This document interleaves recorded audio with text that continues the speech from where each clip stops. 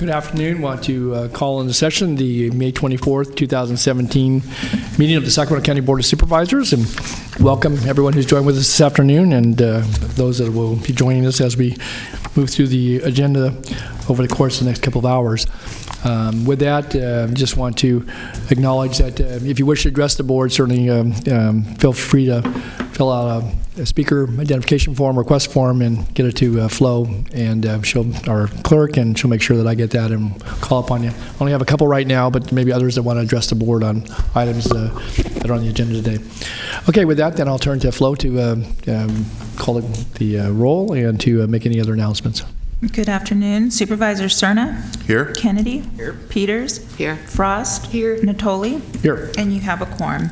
This meeting of the Sacramento County Board of Supervisors is cablecast live on Metro Cable 14, the local government affairs channel on the Comcast, Consolidated Communications, and AT&T UVerse cable systems.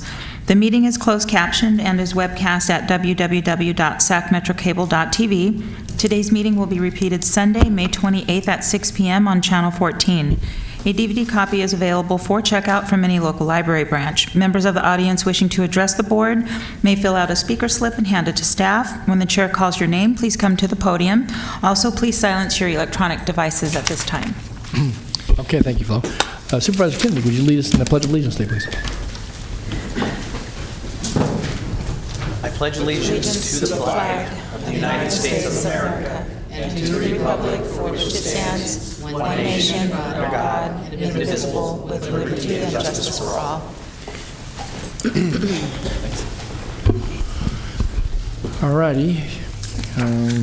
We'll go right into our agenda then, and we have a 2, a 2:30, a 3 o'clock, and 4 o'clock items. So. Okay, your first item is a request to approve vote center model elections in Sacramento County beginning in 2018 and authorize release of request for proposal for replacement voting system. Okay, Mr. Gill, are you going to introduce this, or I see Jill Levine's coming down? But... Jill's going to start us off. Okay. Good afternoon, Jill. Good afternoon, board members. With me today, first of all, I'm Jill Levine. I'm your Registrar of Voters, and with me today I have staff members, my Assistant Registrar, Alice, and also I have Jennifer Franz, who did the survey that's in your packet, in case you have any questions for her. So, okay, there's several things that have brought me here today. They've happened or are happening, and one of them is that Sacramento County needs to replace their voting system. Number 2, what is driving that replacement is also opportunities, or the way the county voting behavior is changing because of the increased number in vote by mail. And third, the opportunity Sacramento has because we are listed as one of the 14 counties in Senate Bill 450 or the California Voters' Choice Act. So first of all, our current voting system. We bought it in 2004. It is an optical scan system. Basically, you fill in the bubble. And this was a significant change from the system we had prior to that. That was our punch card system that we had for over 35 years. But it needs to be replaced. We currently have a central count unit. We have 6 of those in our office. They count the ballots that come in, usually through the mail. And we have 6 units. And we had to rent an extra one to get through November. More than 10 million paper ballot cards have been counted on these units, so many that grooves have been worn into the feed trays. To get through November, we put a specialized certified tape on this feed tray, which took our staff approximately 8 hours each to put the tape on. The tape has now, of course, worn off after November, so we'd have to redo it again if we went back to the old system. Ballots going through became feathered on the side because of the dust and the wearing. Also is our M100. That's a scanner unit that is in every single polling place. The voter puts their ballot into these scanners when they've completed voting. In 2004, we acquired 1,000 of these units. And each election, before the equipment ever goes out, every piece of equipment is tested. It's called a logic and accuracy test to make sure it counts all the ballots correctly.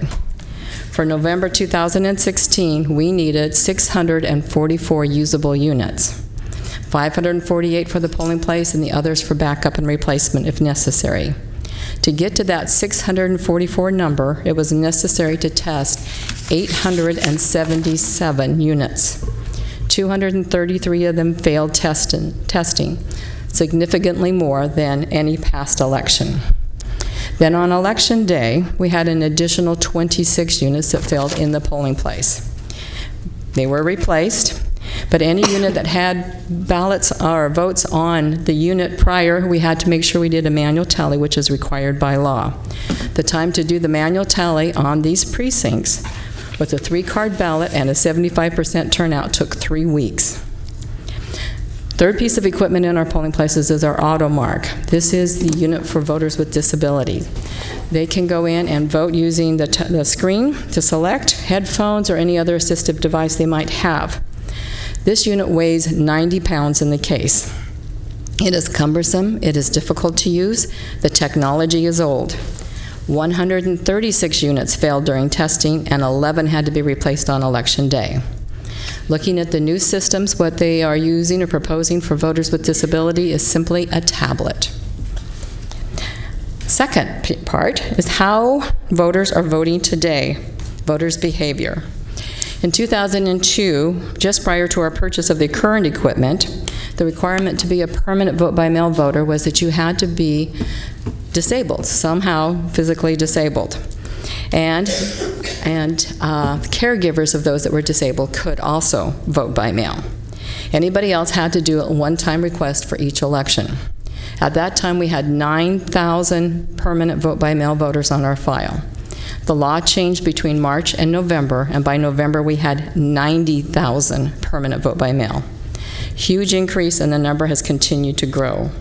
Currently, we have just under 500,000 permanent vote-by-mail voters, or over about 64%.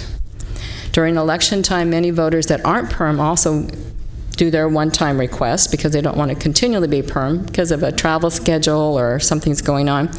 So our turnout for November was 68% of vote by mail. 2010 is when our number started to cross. The numbers of people going to the polling place versus the number of people voting by mail switched. And now the vote by mail numbers are larger than those that go to the polling place. So recognizing that this number was statewide, not just in our county, there are several new laws that have been put into place to expand expand access and security. The state and federal election laws have focused on expanding this voting opportunities. In 2014, Senate Bill 29 was passed. This allowed a voter that voted and got their ballot in the mail and postmarked and got to our office within 3 days, that ballot would count. Previously, you had to have your ballot in our office by 8 p.m. For November of 2016, we were able to add 6,400 more ballots to our count because of that law. Also in 2015, another code was added. Many voters don't sign their ballots. Either they forget, something happens, and so they get to our office. If we're lucky, we can get a phone call and call them. We can send it back to them or notify them. But a law came into effect that we could send them just a statement saying, by the way, you didn't sign your ballot. We sent out 1,285 statements. 794 were able to be counted because of that new law. Also in 2012, we were able now to register online. But to register online, your signature is pulled over from your DMV file. And some of those are not your most current signature. Some of them are when you were 16 years old or so and had little hearts above your eyes, and so they were not the most current signature. Quite often I had a more current signature than the DMV, or sometimes the DMV signature came over as a big swish. Well, the law at that time said we had to take the latest signature on the file, which would have been the DMV signature. So we went back to the legislature and said, please help us here. So we are now able to look at other signatures on the file. So we can kind of see their signature, how it changes, and any other form that is part of that voter file. So any signature that's not clear on the DMV file or came over, we can see and kind of look at the progression of the signatures, especially if they are ill, aging, or just suddenly stop putting those little hearts on. So, and then we send out a new voter registration card to make sure the files are updated. Also, with the increase in vote by mail, our office recognized that many of our voters did not want to put their ballot in the mailbox. They said, we're not sure about the postal service. So we started putting out vote by mail drop-off boxes. We started in 2010. We had 6 sites. We had 304 voters that took advantage of this. This was not required. It was something we simply saw a need for. We continued, and by November of 2016, we had 16 sites open for 29 days, and over 70,000 ballots are dropped off in our drop-off sites. Question often comes up, what happens if I forget to put a stamp on my ballot? Don't worry, we got you covered.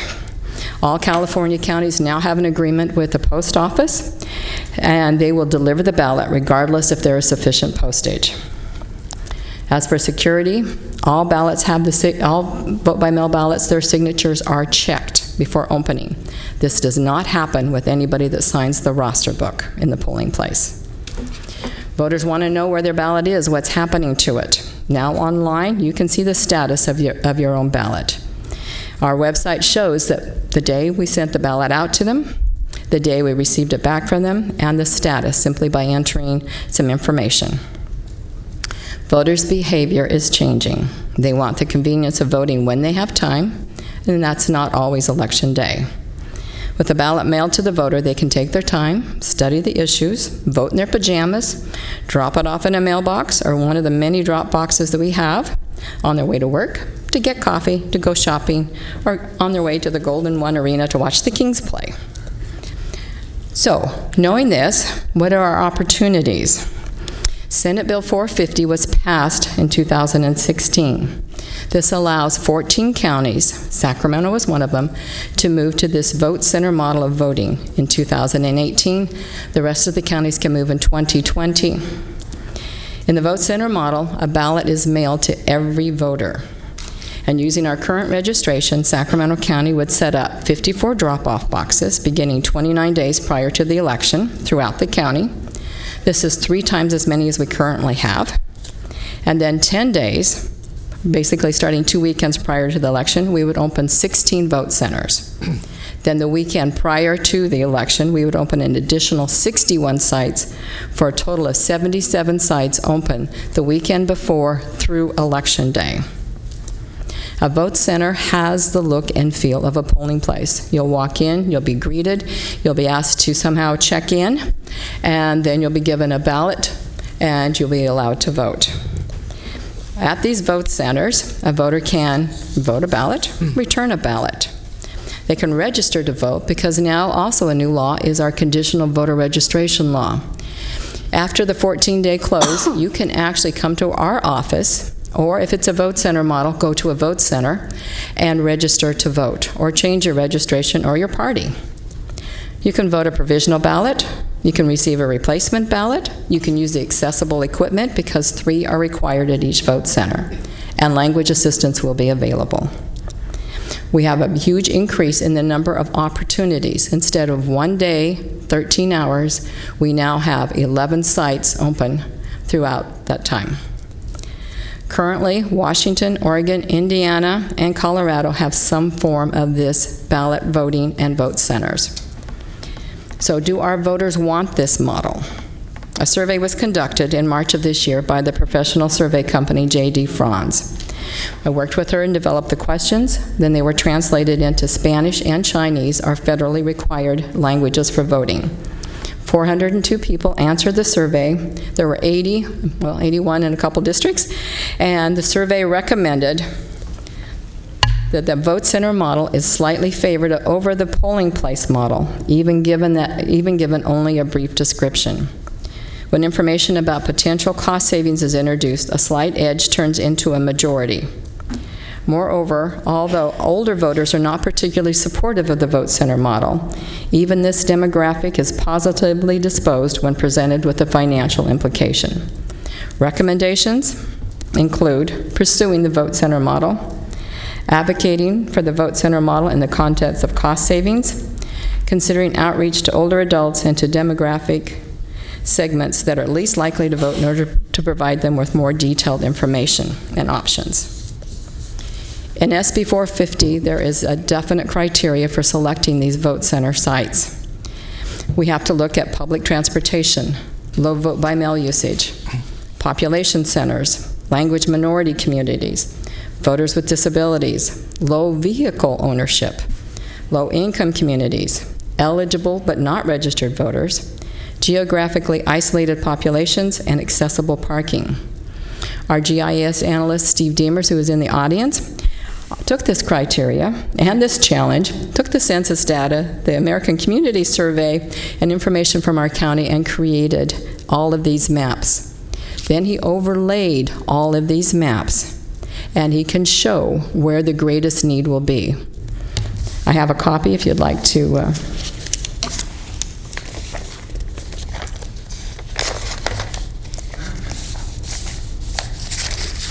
just show it.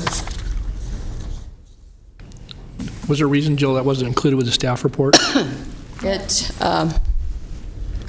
I don't know if it was ready at that time. Okay, that, again, I mean, it's helpful, but we don't have a copy in front of us, and, I mean... I have a copy of each of those individual criterias. They have been mapped out, and then when we overlaid them all, this is what we came up with. The red area shows the greatest need. That's where more and more of the criteria overlapped, and then as you fade out to the lighter blue, that is where, I don't want to say a lesser need, but definitely where we need to concentrate more on the dark red area.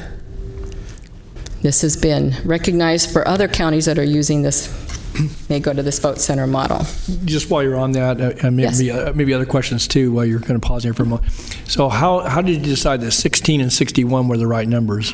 Those numbers are based on our voter registration, and it's built into the bill itself. We have to have one drop-off box for every 15,000 voters. We have to have one be open the 10 days for every 50,000 voters, and 77 is based on one for every 10,000 voters. Can you have more? Can you have a greater density if you choose to? Or Yes. Those are the floors, basically. That is the floor.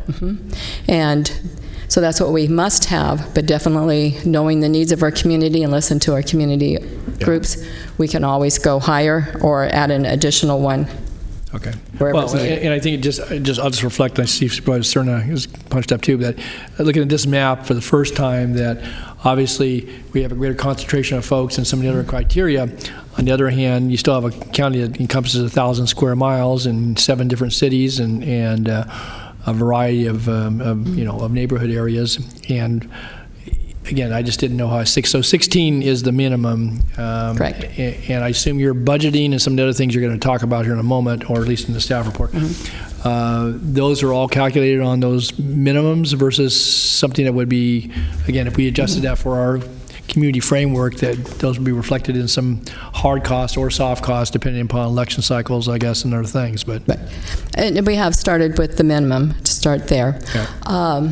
And like I say, this is the data, but this isn't the community input, Right. which is the second part of this plan. We have to have the community input. Okay. We want to make sure that while we can see data, we don't know the voters' community needs. that's important. Yes. Can you just pause for a moment? I have Supervisor Cerna and Supervisor Peters at this juncture, so Phil. Thank you, Mr. Chair. Yeah. Jill, good to see you. Steve, good to see you. If those of us on the board haven't had a chance to get to know the work of Steve Demers, I suggest you get to know him. He's our master cartographer as far as I'm concerned here in the county of Sacramento. I guess I have a follow-up question to the general line of questioning from Chair Natoli. And that is, did we look at, or do we even have the ability to look at some kind of weighted average of distance to a voting center the more rural we get in the county? In other words, I get the formulas that you cited that are in the legislation, but do we have any understanding of the relative travel distance challenge that we have in various parts of the county, and is that somehow equalized, and do we have a map of that? We have a map of that. He told you he was good. Overlay number 2. Okay, Steve, Okay, Steve. I want to make sure I got the right map. We don't have Yes, any. before you go any further, I'm sorry, I'd like copies made of this. I can't read this on the screen or up there, and the print's too small, and we didn't get it in our packet, and it's important information. Joe, how many maps you going to go through? Yeah, give her a all the couple. maps you're going to do. Give all the maps and if we get copies made. Do you want to do the financial component while we do the maps? I can. Can I get my question answered Oh, first? absolutely, yeah. There is your distance Okay. to population centers. And so that looks like it's got gradations of different mileage, is that correct? Correct. I'll let Steve answer that question for you. Okay. Okay, again, it's so small, I can't No, we'll read get it. copies. I don't know what those circles are. Okay, we're going to get some copies. All right. Somebody want to take it? Good afternoon, Steve Demers, voter registration.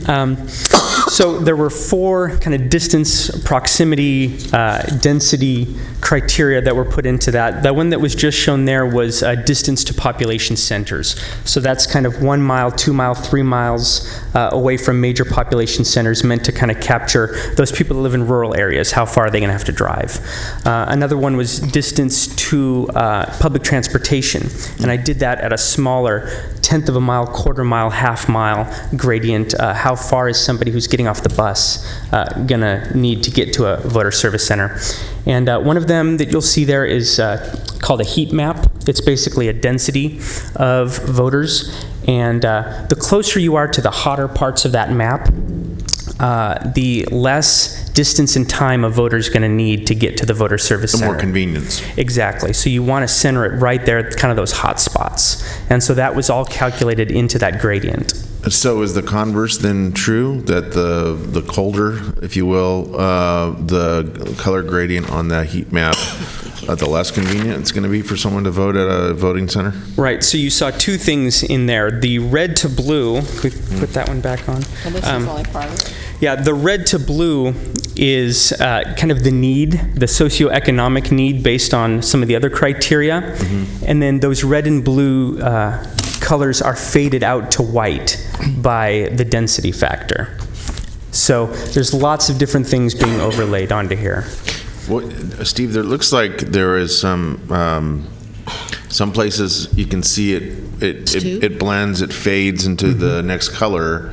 In other cases, it looks like literally you go on the other side of a delimiter, like a freeway, and you're in a totally different gradient. So how do you explain that? Yeah, well, here, can I point to this from here? You sure can.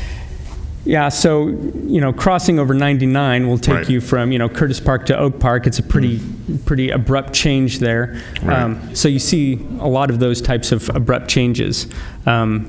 The color being those socioeconomic factors. Got it. Okay. So there are several abrupt changes that are noted for sure. Okay. Thank you. We're waiting for copies of these to come to our place here in just a moment. So, well, maybe while we're waiting for those to come up, just back to this heat map. Which we don't have, that This blue one. heat map? Yeah, the blue heat map, That's yeah. a distance map. The distance map. So when you get to areas that are in white, what are you proposing to do about that? You're not even in the blue anymore. Right, so this is just one of 11 criteria. This Yeah. one's distance to population centers. So, that extreme southeast corner is just, there's so few populations, so far from a population center. Now, in the... Yeah, there is. Member Board of Supervisor lives out in that area. Yes. I can assure you. Now, Extreme or not, I get Now, called it's that lots of different ways, interesting. but that's fine, Steve. Go ahead. in the extreme southwest in the Delta, Yeah. there's obviously a lot of populations down there, and that was one of the criteria is geographically isolated populations. So based on that criteria, Isleton and Walnut Grove might be deemed geographically isolated and may warrant a vote center just purely on that. Okay, but like the Harold Clay area, which encompasses the other corner, again, experience would tell me that when you get to those communities in Wilton and down in the Delta, that driving 15 or 20 miles to a location probably is not going to be very palatable. So ever how you look at this, and again, I know you'll be sensitive when you get to community outreach, but that's the type of input I think certainly you want from this board, but also from constituents, and not to carry that to any extremes, but when you've got an area, those getting pretty distant. So I think as we look at vote centers, that's going to be a key piece. Certainly with some folks who are going to not like that they don't have a polling place that's in their neighborhood. I've heard that. Jill and I talked about that at the last election. So, Phil, you still have the floor. Anything else you want? And I have Sue Peters and Sue Frost. Okay. And this is just the data. This is just our starting point. This doesn't mean that we're not going to put one there. Right. It's just we want to look at where we can Kind of your start. starting points for the data, and I appreciate that. So. Starts the conversation, and then we meet with our community groups and work from there. Okay, let's just hold it for a second because we just got the maps, and I know Susan Peters and Sue Frost both punched up. So while we got these maps in front of us, did you want to ask some Yeah, put the questions? colored map back down in there, and then if you'd ask... This one, if you can point to some streets that because the print is still so small that it's maybe, Watt Avenue and Sunrise Boulevard and... All right, so I can see 50 and 80 and 99 and thank 5. That I can guess. So but 50, Sunrise, Hazel. We're actually cutting off Folsom here in this, so apologies there. But the way you can think of it here is red is the density and proximity is high, and the socioeconomic need is high. This dark blue, density and proximity is high, but the socioeconomic need is low. okay. You're doing this from a mathematician's point of view, and we're trying to reflect our districts. And so we're trying to figure out, where our districts are on this map. Okay, that's why I want to know the streets. I understand the colors. Okay. Just tell me where they are. Right, so District 1 would be right here, just that center there. So District 2, we're coming down here into Elk Grove, the Pocket, Meadowview Valley High. District 3 here in the center, so we're looking at Arden, Carmichael, North Highlands. 4 across the top, and again, apologies for losing Folsom and Rancho Murrieta. Folsom's on my own. Well, Folsom's on mine. Yeah. What does that mean?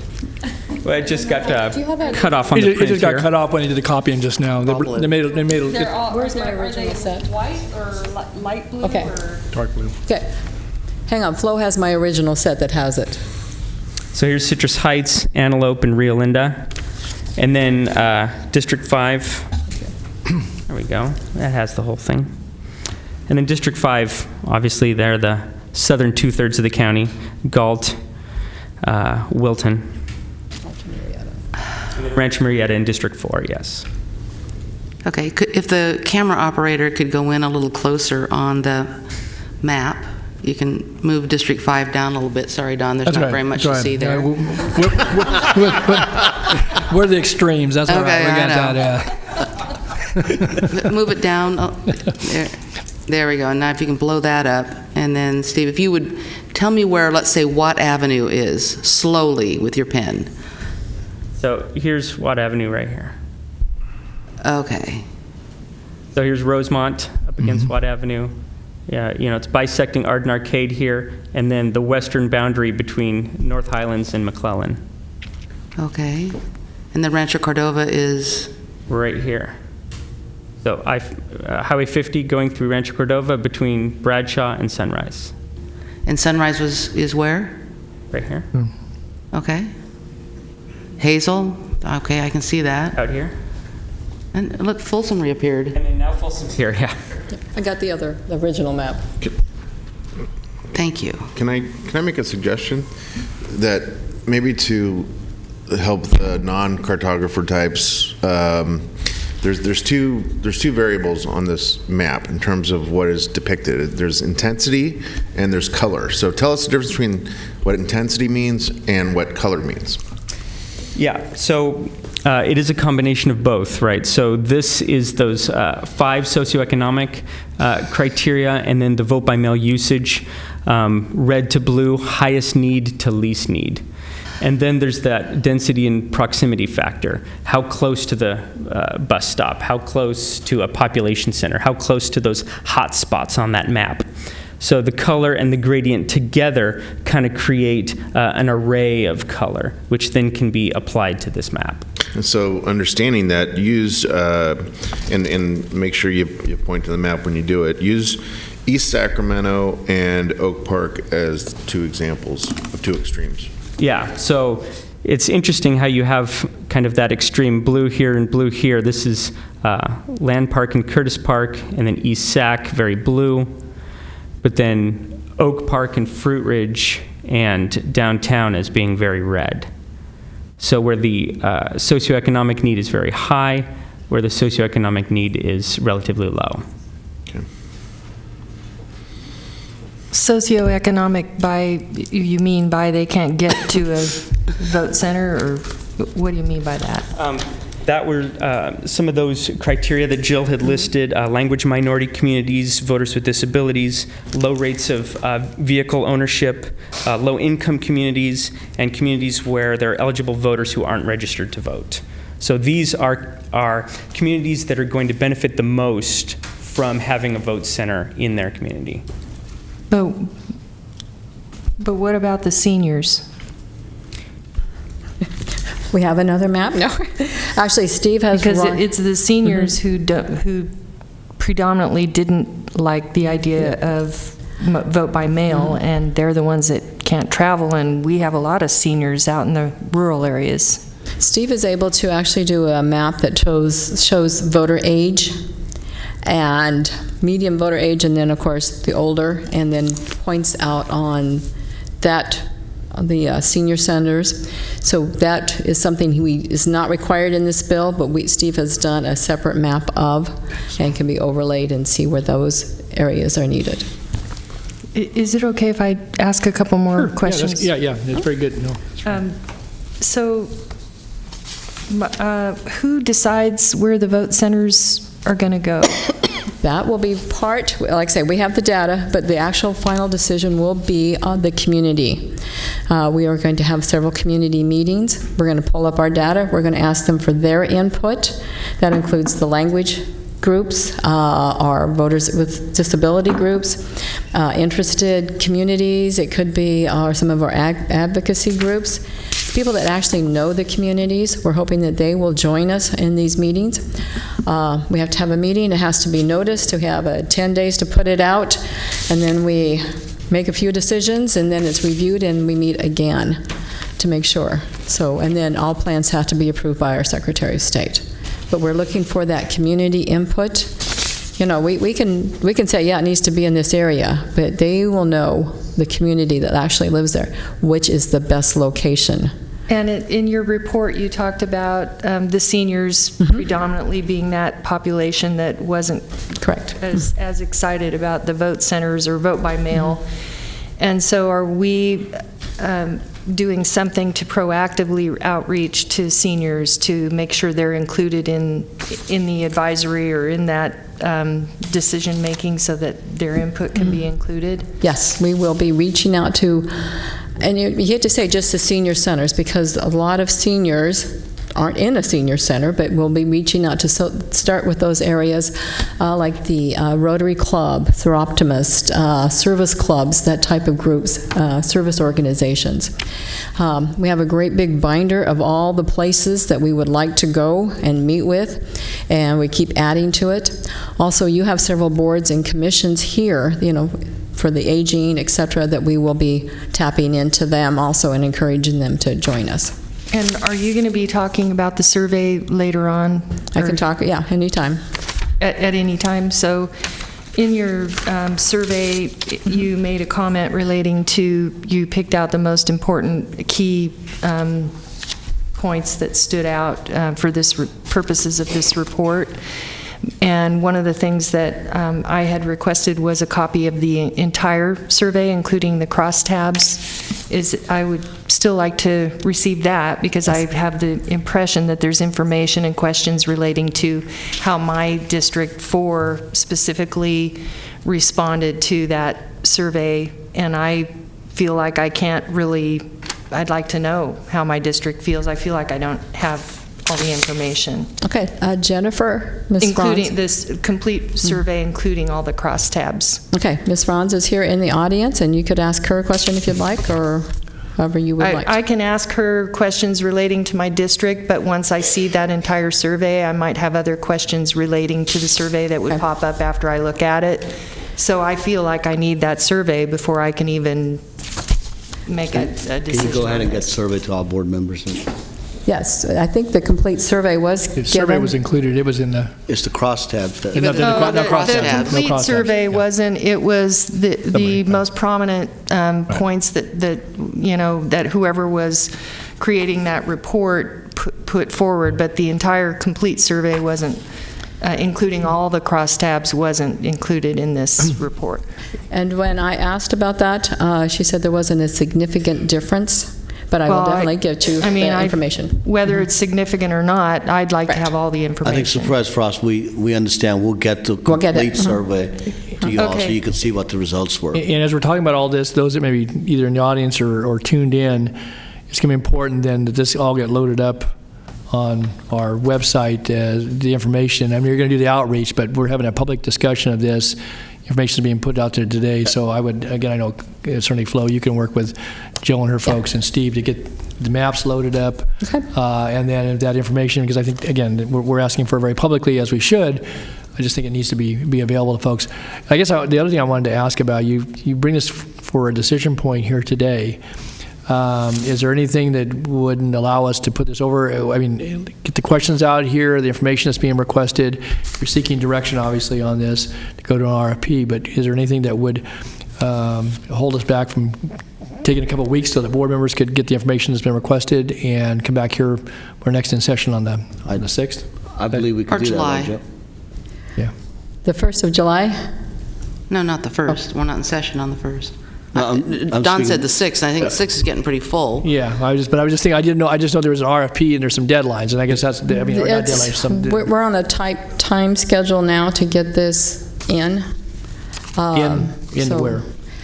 To get an RFP put together, out, and then get a voting system in by the June 2018 election. Supervisor Natoli, if the board desires, we can move items and come back on June 6th. I realize that this is a lot of information we're pushing.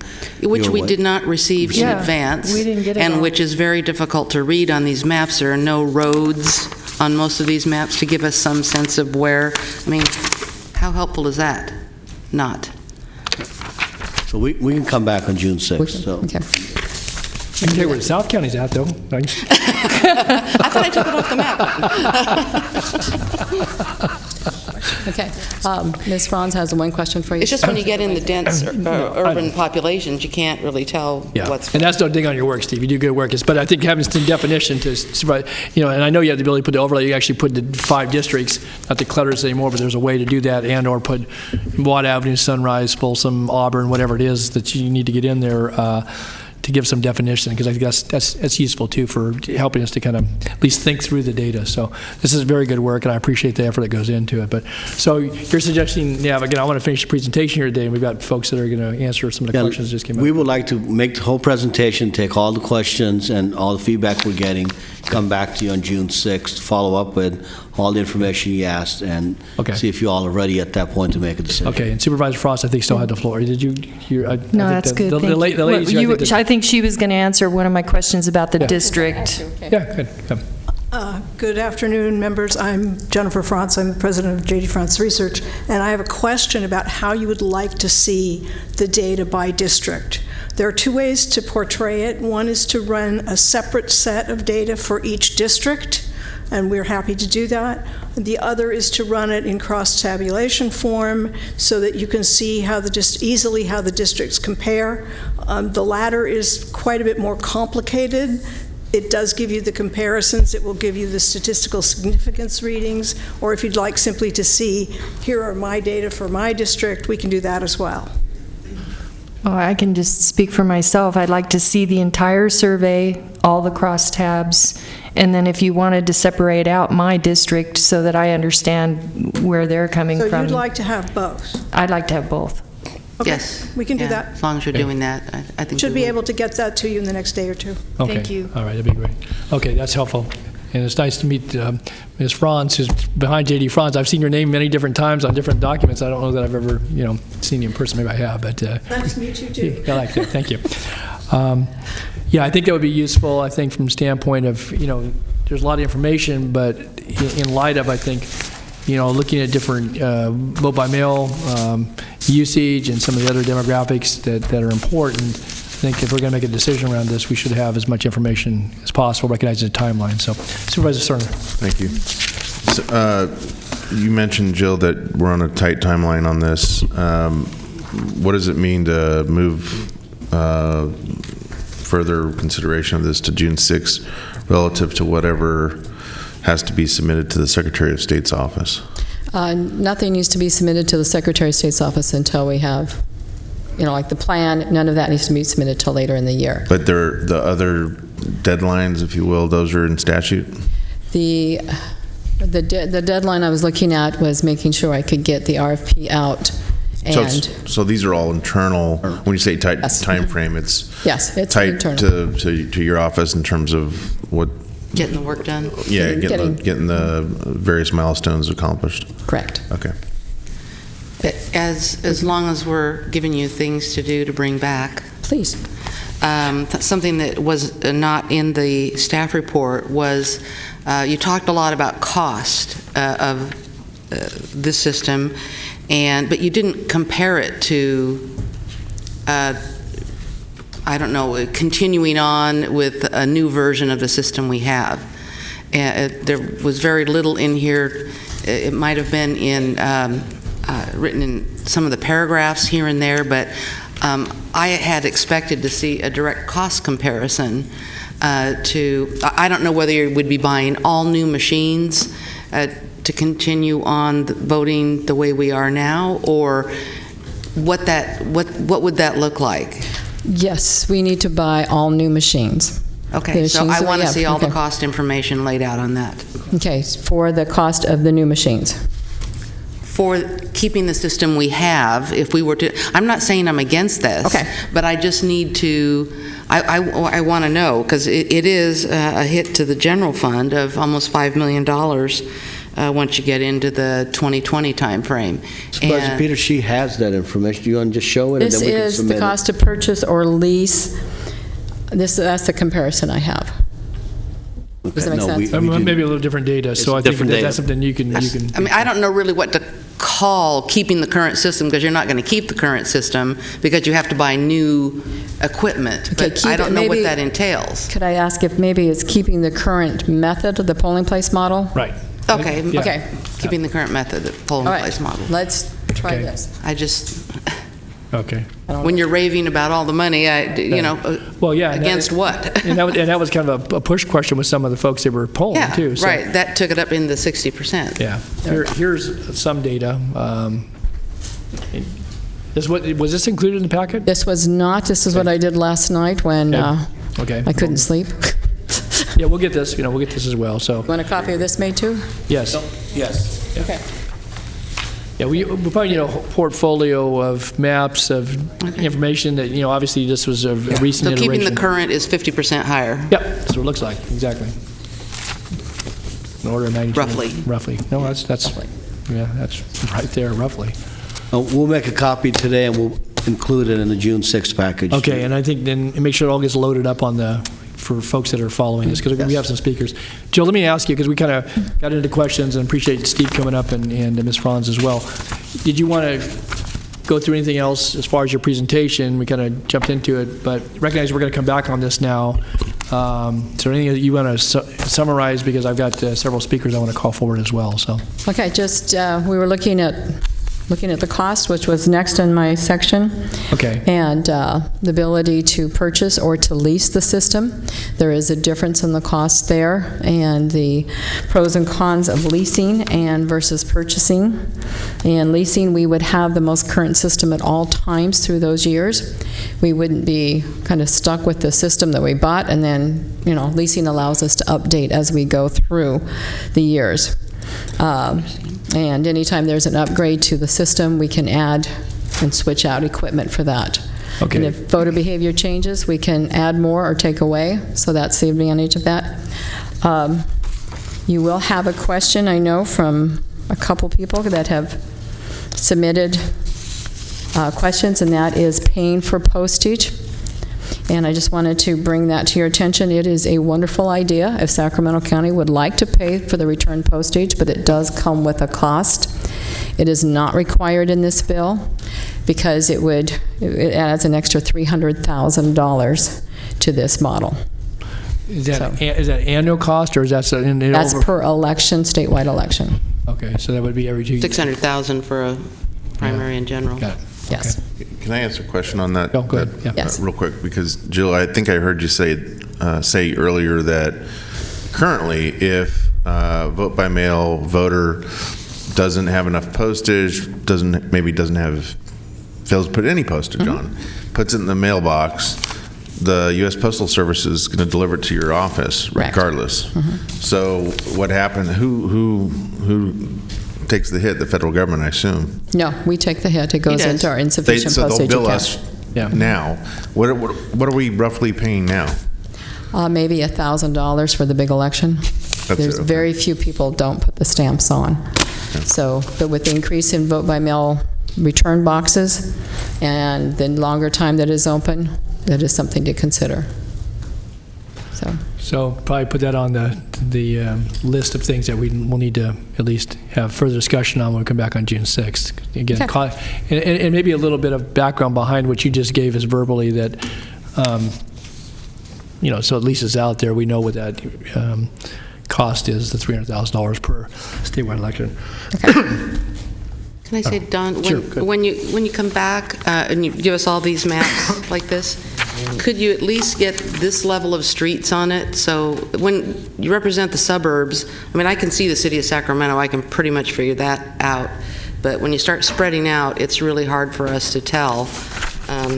This was the average voter age by census tract here, but it at least gives you some freeways and some main streets. And if you'd maybe add, I don't know where he went, Watt and Sunrise and Hazel.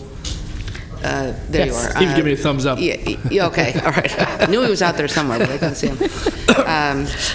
And I don't know if Supervisor Frost wants like Antelope Road or something across the top there, maybe. She's saying yes. Okay, definitely. I don't have my bifocals. I'm having trouble seeing these maps. Yeah. Okay, definitely we'll get those. It just gives us at least a little better general sense Definitely. of where everything is. Okay. Okay. Good. Well, thanks, Joe. Appreciate the work that's gone into this, certainly you and your staff bringing it to us today. And I know that there's a lot of interest. And stand by. We've got a few speakers, and we've had a couple of pieces of correspondence as well. We've received both from the ACLU and I believe from the voter folks. Ms. Alexander will be up here in a moment. So, okay, the people have signed up to speak, and I don't know if it's James or Jamie Schwab, Nicholas Hayden, and Rivka Sass. So, good afternoon. You can raise that podium a little bit if you'd like to. It's on your right-hand side there. We'll be able to hear him. Okay. Okay. Oh, there you go. Good. Thanks. James Schwab on behalf of Secretary of State Alex Padilla. We're here to support the agenda item. Secretary Padilla was a sponsor of Senate Bill 450, the California Voters' Choice Act. First, I want to thank Jill Levine for her leadership, not only here in Sacramento, but also in getting the act through the legislature. She provided valuable input, and it was there in the long hours of discussion and negotiation, and provided critical information to ensure the act was a success and was signed into law. So a little bit of background on how we arrived at the act itself. The act represents about 1.5 years of research that we conducted with county election officials and advocates. And we looked at the best practices across the states that could provide a better voting experience and have the potential to increase voter participation. We ultimately found that the model that's used in Colorado had the greatest potential here in California. We actually went out to Colorado to see firsthand how it worked. The final act itself also represents 1.5 years of negotiations between our office, county election officials, civil rights groups, and the legislature. The original version of the act was just nearly identical to how Colorado has it by law. But after long debates and compromises, we tailored the new law to address the unique needs of our diverse population in our 58 counties. Signed into law last year, the Act provides voters with new options on how, when, and where they can cast a ballot. It answers the two questions we often hear from voters. Why do we vote on Tuesday? Under the Act, voters will have the choice to vote on Saturdays, Sundays, Fridays, Wednesdays, whenever they feel the most convenient. And why can they only use the one polling place by their house? I get that all the time. Under the Act, you can use any vote center in your county over a 10-day period. I think it's important you guys dived into a little bit of what one of the big requirements of the Act, which is what I just termed the public process, where the county registrar is required to consult and meet with the public about where vote centers go, how many vote centers there should be, where drop boxes should go, and where drop boxes should be. And I learned a lot just watching the deliberation here in terms of how Sacramento County is thinking through where to put all these. I think that's going to be important for your constituents and your voters to get engaged and get involved. Our office will be working with every county that adopts this model to ensure these meetings are facilitated and that community input is received. I'll conclude by again reiterating that the California Voters' Choice Act is a win-win for voters and election officials.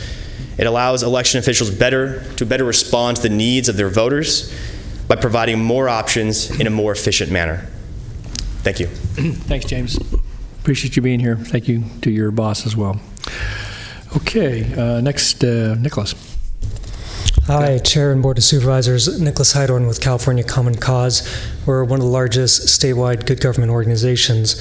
We don't have a particular position on Sacramento, but we are supportive generally of the vote center model and did support SB 450. We think the vote center model does a better job of addressing the flexibility that voters are now looking for when they vote. About 60 to 70% of voters now are vote by mail. This would extend it to 100% being vote by mail, but giving them the flexibility of using drop boxes, being able to vote at any vote center in the county, having an extended range of time with which to vote. All these things end up really helping out with turnout and the ability of voters to cast their ballot. So Colorado is kind of the premier model of this, which we've heard about.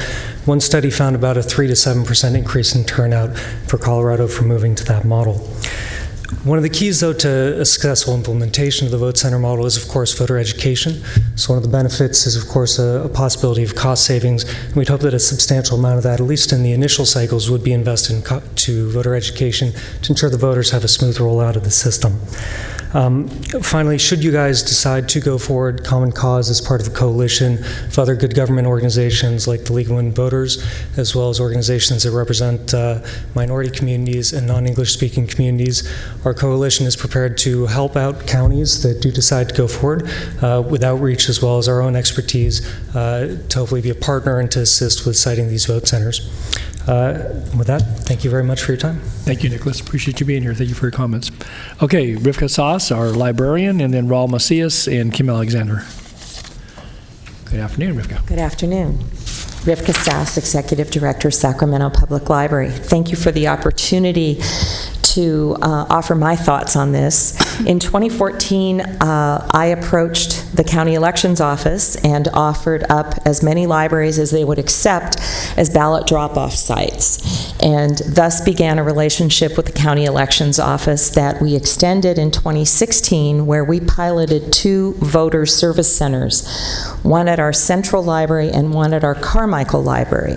So districts 1 and 3. And I'm really proud to say that especially the Carmichael Library was hugely successful because it's open on Saturdays and Sundays. And we made sure that we had hours that voters could actually use. It's hard if you work to get into a place to actually vote if it's between certain hours of the day. They were hugely successful, in my opinion. I think the Carmichael Library was one of the busiest voter service centers. I made use of it myself. The other thing that I want to stress is that we're happy to add them. So if you look at your maps, I would encourage your GIS expert to look at where the 16 county libraries are, as well as the 12 city libraries, so that we can get a good distribution all over the county because libraries are there. We get more than 4 million visitors a year. We're thrilled to be part of the democratic process. We host voter education forums with the Project for an Informed Electorate to go through the ballot initiatives. Libraries are the heart of civic engagement. So we're happy to do whatever we need to do to make this a model for the rest of the state, because I believe it is time for vote by mail. I was a permanent vote by mail voter when I lived in the state of Oregon. It makes it so easy. Libraries are great spots for ballot drop-offs, and we often have meeting rooms where we can also serve as voter service centers, and we're used. So I would also encourage the Secretary of State's office to look at the 190 other public libraries around the state and consider those as well. Thank you so much for your time. Good. Thanks, Rivka, and thank you for libraries for serving as host sites for some of the voting service centers the last couple of election cycles. Okay, next I have Raul Macias, followed by Kim Alexander, and then Karen Klinger. Mr. Chair and members of the board, my name is Raul Macias. I'm an attorney and manager of the ACLU of California Voting Rights Project. The ACLU looks forward to partnering with Ms. Levine and her staff on successful implementation of the vote center model. Should the board decide to participate, we're part of the coalition that Nicholas Heidorn had mentioned earlier. I appreciate Ms. Levine and her staff's commitment to working with stakeholders in the past on a variety of election reform issues. The vote center model presents exciting opportunities to expand voting options for many voters, including more days of early voting, same-day registration, and convenience voting at a vote center anywhere in the county. However, the vote center model will also be a major change for many Sacramento voters, especially those who do not vote by mail and are used to voting at their neighborhood polling site. In our letter to the board, we made a number of recommendations, and I want to briefly summarize those. The main thing I want to emphasize is that this is a brand new model for California. Because we don't have a history and know all the right answers yet, it's important that the county dedicate resources necessary to put the Department of Elections in a position to succeed. And that may require going beyond the minimum requirements, especially in the first year. First, we believe the county will need a robust education and outreach plan to ensure that no voters slip through the cracks of the transition. SB 450 has new mandates for seeking community input, as well as contacting and educating the public on the changes. Partnering with diverse community organizations and media will be critical. It may not be realistic to expect the Department of Elections to effectively conduct this type of outreach and education without new resources. Second, we are asking the board to provide voters with prepaid postage for the return of vote-by-mail ballots. We want to ensure that no voters are left behind because of a lack of postage. This is especially important in the first year, where we don't know how voters will take advantage of drop-off boxes or vote centers. And you asked about the cost, and Ms. Levine mentioned $1,000, but this is in the past where voters weren't told that the postage would be made up if they mailed a ballot. And it's also, voters who opted in to vote by mail, and here we're talking about voters who maybe didn't opt into this and may not have postage available. Finally, we also hope the board will give the Department of Elections the resources to provide additional vote centers and drop-box locations above the minimum requirements should the community input process indicate the need. The formulas in the law for vote centers and drop-off boxes are not a number that was based on analysis showing that these are the perfect ratios for Sacramento. These ratios are the product of negotiations and compromises and best guesses. This isn't meant to be a critique of that process. It's just we use the information available, and it probably does not make sense to assume that there's such a thing as a one-size-fits-all ratio for all counties. So again, especially in the first year where the ratios are untested, we hope the board will put the Department of Elections in the best position to respond to community input by giving them sufficient resources to go above the minimum if that's what the public input process suggests is needed. So thank you for the opportunity to comment, and I look forward to working with Ms. Levine and her staff on successful implementation. Great. Thank you, Raul. Appreciate your comments and your work. Okay, next Kim Alexander, and then Karen Klinger. Good afternoon, Kim. Good afternoon. I'm Kim Alexander, president and founder of the California Voter Foundation, and I first just want to compliment you and your staff on how welcoming you've been of public comment and your website. It's been very helpful, and it's my first time engaging in this board since I think 2002, the last time we considered a new voting process. So I really appreciate all the resources there. The California Voter Foundation was neutral on SB 450, and we are committed to seeing its effective implementation in counties that do choose to implement it. If you do decide to implement the VCA in Sacramento, we ask that you treat the requirements of SB 450 as a floor and not a ceiling, and go a few steps further. We submitted a letter that identifies what those extra things are. I want to just briefly go over what our suggestions are. Number one, as you heard from Raul Macias, we also want to encourage you to consider paid postage for the return envelopes. I want to highlight that there are 8 California counties that are already doing this for all vote-by-mail voters in their county: Alpine, Marin, Plumas, San Francisco, San Mateo, Santa Clara, Santa Cruz, and Sierra. And Sacramento County already does pay postage for people who are in all vote-by-mail precincts, so we feel it ought to be an extension of that policy. I want to also note that the California Voter Foundation is supporting AB 216, which is currently pending in the legislature, that would require all counties to provide postage-paid envelopes for vote-by-mail voters, and the state would fund that with state dollars. It's a long shot because it would be expensive, but we are supporting that legislation. We also encourage you to direct the registrar of voters to contact voters whose ballots are rejected due to signatures not matching, and give them an opportunity to cure and correct those ballots so they can be counted.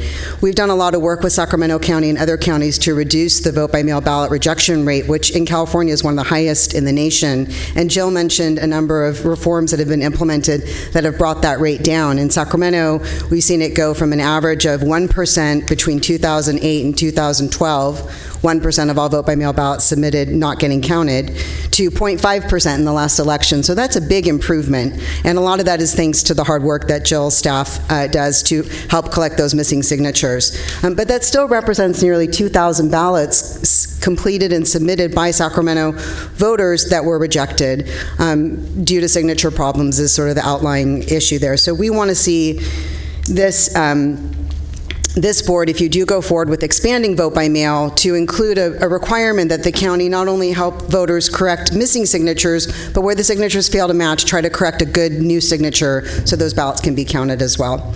Our third suggestion is to encourage the Elections Department to locate a vote center in every designated community in the county. And this came out of the bill. There's one county, Los Angeles, where this is a requirement, but it doesn't apply to other counties. And we think it's a good idea for all counties to have at least one vote center per community, because it would give voters a sense of identity and ownership of their vote center, and a way for people to connect with that institution. And I included in my letter a link to the community boundaries map that's on the Sacramento County website. And lastly, we encourage the Elections Department to coordinate its outreach with other government agencies in the county. I could hear from today's discussion you are all very intensely interested in where these vote centers might be located, and I expect all the other elected officials in Sacramento County also would be very interested and want to have some input there. Lastly, I want to note that we realize that these extra requests are expensive. We know that money is a factor. We hope that the motivation here is not just to save money, but to provide better services, and we've been working with Jill and her staff to try to expand state funding for local election administration as well, and we'll keep working on that. So thank you. Good. Thanks, Kim. I know you've been doing this for a lot of years, and so we appreciate you back in these chambers, but certainly thank you for your good work. Thank you. I appreciate that. Okay, Karen. Thank you. Well, I do oppose because I believe in the neighborhood polls, and I chose not to obtain a vote by mail because of fraud. Now, before you approve anything, I suggest you become educated and you watch a documentary called Hacking Democracy, and you will see how technology today allows voting machines to make it very difficult to detect mechanisms that can make the vote, instead of going up for one person, go down while the other person is going up, even though they're not getting the vote. I think that's mandatory before you make any vote, to wisely see what's happening today in technology. Boxes get filled. They're pouring out of the seams. I saw this in Ranch Cordova a number of years back. Ballots are not protected. I want to know how many people are going to be hired, what the cost is actually going to be. I believe Jill only showed, and Steve only showed, the cost of leasing the equipment. We need to have a breakdown of what the cost is going to be. You've got, with neighborhood polls, you don't have pensions, you don't have health care, you don't have all of these costs. But with the voting centers, you're going to have costs that are unknown. You've got to secure a facility. You've got to pay for all of the costs, equipment meaning furniture. This has to be applied to the cost as well. That can't be eliminated. Communities. I believe you mentioned coming back June 5th, was that correct? June 6th. June 6th is just around the corner. How is Jill going to reach out to the communities, do outreach for us to find out what this is all about? I think this is moving way too fast, and I believe that people have a right to make a decision what they want in their neighborhoods. We recognize the people at our polls. We don't recognize strangers. Trust is a big issue, and are your employees going to be vetted? This is one of the most important parts of our life, is to be able to vote and leave fraud out of it, but fraud, unfortunately, is a big part of it today. Thank you. Thank you, Karen. Okay, anyone else wish to address this item on today's agenda? I had no one else sign up to speak. All right, then I'll thank everybody for their testimony and bring it back to this board for questions, comments, any further requests for information. Supervisor Frost. I wanted to ask Jill if we have knowledge of what the cost of the postage would be if we paid for all of it versus the approximate amount that we're paying just to fill in. And also, could we do something like, say, if you put postage, it'll save the taxpayers money. Save the county 42 cents. Yeah, well, I mean, that could add up, because the way we're doing it now, actually, nothing slips through the cracks unless someone just didn't mail it because they thought it wouldn't get there. But what would it cost for the total postage? Okay. If we paid for the return postage, and I base this on the 80% that still mail their ballots back, 20% do drop them off in the boxes. So for 80% based on the November numbers, it would be $300,000 to pay for the return postage. Now that is using the business reply mail, which is a little more expensive, but it's the best, rather than just automatically putting postage on, which is the most expensive. But business reply mail costs more than the 49 cents to return. It costs about 65 cents each. If you put a stamp over the business reply mail, it is just wasted, according to the post office, because they have the barcode on and they will ding our account anyway, so that doesn't save. It would have, so. Interesting. And also, business reply mail is sent through a separate processing place at the post office, and if that person is not in for the day, all mail is held up until they can handle it. And we have had this happen many times with some of our other business reply mail. So it has been a concern of all counties for that. Thank you. Okay.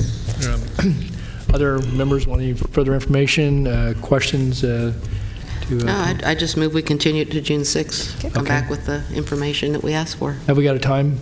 We better allow some time for this one, because again, it's kind of a short turnaround, but We'll come up at a time. If you just continue June 6th, we have to manage June 6th agenda and then make sure sufficient time is given for this item. okay, sometime between June 6th and June 7th, is that what we're saying?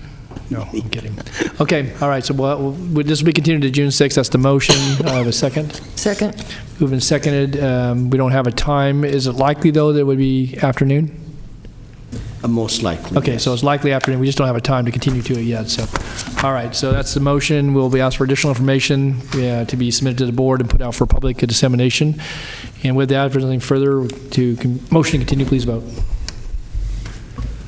Unanimous vote. Okay, thank you all for being here, for weighing in, and we'll be back in a couple weeks with further discussion. Okay, next item, please, Madam Clerk. Okay. Item number 2 is the appeal of the Planning Commission revocation. It's the Howe Operations Use Permit and Variance. This is a public hearing to appeal the revocation of a use permit and variance for Howe Operations located at 5260 Bradshaw Road on the west side of Bradshaw in the Vineyard community. Okay, just very quickly on this, I know we've got other items on the agenda. Board has heard this, at least in brief, on one past occasion. We've continued to give the applicant time to respond.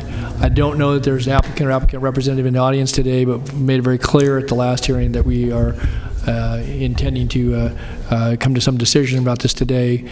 So in the event that the appellant and or the representatives here would probably want to sign up or be prepared to come forward, I'm going to have Jessica make a brief presentation summarizing this, if you would, Jessica, and then bring it back to this board and hear any testimony, and then we'll go from there. So, okay. Thanks.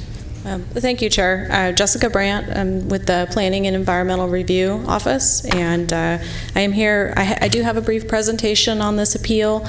I believe usually the applicant does come forward first. The appellant, is that what we're going to do? The appellant? We don't have him at all. There's not an applicant, All right. there's an appellant, so basically, Okay. the appellant, yeah. Yeah. Okay, so go ahead. Okay, so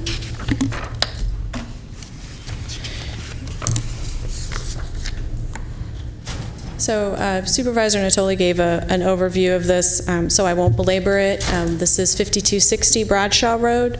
It's called Howe Operations. It's a wood recycling facility. The board heard an appeal of the Planning Commission's revocation of their use permit and variance on February 28th. 2 continuances were granted at the applicant's request, with the agreement that a set of corrective actions would be undertaken prior to the next hearing date. These are memorialized in 2 memorandums that were released by the clerk of the board. Progress report on the required action items, the status of the conditions as of today. I want to take these a little out of order to emphasize the main condition, which is the site improvements. This is what originated the revocation proceedings. The applicant did submit improvement plans to the site improvement review section on February 28th, and reviewing agencies provided a first round of comments on those and submitted them back to the applicant's engineer on March 28th. The plan submittal was deemed complete at that time. No revised plans have been submitted as of today. Other than a K-rail fence along the northern property line, no site improvement work has been done on the property. Further, the Department of Transportation has confirmed that like an in lieu fee type of situation doesn't apply for this case. I know that was something that came up in February for like curb, gutter, and sidewalk.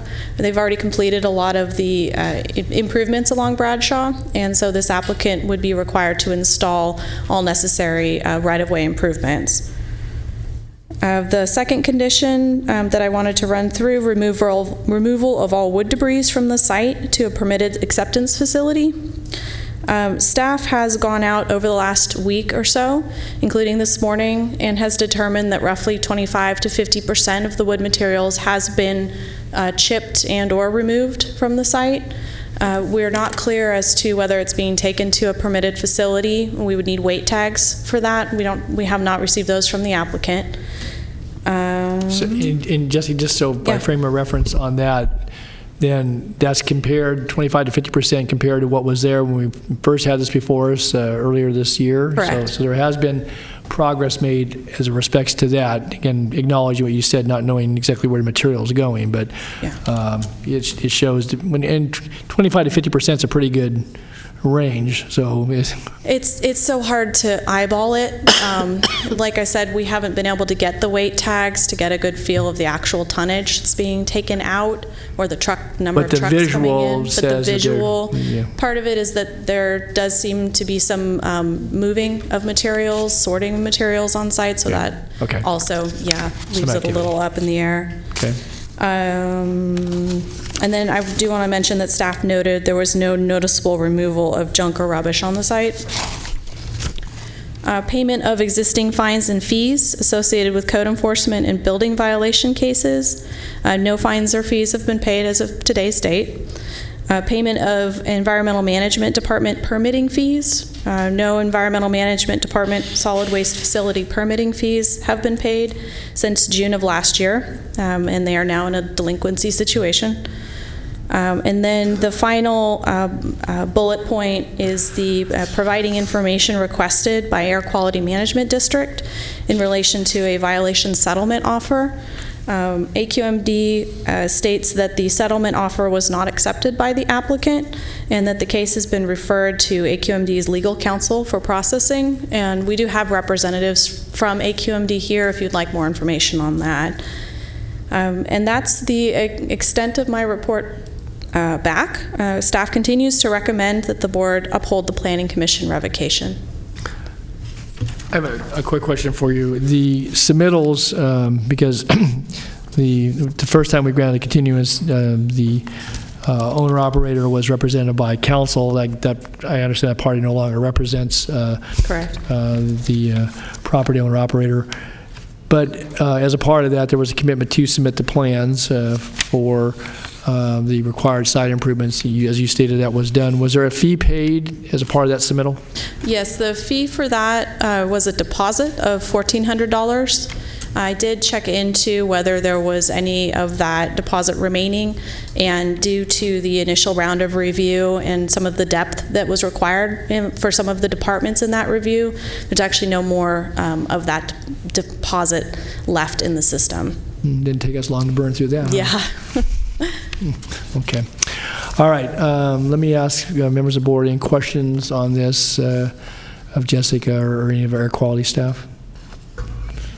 All right, seeing none, then let me ask then, is there an applicant representing Mr. Howe, anyone here in the audience that wishes to address this item? I say applicant, the appellant. All right, seeing none, then I don't have any further questions, and I guess I would turn to Krista in order to make the findings on the revocation. You want to run through those for the record, please? This is not a very common occurrence here, and so I just want to be sure that Oh, my apologies. I don't have that in front of me. I do not. But we have to make findings as part of this in order to revoke. Yeah, were they in the staff report, Jessica? I have the current staff report, but they're not in there. I think it's the February. I may not have the right staff report with me. Okay. Which one is it? So it's the February 28th staff report.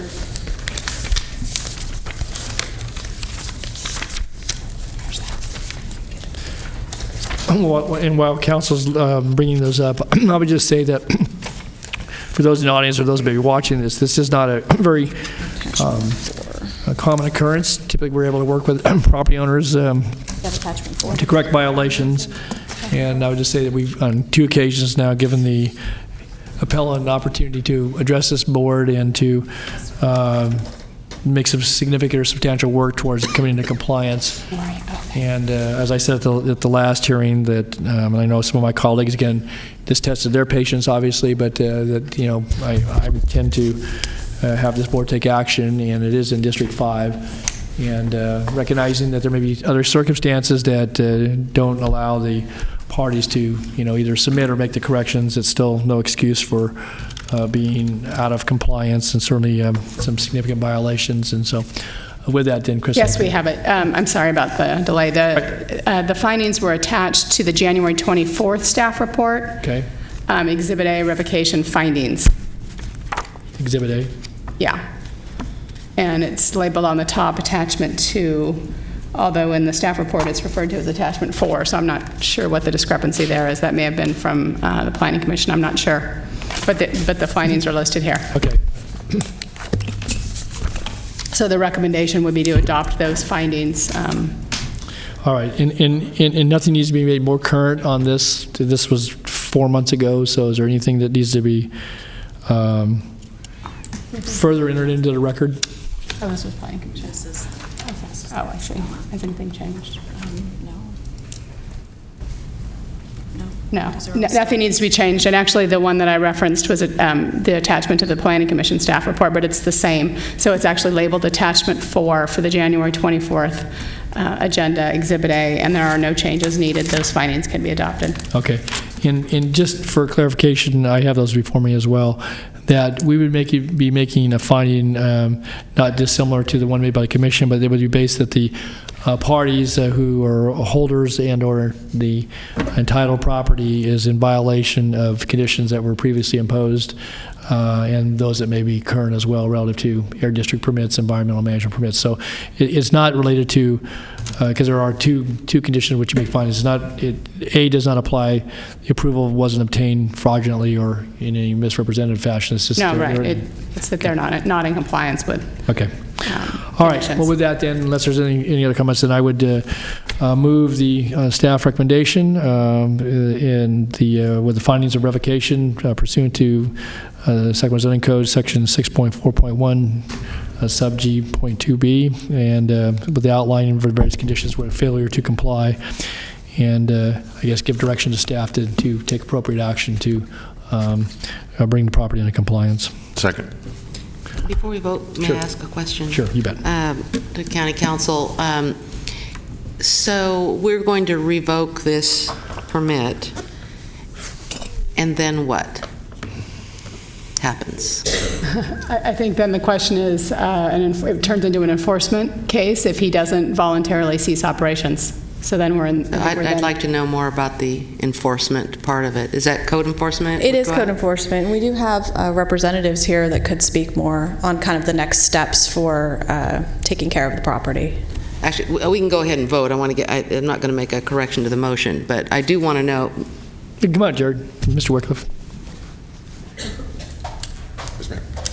So once permission to do the activities is revoked, then we just have a standard junk and rubbish case at the property. And so we'll post it with a notice in order to take it to hearing to have the remaining material removed. And then after that, we do an abatement and lien the costs against the property. So they would post it as just junk and rubbish, and then they would do an order to comply, and then they would take it, if compliance wasn't provided by the property owner, they do an abatement order and actually would go in and. Right now, we're not calling it junk and rubbish because he has an entitlement that says that those items can be there. Once the entitlement's revoked and those items can't be there, then we have a standard. Yeah, it just seems like this particular owner is not really interested in complying with the regulations, and We don't expect that he's going to. so does that mean that if he were not to do it, eventually the county would, and the Yes. county would pay for it? Yes. And how many versions of the procedure of warning him do you have to go through before that happens? I just have some, long-term code enforcement things in my district, and Yeah. I don't know how long we have to wait for this revocation to give him 10 days to appeal? Well, he can't appeal, any decision he would have to be appealed to the court would be 30 Does he writ days. this to court? He's got a certain period of time to writ today's decision to court, after which we'll go ahead and post our notice in order. In the meantime, we'll have a violation notice, go and put him on notice of everything we're going to post for the notice in order, but we'll see if he writs this or not. At that time, then we'll take the notice in order action. That's about 45 days out from the time we post that. Give him about 2 to 4 weeks to comply with hearing officer's decision, at which time then we'll start our abatement process, start the bidding and everything else. What we will do is that we'll keep the board members informed as each step goes through, so you know where we are in the process. Yeah, I have discovered sometimes on these more complicated code enforcement problems that this could be the start of years of compliance, and I think that's not very fair to anybody. We have some cases that, unfortunately we're on that route, but my goal is to have a nuisance hearing July or August-ish, given we're at the end of May, and then be looking at maybe a October, November-ish abatement if, everything lines up in order for us the way we have it planned. Okay, thank you. Okay, thanks, Jared. Ms. Frost. If he decided that he wanted to come back and get a license for something at the county, can he do that? Is there a timeline? What is the process? For a license to do the actions that he's been doing? Yeah, say the county incurs the cost of cleaning it up and 5 or 10 years goes by and he comes back and wants to do it again. Right. I mean, I think that's something we would address at the time, but we wouldn't, I don't think, prevent him from filing an application. It certainly may be taken into account in consideration. One can file an application. Yeah. It has to be approved, though. And if we do an abatement and/or recover costs, it can only be liened against the property. Depending upon which route, you can either do a lis pendens or you can go to court if it takes that route to actually impose that. And so at some point in time, the county does recover, including penalty assessments and other things that may be assigned. Correct, but that doesn't, 10 years from now, if he decided he wanted to come in and file a use permit application, we're not going to prevent the filing of that. Right. And he can't sell the property without paying. Okay. Okay. Any other questions of staff on this? If not, then we have a motion then to approve the staff recommendation with the findings as outlined. Anything else for the record then, Krista? Okay. Nothing else. All right, please vote. Unanimous vote. All right. Next item, please. Item number 3 is the workshop on climate action plan, community-wide greenhouse gas reduction and climate change adaptation. Good afternoon, members of the board. Leanne Moffett, your County Planning Director. I am just going to give a very brief introduction before I hand it over to Surinder Singh, who will be doing the staff presentation today. But we are pleased to be here with a workshop in front of the board on the county's community-wide climate action plan. This is a workshop item today, so we will not be asking the board to take any direct action today. We want to begin to have a dialogue with you and with the community about this topic, and so we are looking for your feedback today. And so again, Surinder Singh will be here to give the presentation. We have several other members of staff, including Todd Taylor and John Lundgren here. And we also have our consultant with Ascent, Eric DeCoke, who will be here and can do any cleanup questions. If you have very technical items that staff cannot answer, then we would intend for Eric to be available after Surinder's presentation to respond to any of those very technical questions you might have. Thank you, Leanne. I just would note, too, as we get into the presentation, that we have probably a dozen or so speakers signed up that want to address this item. And I know we have an item at 4 o'clock that will draw some attention as well. So I imagine we're going to be at this for probably about 45 minutes. I would just think with the number of speakers we have, I'm not seeing your presentations that long, but I think with questions from board members. The presentation itself is not that long, so we'll try to get through that. Yeah, I just wanted, for folks in the audience on item 3 and 4, I want folks to be aware of that. So. Right, and then we would intend to be back before the board in the fall for some follow-up discussions on this. So this will not be the last time we are here on this topic. Thanks, Leanne. Okay, Mr. Singh.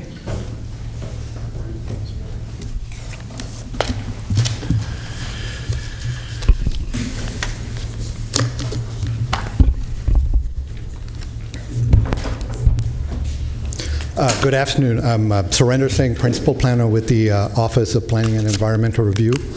Going back to what Leanne had mentioned early on, the purpose of this item is to provide your board with an update on the community-wide climate action plan. I want to start by providing your board with some background information here. I'd like to point out that when we talk about climate action plan, we're actually referring to 2 key components. One is the greenhouse gas reduction plan, and then the second one would be the climate change adaptation plan, which will address impacts resulting from climate change. So those are the 2 key components that we're going to be looking at today. And we're conducting this as an informational workshop. The purpose of this workshop is to highlight accomplishments to date. We also want to present some of the results from some of the analysis that we have done. We do have inventory information that we'd like to share with the board, and also some target information that we'd like to share with your board. Also like to discuss some of the ideas that we're contemplating for greenhouse gas reduction. So we do have some ideas. We want to share that with your board. And also we want to discuss the next steps associated with this project. So beginning with background information here, the Climate Action Plan basically builds on 2 previous efforts that were endorsed by your Board of Supervisors.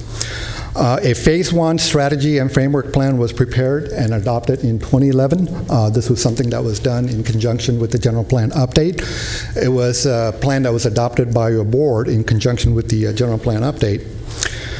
Many ideas were identified in this plan, but a implementation plan was not included in the Phase 1 strategy and framework document. A Phase 2 countywide government operation plan was endorsed by a board in June of 2012, and that plan only covered county-owned facilities, vehicles, and equipment. I'd also like to point out that the reason for us on embarking on the preparation of the Climate Action Plan is to address a mitigation that was identified in the EIR that was prepared for the general plan update. And there are some benefits to moving forward with the Climate Action Plan, especially when it comes to CEQA streamlining. So in regards to guidance, so the guidance for the greenhouse gas reduction plan is driven by several approved state mandates, and also an executive order that was signed in 2005. Looking at the slide over here, AB 32 requires statewide gas emissions to be reduced to 1990 levels by 2020. And then SB 32 further requires 40% reduction below the 1990 levels by the year 2030. And then an executive order, S305, requires that greenhouse gas be reduced by 80% below the 1990 levels by 2050. And then discussing the second component of the Climate Action Plan, the Climate Change Adaptation Plan, that is something that is required by State Bill 379. So the following slide identified the process that we're undertaking in preparing the Climate Action Plan, also the Adaptation Plan. So we're basically relying on the 5-step process that was identified by the ICLEI, Local Government for Sustainability. So looking at the chart, it does indicate the 5 steps that we need to go through. We have basically completed step number 1 and step number 2, and we're in the process of implementing step number 3. We're also using the 9-step process in preparing the Climate Change Adaptation Plan. And this is a process that is being recommended by the California Natural Resources Agency. And this is something that we're using as a guide for preparing the adaptation plan. There are 9 steps associated with this plan, but they're basically divided into 2 key components. One is the vulnerability assessment, and then the adaptation plan. We're basically done with step 1 through 5. There is a vulnerability assessment document that is posted on our website. So for the members of the audience who need to find out more information in regards to what's contained in that document, please look at that document. It is posted on the Planning and Environmental website. So the reasoning for us for including this charts is to basically to inform the audience and also to inform the board that we're using a proven methodology for guiding the preparation of both plans. Now I'd like to switch gears and talk a little bit about some of the results coming from the analysis that we have done. So the first thing that we did was we did work with our consultant, Ascent Environmental, in regards to trying to decide which gases should be inventoried as part of this exercise. So gases that were inventoried include carbon dioxide, methane, nitrous oxide, and also fluorinate gases. So here's the results of the greenhouse gas inventory. So looking at a community-wide level, the study has indicated, or our analysis is indicating that over 4.8 metric tons of carbon dioxide were emitted in 2015. So this is for community-wide emissions. In terms of breaking that emission down, the largest sector include on-road vehicles at 34%, residential energy at 25%, and also commercial and industrial energy at 18%. The 3 combined sectors represent 77% of the greenhouse gas inventory for the year 2015. And these are the sectors that we're going to be closely looking at as we move forward in developing measures to address greenhouse gas reduction. So the second inventory that we did was to inventory greenhouse gas associated with government operations. So the emissions that we're looking at for county government operations for the year 2015 is approximately 123,000 metric tons. So if you were to break that down by sectors, the key sectors that we're seeing here is employee commute, which is at 31% of the total emission. Employee commute is the largest sector, and then followed by vehicle fleet at 24%, building and facilities 23%, and also airport operations at 15%. So if you were to add those 4 sectors up, it would represent almost 93% of the greenhouse gas emissions for 2015. And this is for countywide operations. So now what we're going to be doing next is that we're going to be preparing some forecasts, and also we're going to be preparing some targets. So we are going to be using the following per capita targets that were identified by the Draft Update Air Resources Board Scoping Plan. So what we're going to be looking at for the year 2030 is a 6 metric ton per capita. And then for the year 2050, the target is going to be 2 metric ton of emissions for the year 2050. And for reference purposes, so those are the two targets that we're going to be looking at. Just for reference purposes, for the year 2015, we're at 8.4 metric tons per capita, so there's going to be a lot of reductions that we're going to have to look at. So the following slides summarize the next step associated with the greenhouse gas reduction plan. We have to look at the forecast, we have to take a look at the targets, and then we also have to prepare measures in regards to how we get to where we need to be by the year 2030 and 2050. In addition to developing the reduction measures, we're also going to be quantifying the reduction impacts, and then we're also going to be looking at coming up with a feasibility analysis of all the measures that we're going to be looking at. There's also going to be a cost and benefit analysis performed for the measures that we're going to be addressing for greenhouse gas reduction. Who's going to perform that? Well, this is something that we're going to be doing in-house, working with our consultants. So you're going to do the cost-benefit analysis? Correct. For each of the items? I believe so. Is that true? We can answer that question. Okay, that's fine. You don't need it. I just, again. Yeah, my understanding is that this is something that we're going to be doing, working in conjunction with our consultant, and that is something that's going to be included in the... Well, the reason I ask it, I see what we've invested thus far as part of the planning and in moving this forward with the assessment, and you're asking for some additional, about $67,000 or something in that ballpark. But doing a cost-benefit analysis and then tracking all that and so forth, that's a substantial effort ongoing, I trust. And I don't know how that's calculated in anybody's,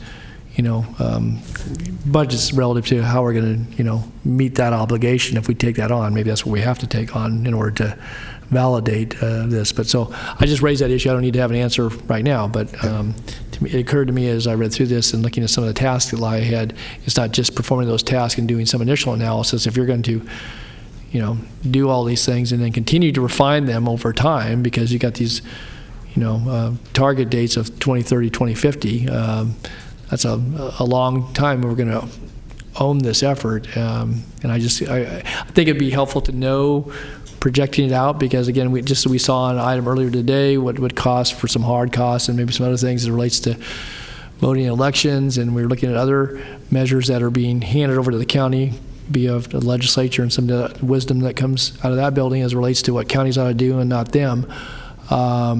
And I just think we should know some of those costs, because this could be, it's maybe small, maybe it's medium, maybe it's big. And I just think it would be helpful over time to know that. Surrender doesn't take anything away from the presentation today, but I raise that issue because I think that budgetarily, beyond what you have to do to implement, which is a cost, but also in order to monitor, track, continue to refine those numbers over time. Thanks. Okay.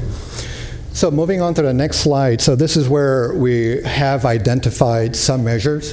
This is based upon preliminary work that we have done working with our consultant. This is not a comprehensive list. It's just some of the ideas that we have developed so far. And also there are many other ideas that we're looking at right now, so we could not fit all of them in one particular site, but just to give you a preview of some of the measures that we're going to be looking at. Also want to point out that we're going to be conducting a series of workshop here with the public within the next couple of months. The intent here is to provide, we're looking for feedback from the public in terms of measures that we should be looking at, so that is something that we're also going to be doing here pretty soon. And then we're also going to be working with the CEO's office in regards to coming up with the measures and also doing the cost and benefit analysis. And we're looking at perhaps bringing those lists back to your board here in a workshop format. Yes, Supervisor Frost. On the last slide, you were talking about requiring replacement of water heaters and changes. Is that something that you're requiring when someone goes to get a permit, or when they sell their home, or when they're building a home, or what's on your mind in regard to that? I think what we have talked about is perhaps having water heaters be installed, having electric water heaters be installed during new constructions. And also, if there is a need to replace an old heater, then we would require them to install electric water heaters. Thank you. And that doesn't take into consideration if they're already piped in for natural gas, or propane in some of the rural areas, that then the requirement be you don't have the choice any longer, even though Correct. you're I think there's going to be some exemptions that needs to be made, so there could be certain situations, going back to your example, where that cannot be done, so that is something that we need to take a look at. I mean, some of this type of stuff is already being required, and to be honest with you, it's a hardship for people because they're already paying a lot for a permit or for, because of the problem, and now they have to change everything out. It's onerous for some people. I think the approach that we want to take here is that this is just one item that we're going to be proposing. So I think the intent here is that we would like to bring a laundry list of items for the board to consider so that you'll have options to look at. So, And just while you're on that, though, since we took a quick pause, so when you say you're looking at requiring Cal Green Tier 1 standards for a remodel, so somebody comes in for, and again, this goes to the trigger point in some of the state legislation, that if you took out a permit for any reason, that you had to change out, all your faucets and some of your toilet fixtures and so forth. What is the Cal Green Tier? Does it involve, everything from windows to roofing to insulation? I mean, most homes, certainly over the last several decades reflect some upgrades, but if you come in for a remodel, it's one thing new. There are obviously those costs get built in, but what about the remodel? They can be more expensive because you've got to go in and retrofit in cases where what does that trigger? What's Cal Green Tier 1? What is that? yeah, I think those are the kind of things that we really need to sort through. We're just at a very preliminary stage right now. We've just come up with some ideas. But as we move forward in developing the climate action plan, especially looking at the implementation measures, that's where when we come back, we're going to have more information on that. So in order to have a conversation with community members, whether they embrace it or not, and certainly in a hearing like today, we're going to hear from folks on their thoughts on this. But I think that's the type of thing, Surrender. We're going to have some things that, are tangible. What does this mean in today's environment? And recognizing legislation can supersede that at a later date. But those are the types of things, and maybe it's a menu of things. That's kind of what you're laying out here for this board today. But for us to give you, very good direction around this workshop in the fall or not. I, for one, somebody needs to spell out, what exactly is the Cal Green Tier 1 and how you might apply that. And you're still just developing some of those things, but it's tough to give you direction and say, well, bullet number, 1 doesn't sound so good, but maybe 2 and 3 do. The frame of reference here, besides, what's in the staff report, and I guess, if we want to go pull the legislation, that needs to be fully vetted, and I think, put out for the board. And there's some data attached that kind of talks about some of the things, but this is not going to be looked at, this is going to be, basically required and imposed by the county.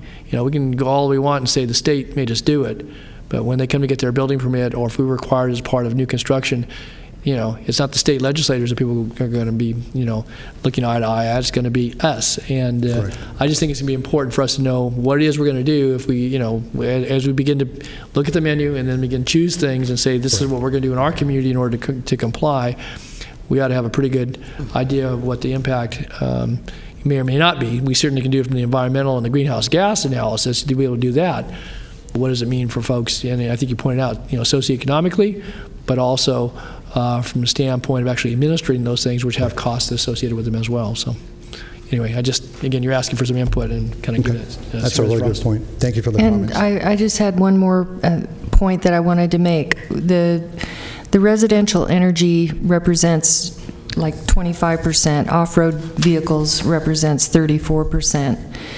With the Air District, we're working hard on auto emissions, and we're thinking of that as the biggest problem in the valley. But in California, a big part of our housing is older housing that was built before 1978, and we could hugely reduce greenhouse gas emissions just by incentivizing home energy retrofits. And so if you could, while you're working on this, rather than thinking of requirements on people, think of ways to help people and incentivize them to do those home energy retrofits. I think we could accomplish big numbers just because we have a a huge opportunity with all of our old housing stock.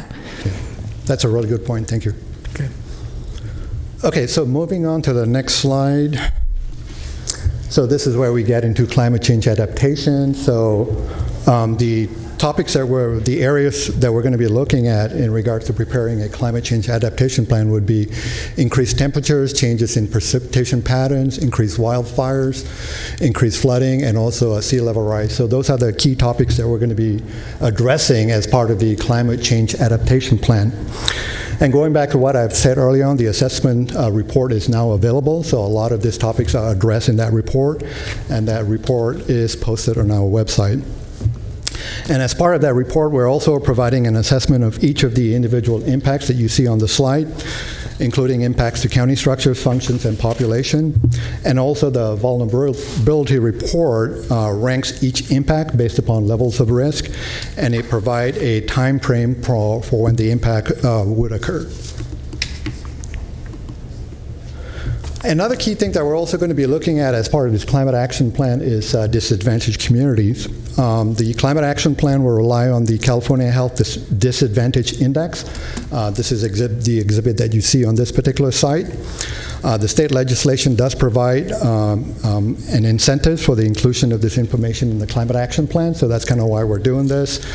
There is an opportunity for us to capture the state cap and trade funds, and this can be used for projects either proposed within the disadvantaged communities or projects that benefit disadvantaged communities. So this is something that we're also going to be addressing as part of the climate action plan. Really quickly, just kind of going through some of the public outreach effort that we have done. We have prepared a web page. We've also identified a dedicated email so that people can provide comments electronically via the email. We've also set up a government delivery subscription system. We currently have 750 residents subscribed. This is as of May 2017. We're going to continue to work with the county PIO in regards to using social media options.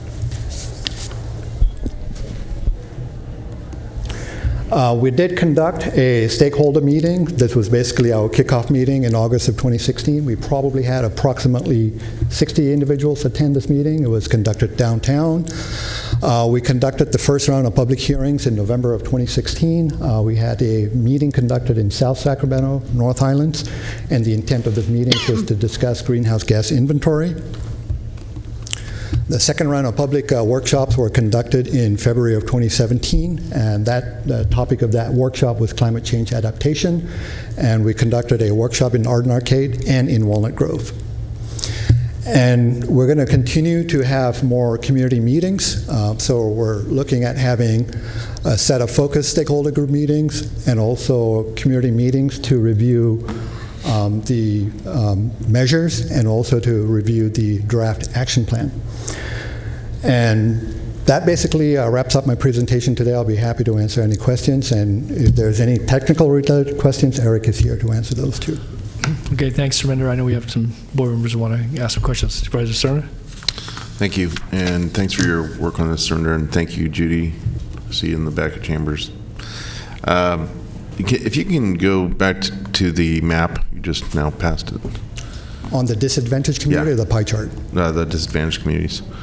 I just want to make sure that that is the latest version of CalEnviroScreen. I think this would be a good opportunity for Eric to respond to that question. Good afternoon, Chair, members of the board. Eric DeCock with Ascent Environmental. The HDI index is similar to CalEnviroScreen, and I guess we should first start off by saying the cap and trade funding allocations shown on the screen do use CalEnviroScreen, so that's obviously something that's already happening statewide. I think what Rajinder was referring to when we put this map on the slide, and looking at the way CalEnviroScreen scores disadvantaged communities, is a little bit weighted towards urban communities, and when we're looking at an unincorporated jurisdictions like the county, there is a substantial urban population, so some of those funding allocations would apply. when we're talking about just looking at the effects of climate change in general, what we're understanding is the Health Disadvantage Index, the HDI, might be a slightly better tool when we're looking a little bit more holistically about. I appreciate that, but what you've done is you've basically, you got the first 2 bullet points that are referencing the metrics for SB 535, which is based on, that's not HDI, that's Cal EnviroScreen.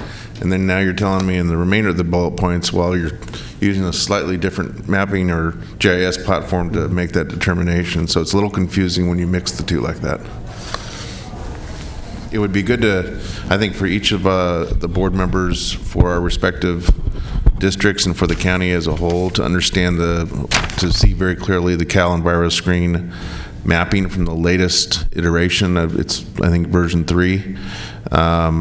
That they've, I think it was just released about 6 months ago, 9 months ago perhaps, so that we have a better understanding of where there are opportunities for investments that both benefit within each district and county as a whole, disadvantaged communities, and then projects that do the same based on the percentages that you have in the first 2 bullet points. Thanks. Okay. Other members of the board, questions or comments? I do have one, Surrender.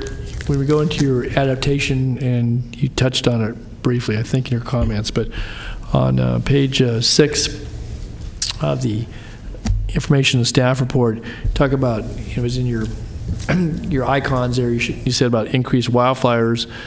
And you have a bullet that says update maps with the California Department of Forestry and Fire Protection, CAL FIRE. And then in the next ensuing bullets, you talk about protecting critical infrastructure. And then you say restrict growth in very high hazard zones.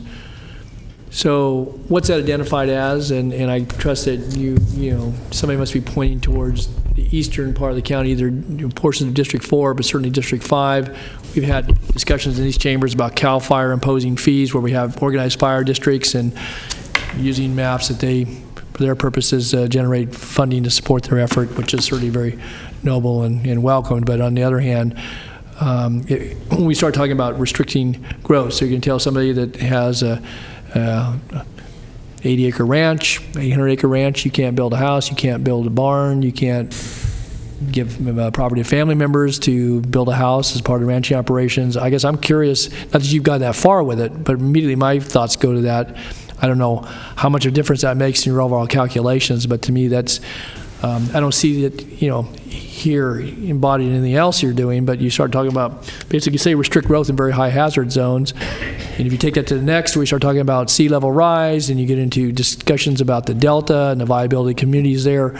And so before that discussion goes very far at all, I want to have, again, that's why I'm asking for information, and maybe you don't have that available today, but as one member of this board anyway, I'm concerned that we begin then, not only does we look to areas that may be disadvantaged, but that you also then begin putting other maps together to start pointing to certain things that maybe have factual connectivity to them, but then project out and then begin to talk about what we as a board are going to do in the unincorporated area in restricting certain activities and permitting certain activities and so forth. And for this to have any meaning at all, I got to tell you right now, you've got to have something that kind of lays out in terms of, you know, what does it mean if we do this, you know, in year 1, in year 5, year 7, not just with your calculations on the goals here that are set relative to reductions in greenhouse gases. The assessment then, what it means to communities, to folks who live in those communities, got quality of life, but you also got life lived daily. And I'm just saying that there has to be some merging or converging of that as it relates to the decisions we're going to make here. And so I don't have that data. I've seen how you've done metric tons and calculated. I appreciate the work. It's pretty detailed here. But we have the, you know, the largest and probably only significant landfill as it relates certainly to residential and commercial. But we get, you know, that gets built in our calculation, but that serves not just the unincorporated area, it serves other communities, in fact, those that are outside of the county of Sacramento. And but if we're going to be expected then to make all that up in the unincorporated area as part of our plan, we better look at that pretty closely, because otherwise we take on a bigger burden.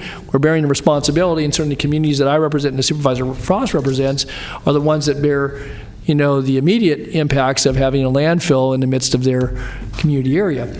And so, again, those calculations beyond just the planning, beyond just, what we're going to hear about, meeting the goals and doing, best practices as it relates to construction and so forth, those need to be taken into account, again, for the discussion that we're going to have in these chambers, I trust, over the next few months, or when you come back to us this fall, about how you implement and what you go forward with in developing ordinances or structures for cost recovery to, regulate certain parts of the community. Some of this will be voluntary, some of it will be best practices, but there's also built in here, when you look at, I'll use one example, 80% reduction in solid waste. I think it's a noble goal, but I'm not so sure, that we as a county are going to bear all the brunt of all that. There are already requirements for 50% reduction in law, and if that's going to be looked at, then, what do we do curbside for those that get county solid waste services, residential pickup, and or commercial operations? I don't, again, want to put our communities at a disadvantage that relates to business and or, livability. And so, again, I put that out there as just, thoughts that go through my mind, and from a public policy standpoint, how they meet the law, but also what they mean for people in everyday life in this community now and then well into the future, obviously. So, I don't know, any other comments or questions? If not, I've got... And the businesses. Okay. All right, we have some speakers, and so not so much questions, but I guess you're going to be able to pull that data together for us then, Surinder? Somebody's taking notes on this, but... Yes, we are. Okay. All right, thanks. Okay, we have a number of speakers. I had one party, and I will take it out of the order that was given to me because this person has to leave, maybe like others, but in 3 minutes. And so I'm going to allow Kathleen Ov, I guess, to come forward, Kathleen, and then I'll go back to the way these were handed to me, followed by George Parrott and Wayne Thomas. Thank you very much, Chair Natoli. Again. And supervisors, I don't know if this works, but if it can, that would be great. I appreciate the jump on the line. My name is Kathleen Ave. I chair the Capital Region Climate Readiness Collaborative, which some of you may have heard of since the county is a member. Thank you for that. And I also am the Climate Program Manager in SMUD's Energy R&D organization. I first wanted to share, this is the current membership of the Climate Readiness Collaborative. We are a public-private partnership focused on preparing the region for the physical impacts of climate change. So I really want to commend staff and all of you for including adaptation as a focus of this climate action plan. It really is essential for the quality of life in our region that we prepare adequately. And as a forum, we are a place where multiple organizations, whether they be other governments or special districts or businesses, can come together to understand what the impacts are going to be and make adjustments to their long-term plans to address them without becoming overly burdensome. This is an especially timely effort given the development of this new carbon zero effort that some of you may have heard of, that one of our members, 350 Sacramento, is spearheading. There is a growing interest, I think, in more ambitious greenhouse gas emissions reduction. So this effort is really, really important. And we know that mitigation to reduce the most catastrophic impacts of climate change is the most cost-effective solution rather than adapting or rebuilding, and that measures that reduce greenhouse gas and also have adaptive benefit should be prioritized. And good examples of that are trees, cool roofs, which deal with our most important issue in this region, and I just want to emphasize, which is heat. It's discussed in the report. We have a regional heat pollution problem here, not necessarily just an urban heat island issue. Because of the topography and the prevailing winds, the heat that's generated in the urban core floats up to Roseville, Rockland, Folsom, feel a lot of the heat that's generated here. So one of the initiatives of the CRC is to focus on addressing urban heat. I wanted to note quickly that there have been new techniques developed that allow for analysis of consumption, which can add considerably to the overall inventory. I know that was discussed in the early planning stages, and it's not intended to be part of this effort, but certainly worth noting in the analysis that it can, it essentially, without looking at consumption, your total number will be undercalled, and it also, that affords a place where people can actually make changes in their own lives without needing other work or other parties. And then on outreach, I was glad to see the emphasis on social media and other aspects. I attended both of those public workshops, and they were well attended. The response was very positive, but really a very small number of people overall were involved. And I think the City of Tempe has a plan to Instagram its climate action plan. I think there are new methods that are starting to be developed that could offer great opportunity. Really quickly, I want to shift my hat to my SMUD role. We are organizing internally with multiple departments and our local government staff to summarize our inputs to this plans with the hope that we can work with you to coordinate efforts and really support what's best for the community. And I also wanted to mention, in honor of our 70th anniversary, our new SHINE program, which can offer up to $100,000 for community improvements, including greenhouse gas emissions reduction projects. So that's a great alternative for some of the folks in the community grappling with ways to achieve the reductions that you'll be outlining in your plan. Thanks very much. Thank you, Kathleen. Appreciate your comments. Thank you for your work thus far. Okay, we have George Parrott, followed by Wayne Thomas, followed by Lisa Stillwell. Excuse me, I'll move slowly. Okay, that's okay. There's a reason for that. Okay. Thank you, Board. And what I'd like to do is introduce myself and why I'm here. I'm sort of wearing an identity which some of you may recognize. I was the head coach of the Buffalo Chips for 28 years. I organized our club's training program for adult runners, and I also brought a youth program into this community that has produced national championships in cross country for kids. As a runner, air quality is life and death. And what you are doing, what you are planning to do, is and should be the most proactive and dedicated and focused efforts that you can create. It's really a challenge, I know, about expenses, and you were asking Supervisor Frost about the cost of retrofitting, but what is the cost of a life? And we're really talking about respiratory issues that compromise the integrity and the welfare of the whole community. We need to be as effective and aggressive as possible. One of the efforts that I have taken, and that many of us are already taking, as you will hear from a couple of other speakers that I'm associated with today, is, and you've got this in the plan, in the proposal, is moving to cleaner vehicles. In this report we just had from the committee, somewhere totaling 34 to 48%, in that range, of the greenhouse gas pollution issues were coming from vehicles. And many of us, one of the other hats I now wear is I'm president of Sacramento Electric Vehicle Association. These are expensive adjustments to our personal budgets, but they are things that within the programs of the county and state, we can incentivize the adoption of those vehicles. One of the possible actions, if Sacramento gets that $44 million as a Green City program, is to provide incentives for low-income households to move to electric vehicles. Essentially, the combination of getting away from those gas water heaters, getting away from gasoline and diesel vehicles, which we have the technology to motivate and incentivize, will do most of what we need.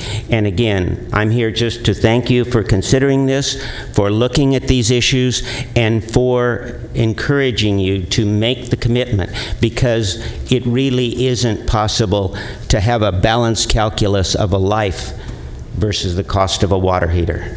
Thank you. Yeah, thank you, George. Appreciate your comments. Okay, Wayne, and then followed by Lisa Stillwell, followed by Lori Littman.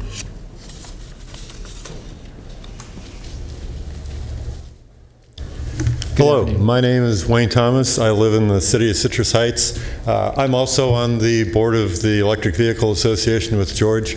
I was a little disappointed in the presentation in that it didn't address electric vehicles at all, and given the fact that the inventory clearly showed The vehicles are our biggest problem with greenhouse gases, not to mention air quality, which is yet another problem for the Sacramento region.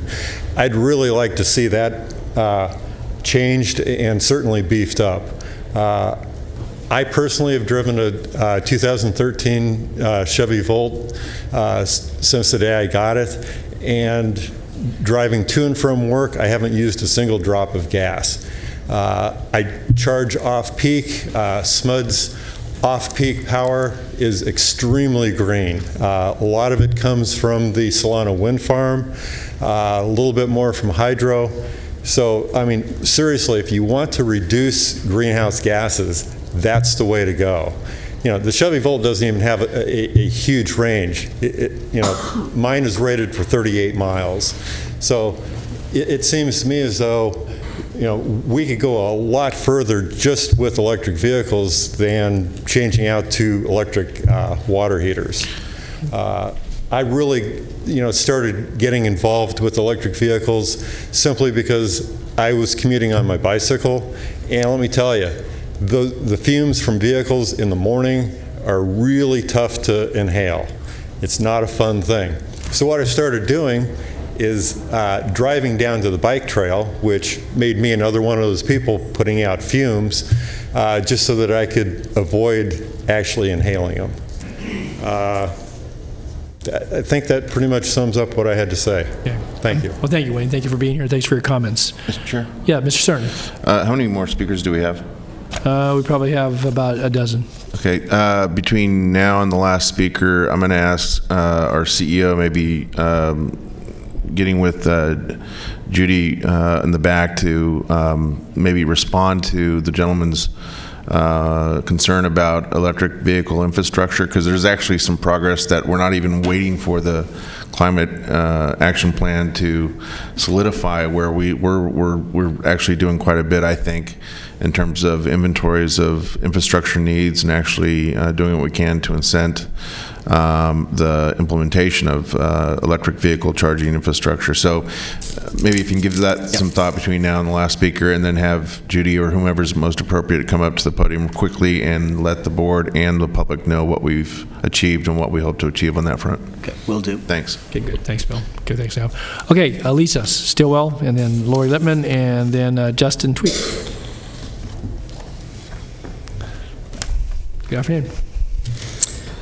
Mr. Chairman and the board, thank you so much for the opportunity to speak in support of the Climate Action Plan. My name is Lisa Stillwell. I live in Sacramento. I am a professor at Cal State University, Sacramento, and also a member of the Citizens Climate Lobby. And I'm just here to give enthusiastic support to the Climate Action Plan. 97% of climate scientists are convinced, based on the evidence, that greenhouse gas emissions from human activities are causing a rise in global temps, and an increase in these temperatures pose immediate danger to human health, the natural environment, the economy, and the national security. So Mr. Natoli suggests that the CAP committee understand how their future recommendations affect all the communities and the residents in the communities. And I would suggest, and I'm sure this is under consideration, that it would be of interest to compare those, how those recommendations affect the community, to what the impact of climate change would be if we did not enforce those recommendations. I might also suggest that the committee check out the Citizens Climate Lobby website for the recommendations that we're working on with that. Okay. So thank you so much for your time. Good, thank you too. Appreciate it. Okay, Lori, and then Justin, and then Stephen Noctor.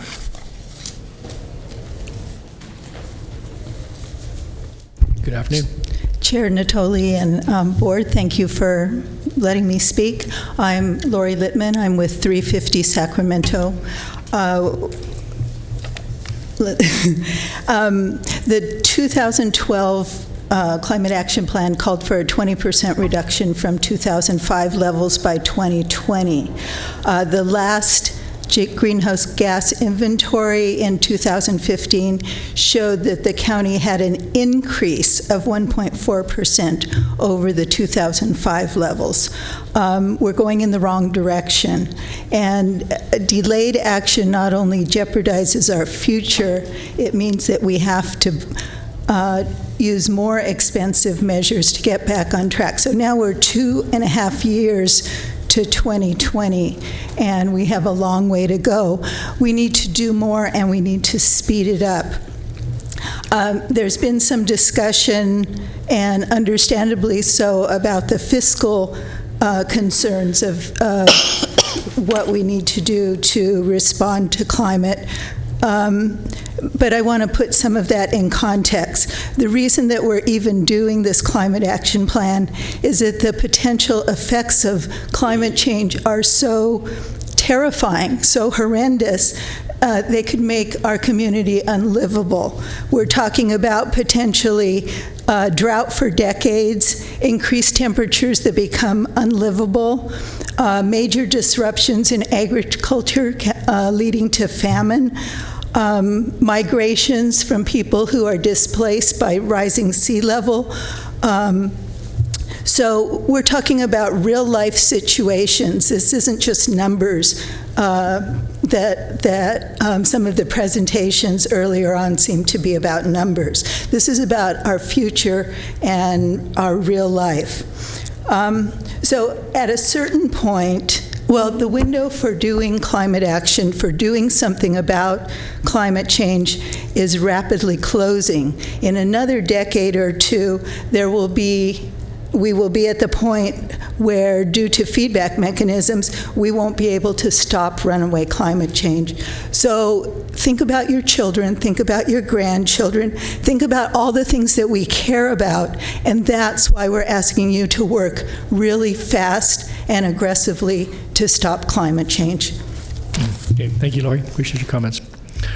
Okay, next, Justin Tweet, and Justin's followed by Stephen Noctor, followed by Ralph Proper. On May 13th, 350 Sacramento, a local nonprofit organization, hosted a community forum called Leading the Way to Carbon Zero, which explored pathways for the Sacramento region to become a leader on climate change. The event included nearly 200 attendees and dozens of sponsoring organizations. Mayor Steinberg, who provided the opening remarks, indicated carbon zero is an audacious goal and felt that it was imperative and necessary. In addition to the forum, 350 Sacramento includes a group that has been studying climate action plans for several months. We identified 3 main elements that are required for successful climate action plans.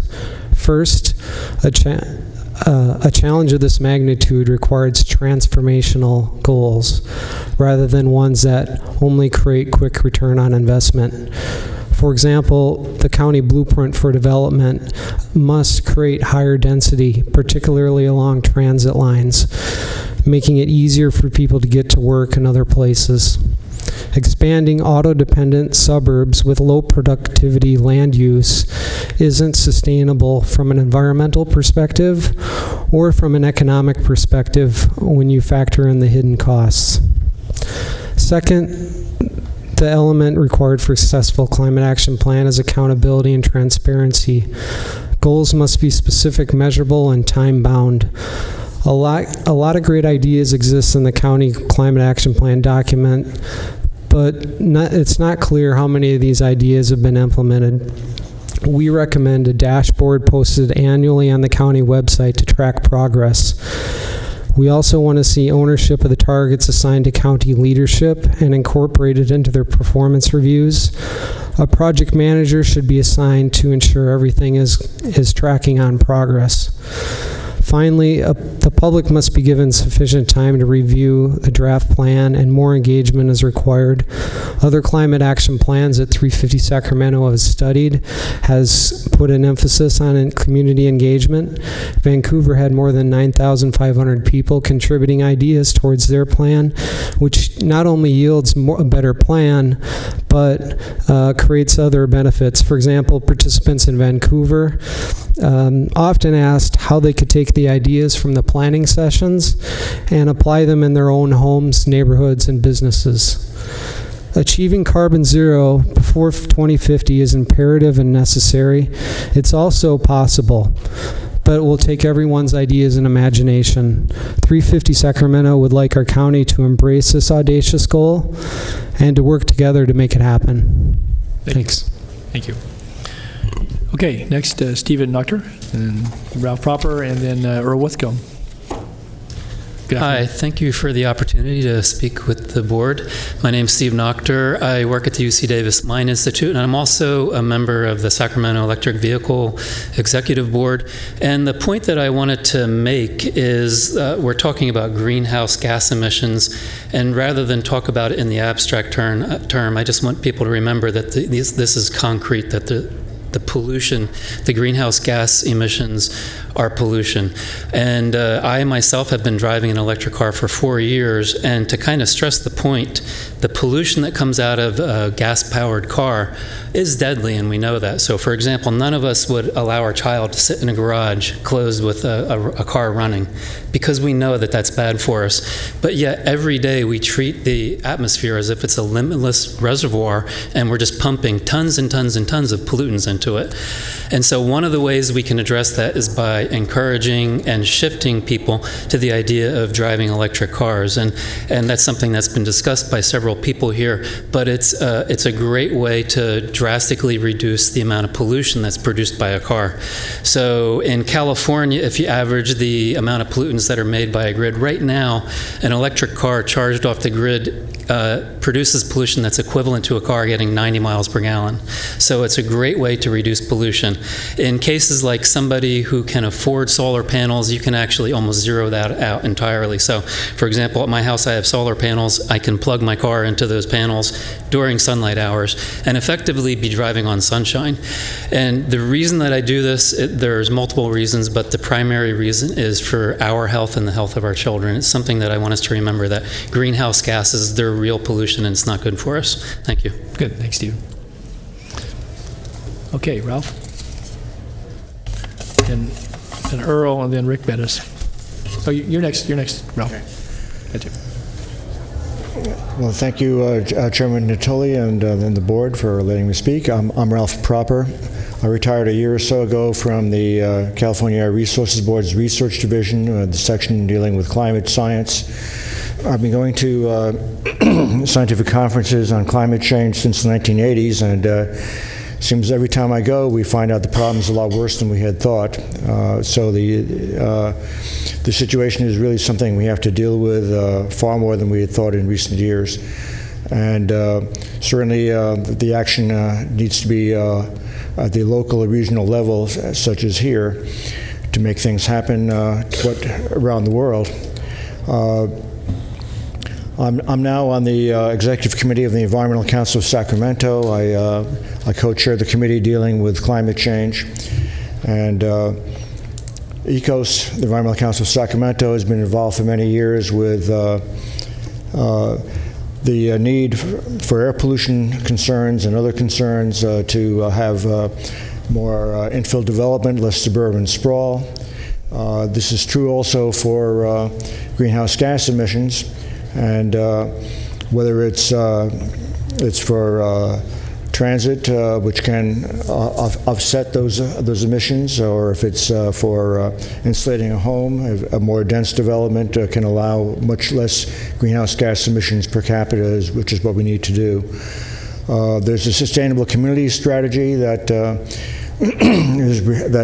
SACOG has developed per state law, and to enable that to occur, I think we need to consider the kind of thing that the local air district has required indirect source review for large development. They have needed to offset their nitrogen oxide emissions.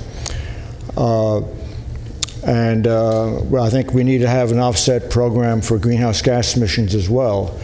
This, for example, could help benefit regional transit, which needs money so badly now and is part of the solution for greenhouse gas emission reductions. The developments that would be put in that can't be served easily by public transit would have to offset their greenhouse gas emissions by contributing to regional transit, either to get regional transit to those developments or get more transit for serving the existing community or the or areas where densification can occur. So that's one idea I want to put out there for what we need to do, and I hope the county will move ahead as best can be done to for this existential crisis that we face to deal with the global warming and climate change. Thank you. Good. Thank you, Ralph. Appreciate you being here. Comments. Thank you. Okay, Earl Withcomb, Rick Bettis, and then Bruce Burdick. Thank you, Mr. Chairman. Hi, Earl Withercombe, a community activist and consulting air pollution engineer. Climate change poses the greatest challenge we face over the next 3 generations. If we reach the warming tipping points of melting methane hydrates in the deep oceans and the permafrost in the far northern latitudes, we all literally will be toast. I don't have any comments on the emission inventory or the vulnerability assessment except for one. If the 2005 emission inventory is made comparable to the 2015 emission inventory by excluding aircraft emissions, then the 2015 inventory is shown to be 5.8% higher than the 2005 inventory. And that's definitely a direction we should not be moving in. As solutions, I suggest, first of all, that you empower staff and require staff to identify and evaluate best practices being pursued by local governments throughout the United States and worldwide. There's a plethora of new ideas and programs out there to move the needle on emission reductions in every sector of economies. After doing that, then I suggest you I strongly suggest that you adopt more than aspirational goals, such as the legislature has done in forcing the state to move forward by definite steps and definite deadlines. I suggest, for example, that all county facilities be made net zero energy by 2025. I suggest that by 2022, bans of all non-internal combustion black carbon sources be imposed. This would require conversion to electric barbecues, the banning of residential wood combustion, which in this region is mostly ornamental, the banning of open burning, agricultural and otherwise. I suggest that you make positive steps in reducing emissions from county facilities and those sectors of the disadvantaged communities that don't have the wherewithal to take the steps necessary by going to the legislature and seeking the authorization to impose a utility charge, a fee on utility bills, which is an excellent nexus, and use that fund, those fundings, to the monies, to fund a climate protection revolving fund, and that those funds be used to basically install solar panels and power walls in institutional, residential, commercial facilities. First, all county facilities to meet a goal of 25%, to meet a 2025 goal of zero net energy in all county facilities. Second, all nonprofit housing facilities. Third, all privately owned housing facilities under a revolving program where the savings and utility costs are paid back into the fund. Thank you. Thanks, Earl. Appreciate your comments and your thoughts and suggestions as well. So, okay, next Rick, and then followed by Bruce Burdick, and followed by John Ellison. Yeah, thank you, Chair Natoli, board members Rick Bettis, and today I'm speaking on behalf of, 3 organizations, the League of Women Voters of Sacramento County, the local Sierra Club chapter, as well as Breathe California, the local chapter there, who are all in agreement on this issue that we must have reduce our greenhouse gas emissions and learn to adapt to climate change. I think the adaptation part of it that you're including in your program is necessary, and unfortunately it's necessary because I think we've gone a little bit too far already, and we have to do some adaptation. With respect to the mitigation aspects, there were a lot of what I might call low-hanging fruit, such as renewable energy. The cost of renewable energy is really decreased, and it can be done on a local and community scale. In disadvantaged communities, you can have local community solar if you can get the funding for it. And I think that's something that the greenhouse gas reduction funds would be available for. And I agree that the Cal EnviroScreen is the direction that the ARB is going with respect to identifying the use of the greenhouse gas reduction funds. And of course, transportation is your largest source of greenhouse gases, and as others have said, there's a lot can be done in that area, particularly in the land use planning area. You've got the blueprint, you've got the sustainable community strategies to reduce the need for use of the private vehicle and vehicle miles traveled and enhance transit, infill, compact development, transit-oriented development, and as others have said, in certain cases, I recall in Jackson Highway specific plan, the developer there is talking about possibly contributing costs for transit to serve that area, which I think is a great idea, and hopefully it'll work out. You can, as Supervisor Frost indicated, there's a lot of retrofit you can do with existing buildings to make them more energy efficient, but not only energy efficiency with respect to losses or need for energy, but also installing solar and maybe community solar. That again, the Greenhouse Gas Reduction Fund from the state would probably be available for a lot of that, as I understand the discussions. And the area of transportation, back to transportation, I understand you are supporting the infrastructure for electric vehicles. I know that your sustainability manager, Judy, is doing a great job in that area, and I hope she can get the support for the funding to continue to do so. So there's a lot that needs to be done. This is not a new problem. The firm that I worked for, we were hired in the 1970s to look at what they called that time global warming and its impact on disadvantaged nations in the world. And of course, that was in the 1970s, and that changed when the political atmosphere changed. So that is changing now, but hopefully with local action, we can keep moving forward. So thank you. Thanks, Rick. Appreciate your comments. Okay, next, Bruce Burdick, John Ellison, Nancy Hewitt, and then Karen Klinger. Those are the last four speakers. So. Yes.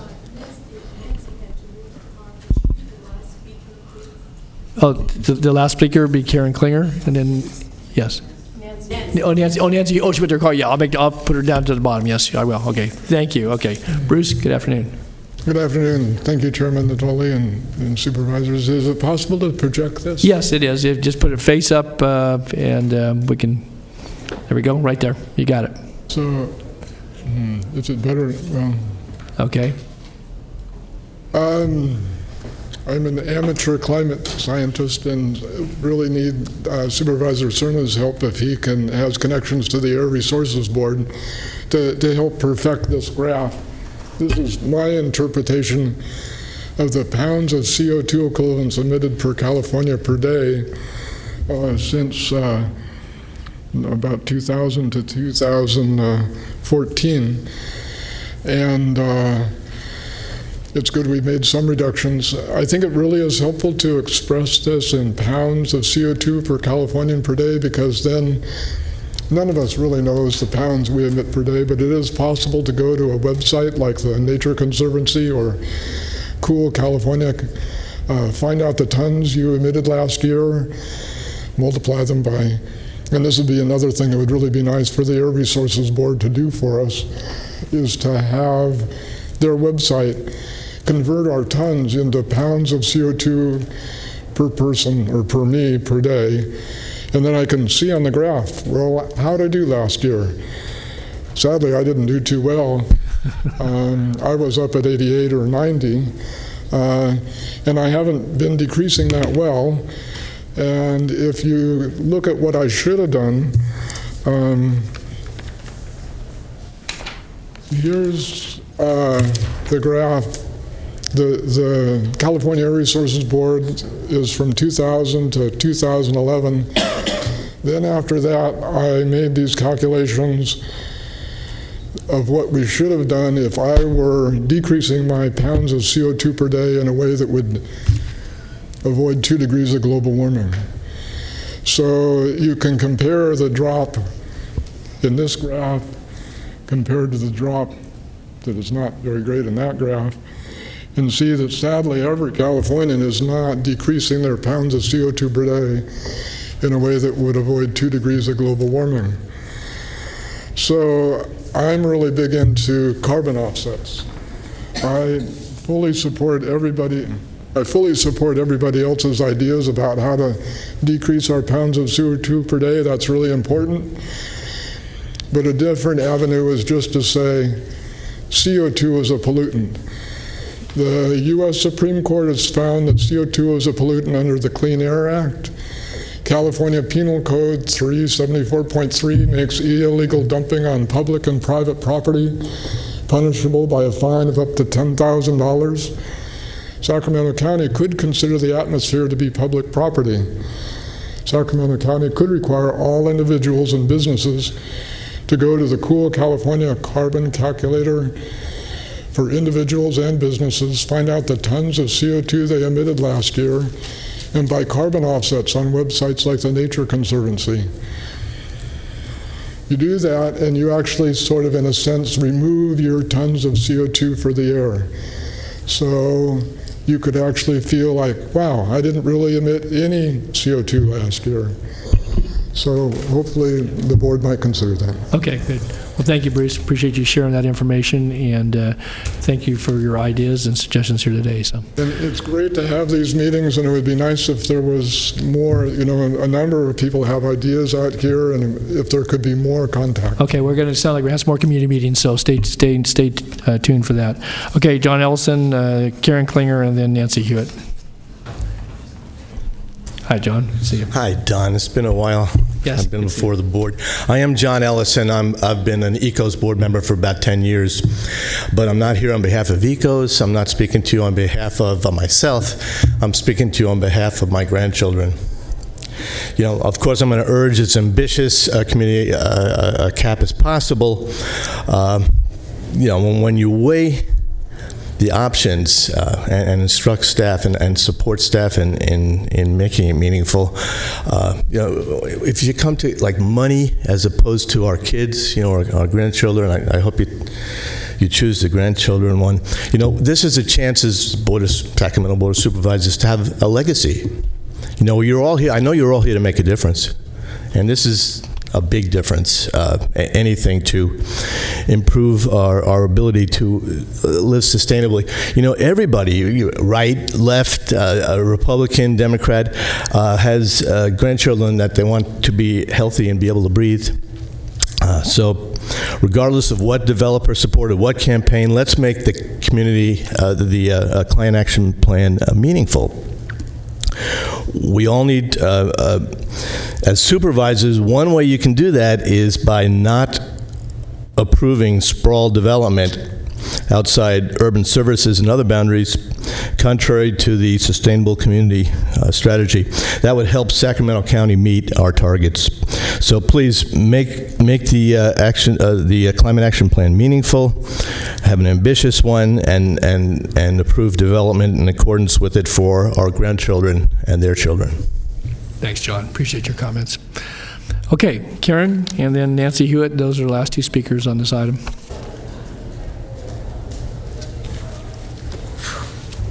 Okay. Karen Klinger. Okay. Thank you for allowing me to speak. You bet. Maybe everybody needs to move out to the suburbs and rural areas where we have air that we can breathe, except for Watt Avenue, where, of course, more and more traffic continues to be directed. I have a huge problem with this because it isn't local. It's international. The United Nations is the one that created the software for the general plan update, and Roger Dickinson was the Northern Division director for ICLEI, International Council for Local Environmental Initiatives, and they can change that name. It still is the International Council.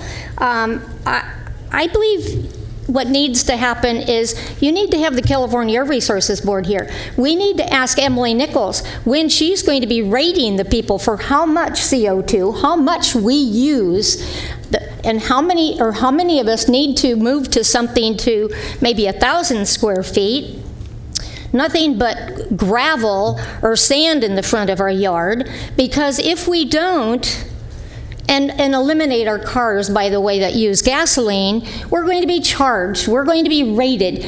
We need the Air Resources Board here. Before they can do anything here with the county, you need to know what the state is going to demand and how much it's going to cost us. And I can tell you what usually happens with a new water heater, changing, which, by the way, you have to change the electricity that could be from one side of the house and go all the way over to the other house where the water heater is. That's costly. And it's done at point of sale when somebody sells their home. Older people can't afford to live in California. They're not notified. They don't have computers. They don't know what's going on. Government in California has become so complex and so undesirable. I don't know why people even live here. I love it because my kids are here, my grandkids are here, my great-grandkids are here, and I'm going to stay because I'm going to fight this stupid state and make sense out of what's going on in California. I'm convinced, though, that the cost is not about your suggestion in regards to home improvements. Water heaters, should they be changed? Should we change from gas to electricity? Guys, this is ridiculous. All of the concrete that California continues to add with more and more freeways, more and more sidewalks, by the way, which is planned for my neighborhood, it's concrete. It's other things that add. But you know what? I have faith in God. And you know what? The climate belongs to Him, not to these crazy ideas. Thank you. Thank you, Karen. Okay. We have one other speaker, Nancy. Did Nancy come back? Nancy? I'm here. Okay, Nancy, come on. And Nancy will be our last speaker today on this one, and then we'll bring it back to the board. We have some information coming back and know where we go next with this. Good afternoon. Hello, Nancy Hewitt here. Thank you for letting me speak. I want to thank the staff and the County of Sacramento for working on the plan and giving a lot of thought-provoking information in their presentation. I want to first address the issue of rental properties. I'm not sure if that's been addressed yet. In order to reduce our carbon footprint as a county, we need to have requirements, incentives for landlords to provide energy-saving measures on rental units, including apartment buildings. This also deals with our disadvantaged communities. We need measures in place for rentals to conserve energy, measures that will insulate caulk, weather strip, and otherwise protect cool air from leaking in the summer and warm air from leaking in the winter. And I think we'll also need to encourage the use of solar in rentals as well, and possibly in the larger apartment complexes provide electric plug-ins. There are other measures that we could consider. I think the incentives part, we don't want to totally be onerous. We want to provide some incentives, I imagine, if we can. The county can sink grant money. I'm not an expert on this. There's other people who know a lot more about this. An earlier speaker mentioned a $100,000 fund for community improvements. The Air Resources Board has cap and trade funds. There's also a large settlement from Volkswagen for their concealment of a chip that caused cars to pollute extra. So there are ways to incentivize any improvements we make in apartments and other rentals. Protections, in that case though, protections for renters should be devised that protect residents from evictions in pursuit of higher rents. If you're going to publicly fund improvements, you don't want to use that as an incentive for people to raise their rents. So, and another point, the last point I'll make, well, maybe not the last. The county should keep the general plan for land use purposes. Each new development has the potential to increase the number of trips and increase the vehicle miles traveled. And I think someone's already mentioned, I'm not representing 350 Sacramento or Women for Equality at this moment, but I do work with both groups and they're involved in climate change. And we have 350 is a level, you've probably already heard this, 350 is a level of parts per million where nothing changes. I believe we're at 450 and we're getting in deeper trouble. And if you worry about economic impacts, just let it continue. The impacts will be so severe that you'll be wishing that we had done something sooner. And also just to mention on why methane or natural gas is important, we have, because of I used to think natural gas was the ideal fuel, for heating and cooking.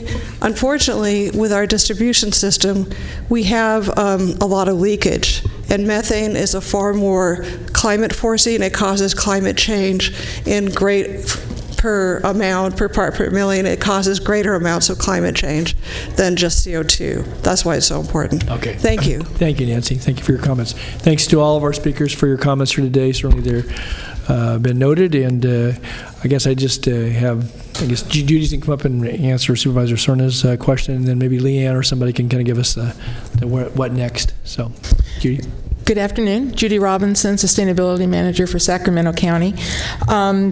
To the point that Supervisor Cerna brought up, at his request about a year and a half or so ago, the county took leadership and formed a leadership group, a working group, to look into making sure that Sacramento County was EV infrastructure ready. As a result of that, we formed a working group with partners from the City of Sacramento, the Air District, SMUD, SACOG, the Clean Cities Coalition, Valley Vision, and then also the Sacramento EV Owners Association. That work group has been meeting quite regularly and continues to meet. We've actually completed a draft document. We're just going through some of the final stages right now. But the report outlines the current and forecasted demand for charging infrastructure and then prioritizes their locations across the county. The report has a lot of the data that went into it. We not only use modeling from SACOG, but also from the UC Davis Transportation Center. And as a course of this, the board last fall also streamlined EV permitting. So we've taken those steps to streamline the ability to get electrical permits to get EV chargers installed. The county has been working through this collaborative with the City of Sacramento as they've been engaging in conversations with Volkswagen and the Green Cities Initiative, which we're waiting for action to come from the ARB, but we're very, very hopeful that Sacramento will be selected with millions of dollars of investment. And of course, through our working group that's actually been renamed by the working group as a Sacramento Area PEV Collaborative, so that we can continue to work together. The purpose also is to make sure that where we do make investment, that it's strategic, and it's where folks need it, so that we don't overinvest, but yet we can still support individuals' interest in adoption and use of electric vehicles. So we're also happy to bring this report to the board for consideration and adoption when you're interested, and we'll also be taking it out to the partner jurisdictions and then also the other cities across the county. So thank you. Thanks, Judy. Great. Thank you, Judy. And I just might add, we've actually had we've enjoyed some great partnerships to actually have constructed and now actively charging the various stations located at places like Sac International Airport, places like the Marina Vista Aldergrove public housing complex here in the city of Sacramento. So it's not just the planning, but we're actually seeing this infrastructure actually grow. Very good. Okay, well, thank you again for that quick update, Judy. Thanks, Supervisor Cerna, for pointing that out, and thanks to all of our speakers. Okay, Leanne, so you mentioned, I think Serena did, coming back to us in a few short months and with some public outreach, and obviously noting the comments we received today and those that we will receive as we go out. You want to kind of just give us a brief summation of where... Yeah, I just want to thank the public for coming and attending. I want to thank the board members for all of your comments. We were very actively listening and taking notes. Thank you to Supervisor Cerna for pointing out some of the actions that the county has taken. And we look forward to engaging with the public and continuing that engagement, as well as the board offices, and returning with a menu of options that are both effective and pragmatic. As challenging as that may be, we do look forward to that challenge. So. Okay. And you anticipate it will be in the fall that you'll be back to us? Is that what you're anticipating? Yeah, we're looking, fall, more November, December time. Okay, that's fine. Well, it'll be sometime before the end of the calendar year, because I think that with 2020, if that is it's a date that's one that's been noted here, and I think we recognize there are certain things that we probably ought to be moving towards as that day looms, and so okay, so we'll see folks back probably before the end of the calendar year. Yes. Okay. Well, thank you very much. That was basically a receive and file with some feedback, and we got plenty of that from both the audience as well as board members. And with that, we'll then move to our next item, which was the 4 o'clock item. I know we have 3 people signed up already to speak. We probably have a number of other folks that want to address the board. And so we invite folks sounds like some folks out in the foyer, invite them in to join us, and go ahead and call the item then. Let's get started. Item number 4, you're acting as the Board of Supervisors and Housing Authority of the County of Sacramento. It's the future of the Sacramento Housing and Redevelopment Joint Powers Authority.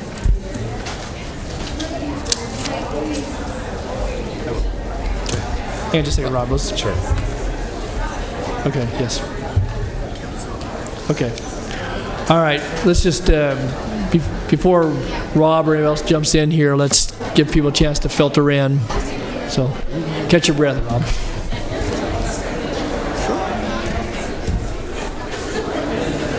I know we have Councilmember Harris here, and once we get a chance to have a staff report, then we'll call upon folks, Jeff, so I know you're here in the audience. So.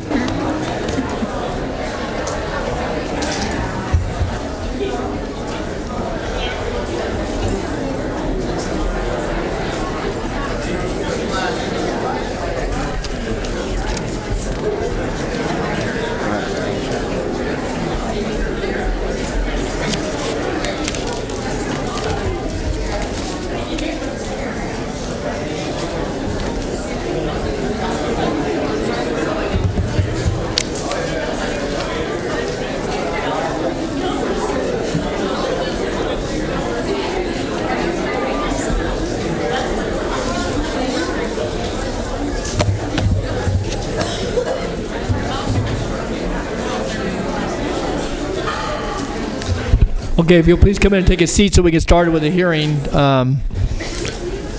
We've called the item, but I want to give you a chance to get a seat, and so we'll take just a moment till you get a chance.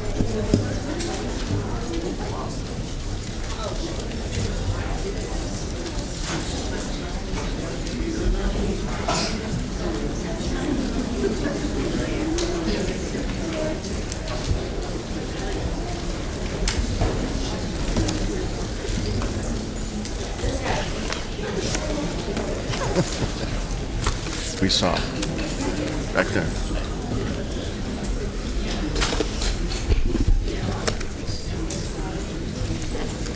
Okay, those of you in the back, if you could please take a seat. We need to get people in the chairs, please.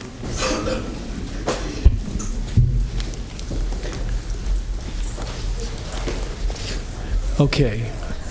Let's do this then. We've called the item. I know I just want to say, too, from the outset, we've got some 30-plus speakers signed up, and we may go to the 2-minute clock here as we get into this, but we're going to have a staff report and some discussion, and then I know we've got the Councilmember Harris, and we have other electeds as well. But so with that, I want to thank you for joining with us, all of you, and we've had many folks write and call our offices, so we have that correspondence and certainly communication as well. And maybe just call the item one more time, if you could, Flo. I don't know if everybody got a chance to hear that. So for item number 4, you're acting as the Board of Supervisors and Housing Authority of the County of Sacramento. This is the future of the Sacramento Housing and Redevelopment Joint Powers Authority. Okay, all right. And then, Mr. Gill, you're going to make any opening comments? I know you have LaShelle here and certainly Rob Leonard at the podium. So how do you just kind of give us an outline of what your intention was? Our intention today is to seek guidance from the board. Question came up in a joint city council meeting about what were some of the options that the SHRA JPA has. We have provided a report to the board and to the public, have Mr. Leonard go through what our recommendations are, and then engage in dialogue with the board, any public input, and then at the end, what we're looking for is direction from you, which way you want us to go with this item. Okay, and we have 2 reports. We have one from, we have the attachment and discussion item from SHRA from LaShelle Dozier, and that's attached to the staff report that you referenced that you're bringing, and Mr. Leonard, I trust, will be presenting. So do they come as a package? Or? They come as a package, and okay. If you have any questions, I mean, Ms. Dozier's here, she can answer questions, and Mr. Leonard's here too. Okay. So with that, I'd like for Rob to start the... All right. All right, Sure. Rob. Chair Natoli, members of the board, Rob Leonard, Deputy County Executive. On January 31st of 2017, the board held a joint meeting with the City Council of the City of Sacramento, both bodies serving in their primary role and also as the housing authorities for each jurisdiction. The meeting agenda that evening focused on two subjects. One was a background and overview of the JPA, or Joint Powers Authority, of the Sacramento Housing and Redevelopment Agency, and the second was the Homeless Housing Initiative. During the course of the meeting, focusing on the first subject, Supervisor Patrick Kennedy, along with other participants in the meeting, asked a number of questions about the SHRA organization, the programs it oversees, and the JPA itself. In response to those questions, SHRA provided a detailed collection of material that was presented to the board on April 11th of this year. Specifically, that material addressed the Sacramento Promise Zone and associated leverage funds, SHRA position list, a list of all the positions associated with the SHRA organization, an inventory of SHRA single-family and multifamily properties, material related to the Affordable Housing and Sustainable Community Program, otherwise known as Cap and Trade, and specific project information. Material related to the SHRA headquarters building debt structure, inventory of vacant space in that building, along with the status of the activities associated with marketing the vacant space in that facility. And then the final item was an analysis of SHRA mortgage revenue bond fees. So that material came to the board on April 11th, and as background for this discussion today, it also was transmitted with a staff report, and Lachelle Dozier, Executive Director of SHRA, and senior staff are here. So if there are any questions on that, certainly the expertise is here in the chambers to respond to that today. The April 11th report back to the board addressed all questions but one that was presented at the January 31st joint meeting. And that was a question that dealt with the future of the JPA, considering the elimination of redevelopment in the state of California. There were four options regarding the future of SHRA that were discussed in that joint meeting. Option number one was maintain status quo. Option number two was, and excuse me while I read these, bring redevelopment functions back to the county of Sacramento and the city of Sacramento and develop innovative programs in-house, keeping the Housing Authority as a joint city-county agency. So in essence, that would be recognizing the elimination of redevelopment, how the city and the county might pursue development of redevelopment-like programs to the benefit of our respective communities. Number three, or option three, was identify specific functions performed by SHRA that might be better in direct purview of the county and the city. And an example there was CDBG, but then also there was further elaboration on other federal pass-through funding programs that might be better administered by the respective jurisdictions. And then the fourth and final option was dissolve the JPA and allow the city and county to maintain their respective agencies.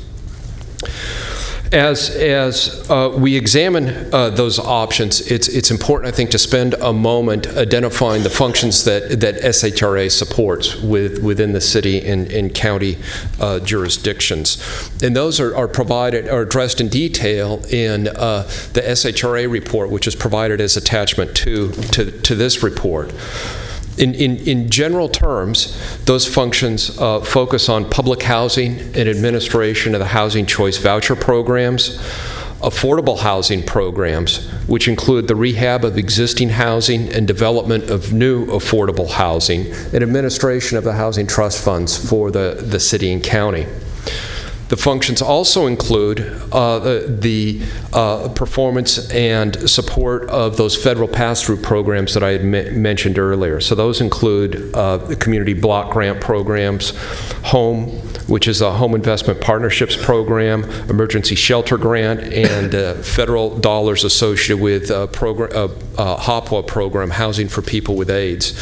The future funding of these programs is very much in question in Washington. These are federal programs, and in terms of what resources will be made available for those programs, and in turn, will those programs exist? In what form might they exist in the future? These programs do provide a lot of significant benefit to our respective communities. As recently as this morning, there was a ribbon cutting on a new well down in Walnut Grove that's providing domestic water supply to part of the community. These are programs that really do provide great improvements and great assistance in our respective communities. Also mentioned in the staff report is that SHRA supports jurisdictions also beyond the county of Sacramento and City of Sacramento. SHRA supports in various ways on various programs the cities within Sacramento County, but then also jurisdictions outside of Sacramento County.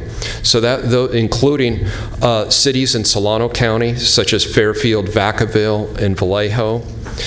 Counties of El Dorado, Placer, and Yolo, and the housing authorities of the City of Roseville and Yolo County. Considering the discussion that has occurred since that joint meeting on January 31st, and our preparation for this meeting today, it's recommended that the board direct the county executive to engage with the city manager of the City of Sacramento and Lachelle Dozier, the executive director of SHRA, to evaluate the following. The county and City of Sacramento administer their own federal and state funding programs for housing and community development programs, those functions that I mentioned earlier. The services provided, including scope and terms to jurisdictions other than the county, Sacramento County, and the City of Sacramento. And then 3, the implications associated with any change to the JPA. The county executive would report, it's recommended that the county executive come back to the board in August of 2017 with findings and recommendations regarding the future and governance of the JPA. And that concludes my comments. Okay, thank you for the report, Rob. We've got a question by one member, maybe others as well. Supervisor Kennedy. Thank you, Mr. Chair. So, Rob, let's just be really crystal clear here what the recommendation is. I mean, you just read it verbatim, but you're not recommending that anything be done regarding the future of SHRA or the JPA at this meeting, right? That's correct. There is no recommended action to the board to do anything with the JPA, any change. Evaluate a number of things, but not initiate change with any action recommended today. Purely evaluation and information gathering and just getting more information to be able to make a potential decision down the road. Is that right? That's correct. Yeah, and I'll just amplify that, Supervisor Kennedy. That is correct, given the information. It's evaluate, is to work with Lachelle, work with Howard Chan, and come back and make a presentation to you on what these different items are and what the board's desire is at that point. And so coming out of that could be anything from don't do anything at all to make significant changes. That's correct. That's the 2 bookends. Okay. Could I just follow on, though? Who does the burden for the evaluation fall to? Again, when I see the reports that are here today, obviously Rob and Nav and your staff have done some of that, but there's been an extensive amount of assimilation of information provided by the Housing Authority and Redevelopment Agency, the SHRA, and I guess part of the question that occurred to me, I shared this with you in our briefing yesterday, is that where does the expertise lie within the exec's office? Maybe it does, to give us that evaluation. Are you going to have to go to the outside to do that, or are you going to go back to Lachelle and her folks who are already pedaling very fast with respect to any number of projects, including what we gave them as an assignment in March as a part of that bundle recommendation relative to the initiatives on homelessness? And so I guess that's the question, and you share with me your thoughts about that, but I guess, as a part of this recommendation, just to say, well, we're going to evaluate, and then to say, well, Lachelle, we want what X, Y, Z, and A, B, C too, and yet we're going to continue to ask them to do all the work that they do currently, and so I guess I want to know so what that one means. of the things, for example, is the question is on the federal and state funding, is that is a question that's been around, and that's an evaluation that at the executives level we need to look at. If we were to take that function into Sacramento County, hypothetically I'm going, is that do we have the capacity? Do we have the right staff? Do we have everything in place for it? Furthermore, what are the implications of doing something like that? It can't be done in a vacuum, and that's where we want to understand what the implications will be. We believe, for that example, that we do have the expertise to look at it. Is that a function that we want to add? Of course, Lachelle and Howard are going to have to weigh in. Is that what implications does that have on the city of Sacramento? And if we do whatever change we make, what's the change that will happen on Howard's side? And Lachelle has given us a lot of the information. We have it. It's just a matter of starting through and evaluating. When we need further expertise, of course we'll reach out to Lachelle and work with her on it. And that's just one example of the different components that are in here. But at the end of today's hearing, certainly you bring us your recommendation. This board will deliberate once we've heard more, had some questions answered, and heard from the folks in the audience, in addition to those we've already heard from. But we could very well today, at the end of the day, say that we believe, at least for today's purposes and where we're at, that the status quo, recognizing we can have some discussion about what that is, that we could just say to you, we don't want to pursue this any further for whatever reasons. That is absolutely correct. The purpose, again, I can't emphasize enough, it is to pose the question to you. The question was posed back to us, is that what direction do you want to go? And if you tell us at the end that you're satisfied with what you have, you don't want us to pursue, then it's the next work plan item for us. Okay, thanks. All right, Supervisor Serna. Thank you, Mr. Chair. Was the intent, NAB, to have Ms. Dozier given her own verbal report, or is this the extent of what we're going to hear from executive staff from any agency prior to hearing from the public? Our intent was just, this is our presentation, more is your discussion and folks. The reason I asked is I typically don't say too much before we hear from the public on items, even controversial ones. But I just want to make it known before we hear from Councilmember Harris and the public kind of what my perspective is and the particular angles that I'm approaching this question. I think that anytime you have a governing body where a single member or the entire body has a practical question about any aspect of operations, management, policies or otherwise relative to any agency that's under our oversight, I think there's an obligation to respond to that request. There's a whole variety of reasons why one of us or all of us might be asking the question. But I also believe that we have a obligation to think carefully about time demands of staff and what are some of the other goals and time-specific objectives that we've given, quite frankly, to our staff of various agencies when we make those requests for more information. So the reason I asked about how this staff presentation is going to unfold here this afternoon is I wanted to ask Lachelle a very pointed question, and that is, what would it mean to do an exploration of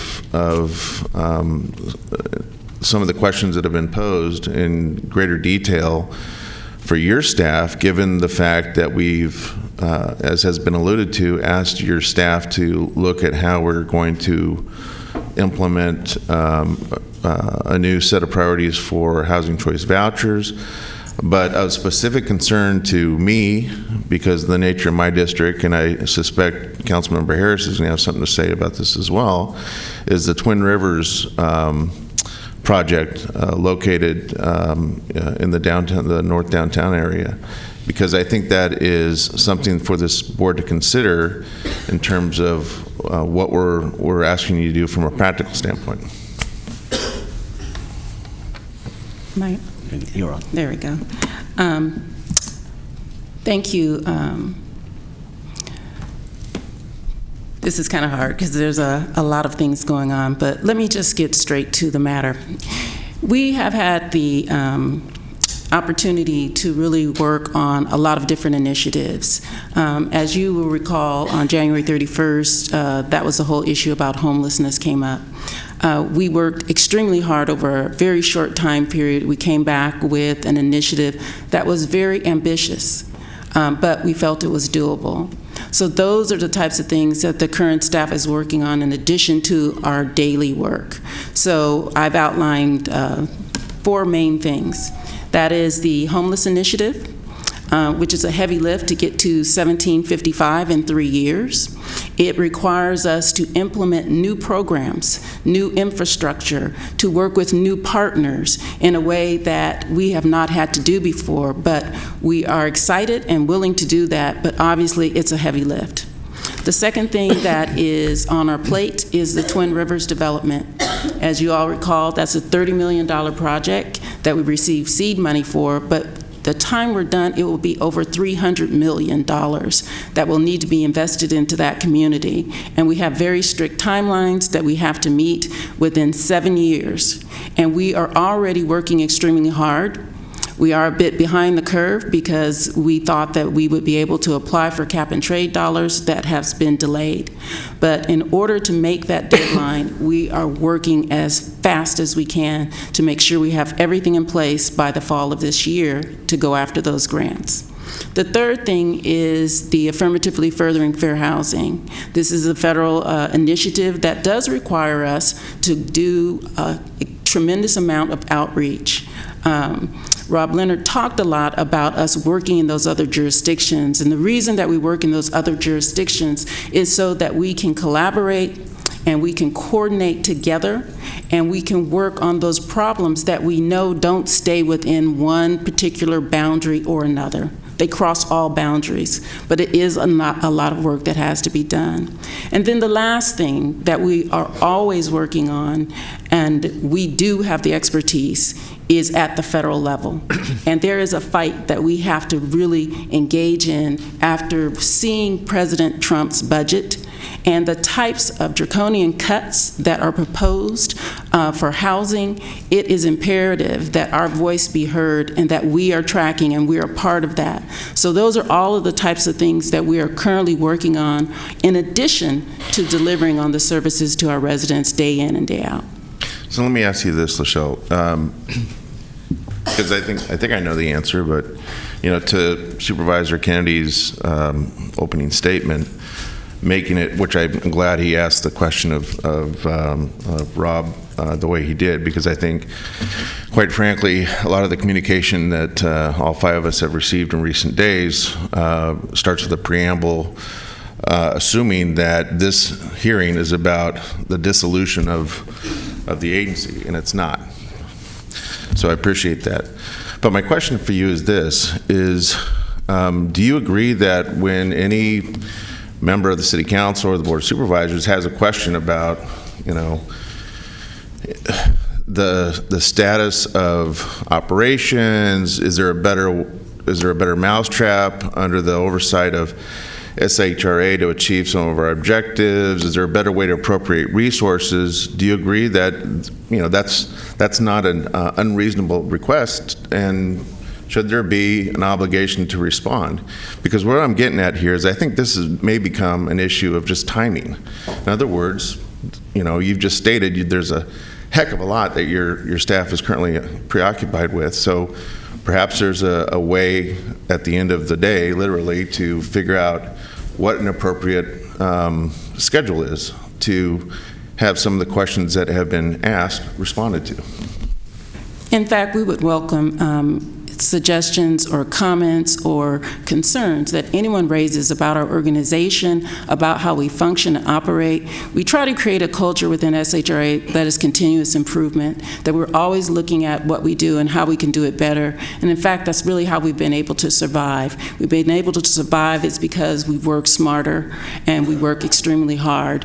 But if there are still things that are of concern, and then we need to know exactly what those things are. We need to get that communication so that we can correct those and that we can get back and report out on exactly what needs to happen. So I just don't want anyone to think that we're so busy that we don't have an opportunity to continue to improve. We understand as an organization that there's always room for improvement, but with a program of the massive nature that SHRA is, because I think people underestimate how many people we serve on a daily basis. Yes, there are times where sometimes we may miss the mark. There are things that we need to change and improve, and we just need to have that direct type of feedback so that we can address them. Okay. Thank you. Supervisor Kennedy. Thanks. Yeah, thank you for those comments. A couple things I do want to make clear, and that's that because my name seems to come up here regularly in these reports, and that's that I wasn't the only one that asked for this.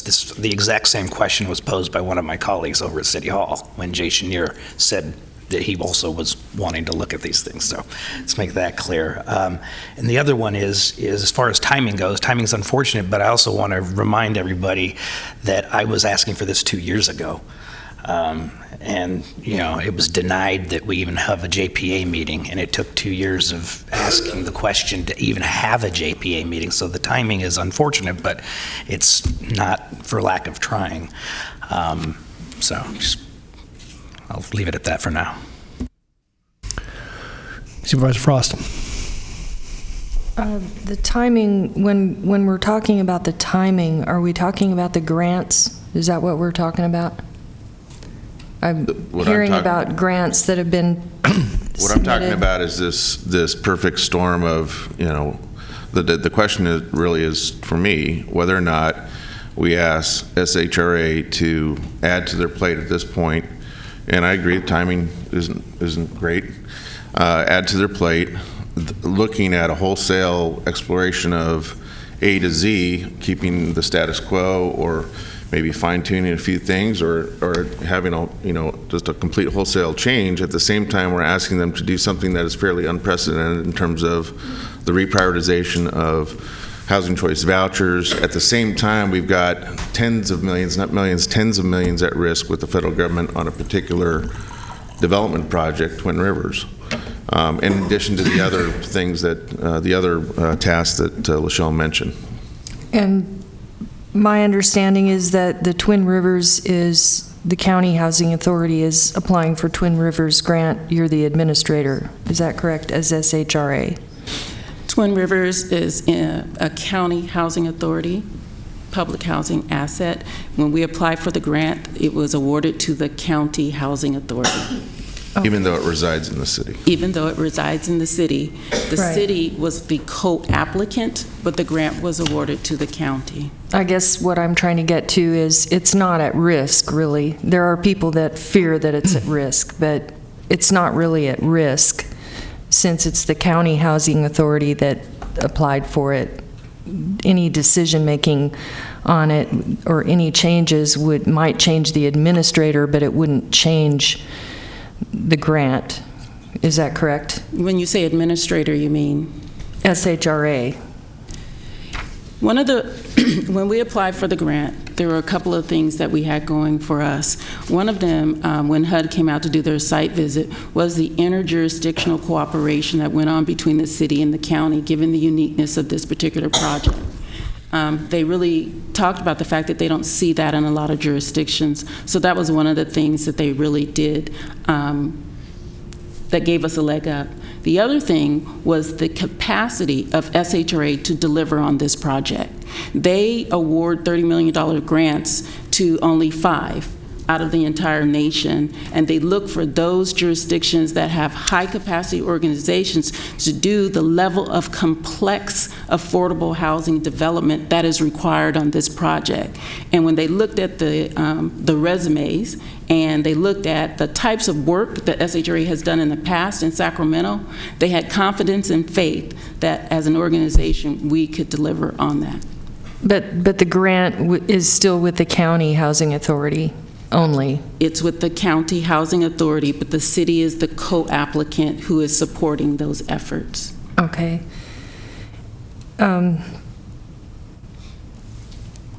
I wanted to speak, but actually I think I'll wait because I would like to hear public comment before I... All right.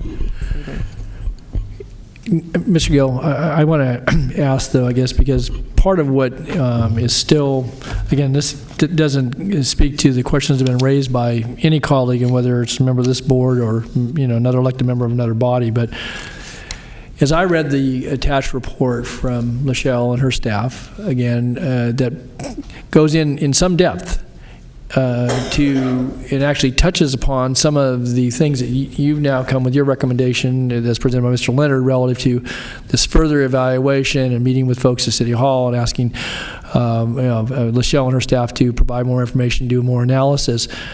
But it does, I think it's a very good discussion, and I think a pretty fair examination. Now, people can debate the content, and I think we can do that this afternoon. Debate it in the sense that we talk about the ability to administer federal funds. It goes into discussions about trends of consolidation and regionalization, not breaking things up, in fact, being encouraged at the federal level.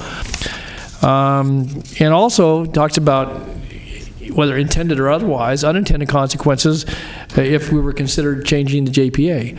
And it doesn't go into those in exhaustive detail, but for the purposes of at least the reading of this board member and discussion, I think the table was set here. It really didn't get touched on in the report that you brought forward. You're saying we just want to look at this some more. I don't know whether you counted this, discounted it, just took it as information.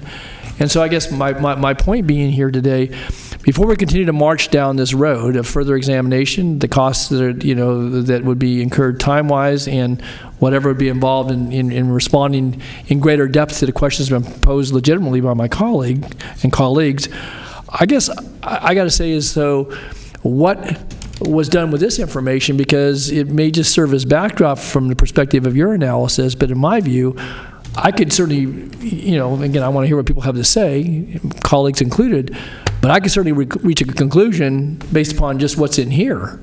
Saying that, maybe you want to look at tweaking something, but, to Lachelle's point a moment ago, tell me where we're not hitting the mark, tell me what the problem is and needs to be fixed, and then either she can respond and she can fix it, or we can say we need to certainly be, because that's where I'm having a difficult time with some of this, is that, the definition behind what's broken is not very clear to me. And so we're going to go off and seek a solution, certainly answer a question, but I thought it was answered pretty clearly, at least in good part in the report that was provided as the backdrop. So I guess, Nav, I ask you kind of based on what I've just said. Three components in here that reading staff report and the conversations we've had, we do want to look at, does it make better sense, and a total respect for the work that Lachelle has done, does it make sense for the state and federal money that comes in, that each entity have its own?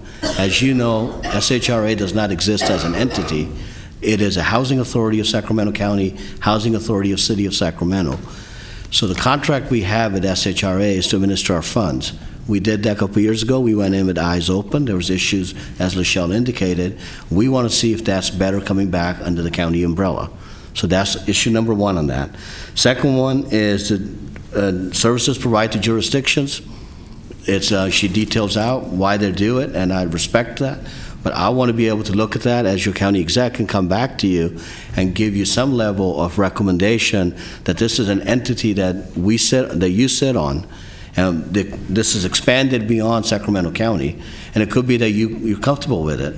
I want to pose that policy question, working with Lachelle. But all those items that come before this board, I would just say point blank, you can go back and look at all of our agendas and action summaries and those agreements with those entities. Now, if you want to examine it further as to how we got there or why we did it in certain circumstances, but that wasn't anybody, Lachelle included. I want to be very clear. Yeah. I'm not saying it wasn't. I'm just saying that reading that and given where we are with all the work but we have acted on those. I want to make that very clear, too, that we've acted on those. But given the work that we have to do going forward, is that we have limited resources, but I understand the regional component.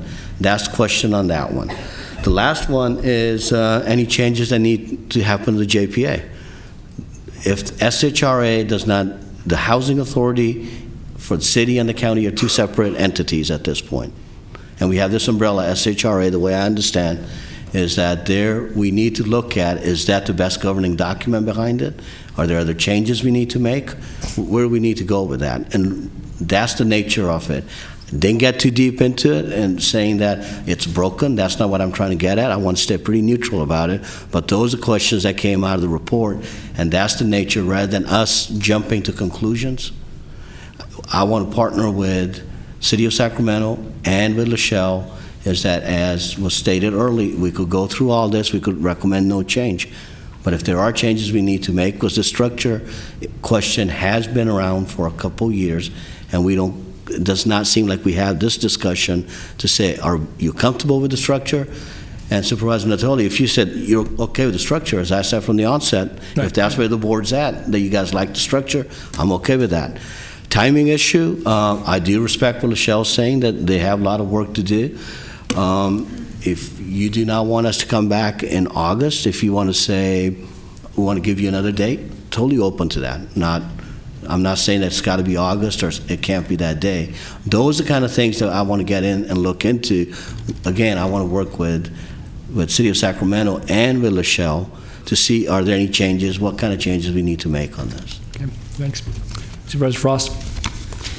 I wanted to speak to item number 2, the services. And in your analysis of what we needed to look at, you said the scope and terms of service. And there's this sounds like we've been here before my time, in this same place with SHRA, and we decided to keep going with SHRA. But I think something got I don't know if we've been in the same place. I think the question may have been framed in different terms, but okay. This certainly where we are with SHRA is a assimilation of a lot of different decisions along the way. Certainly some local, and obviously at some other levels too. I don't think this has really been posed in this particular fashion. Maybe only recently in our session. So yeah. Okay, so this is the first time we've gotten to this point where that question has been posed this directly. Okay. I think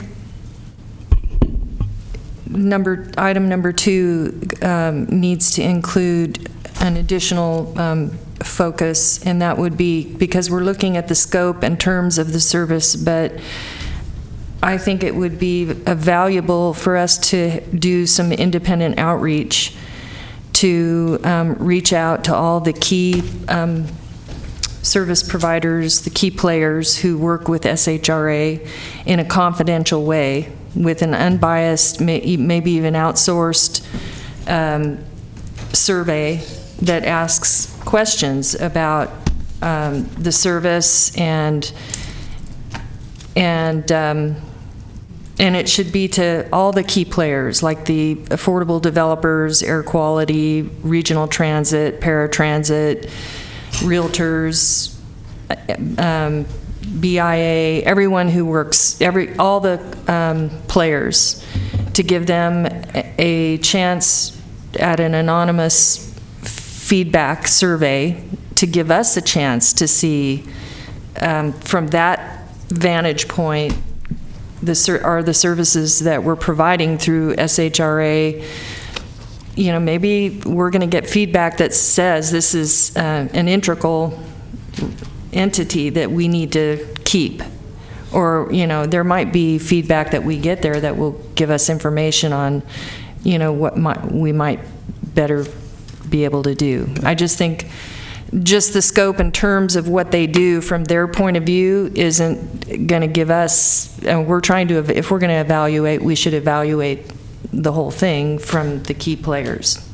Okay. Understood. Okay. Any other member of the board? If not, then I'm going to go to anything else, Mr. Gill? No, that's it. LaShalle, anything else you need to add at this point? No. Okay. All right. So we've got about 30 speakers. I'm going to certainly have Councilmember Harris come first, and then I'm going to go to 2.5 minutes, trusting that folks will watch the time, recognize we had a late start, and we're going to be well into evening here, and we'll see how that goes. So, and if we need to reduce that as we get through, we'll do that. So, all right, Councilmember Harris, Jeff. Well, good evening, Chair Natoli and Board of Supervisors. Thanks for the opportunity to speak.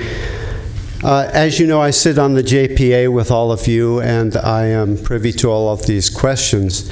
you really have to ask yourself, what is the problem you're looking to solve? And you've actually already individually touched on most of the things that I wanted to speak about, so I won't go into them at length. You know, are there transparency issues, governance issues, culture issues, leadership issues? All of these things I believe we could tackle as a JPA. Frankly, I feel like we should convene regularly like we do on all the other JPAs that we sit on. You know, we meet biweekly or monthly for RT Regional SAN. You know, all of these agencies that perform work at the level that SHRA does for us, and to tell you the truth, I think that as a governing board we have been neglectful of our duty to give direction to the executive director to perform the work according to our direction. So I would say that a lot of these questions could be answered that way, but the real reason I came here today is to talk about what even discussing the possible dissolution of SHRA does in terms of collateral damage to the Choice Neighborhoods Initiative grant. So I was there when HUD awarded the grant and toured with them, and they were very clear that the reason that Sacramento was so high in the running in receiving this grant was because of the unified front of the city and the county. That put us much higher in the queue than other areas that didn't have a unifying body like SHRA, that we convinced HUD had the ability to bring this project in and get it done on time. The Twin Rivers project is essential to the city of Sacramento and to the River District, to the district that myself and Supervisor Cerna share. It could be very transformative to the River District. It's a very important project. The HUD grant, if you miss performance targets, they can cut and run at any time. And frankly, that would leave the County Housing Authority with the burden of repaying monies that have already been spent on the project and the entirety of the grant, the total of which right now looks like it's about $34 million. This project is 2 years into a 7-year time frame, and it's imperative that there's no hiccups in moving this project along. We're almost at the point of going for entitlements, and the distraction of taking the executive director of SHRA and making her sort of scrutinize her own organization would detract from the attention of moving the Twin Rivers project forward. I think that's really important to note, that just the discussion can actually, it's already reached HUD, it's already reached the federal government, and quite frankly, with the change of administration and the situation that HUD is in now, and I think some of us experienced that in Washington, anything could happen with this HUD grant, and in fact, my own opinion is that they're rather looking for reasons to be able to withdraw money and pull it back to Washington. So I would ask you this: really consider what you're trying to achieve.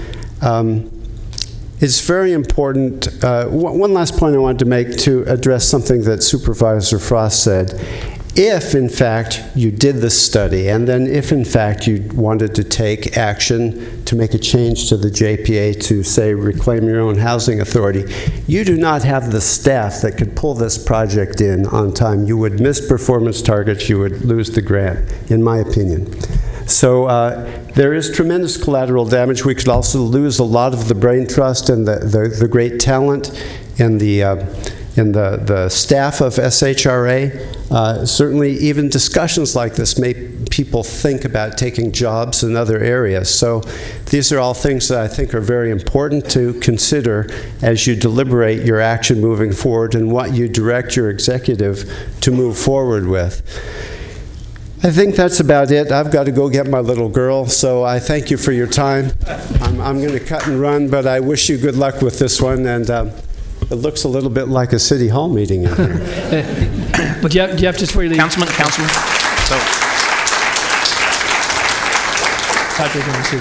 is what you said, because I think it's fairly speculative, have you heard from anybody in Washington, D.C. what you just said? I mean, I have not heard from anyone in Washington that they felt that the Choice Neighborhoods Initiative grant was threatened by this possible action. That's correct.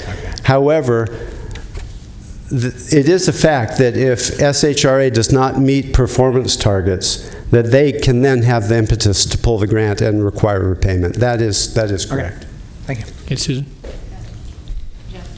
I got you.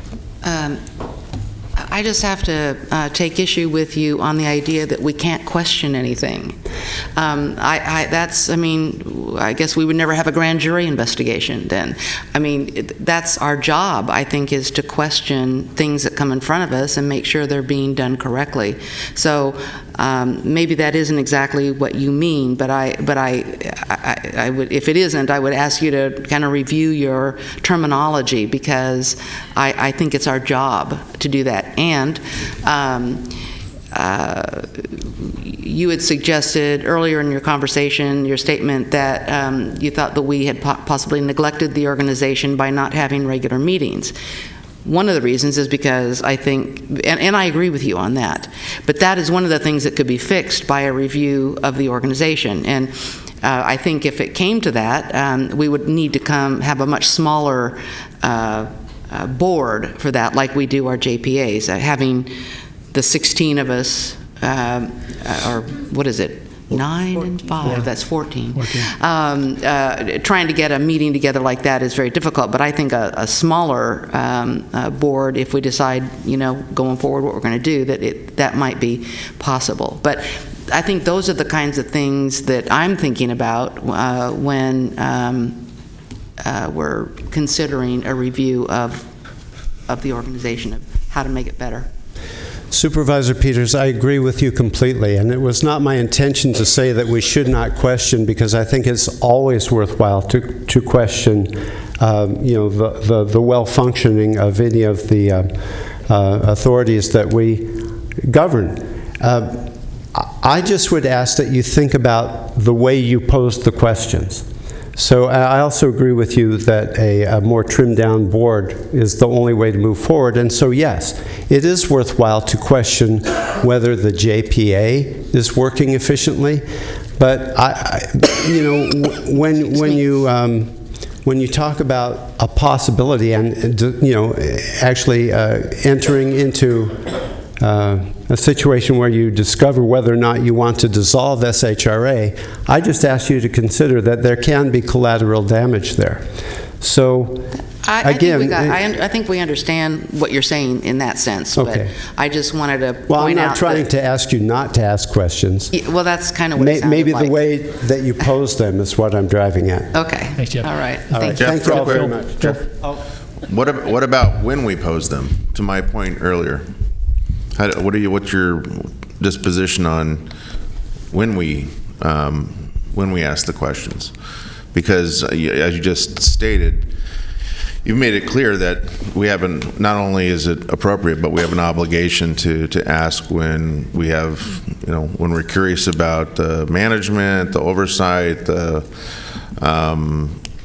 challenges, the opportunities, the resources.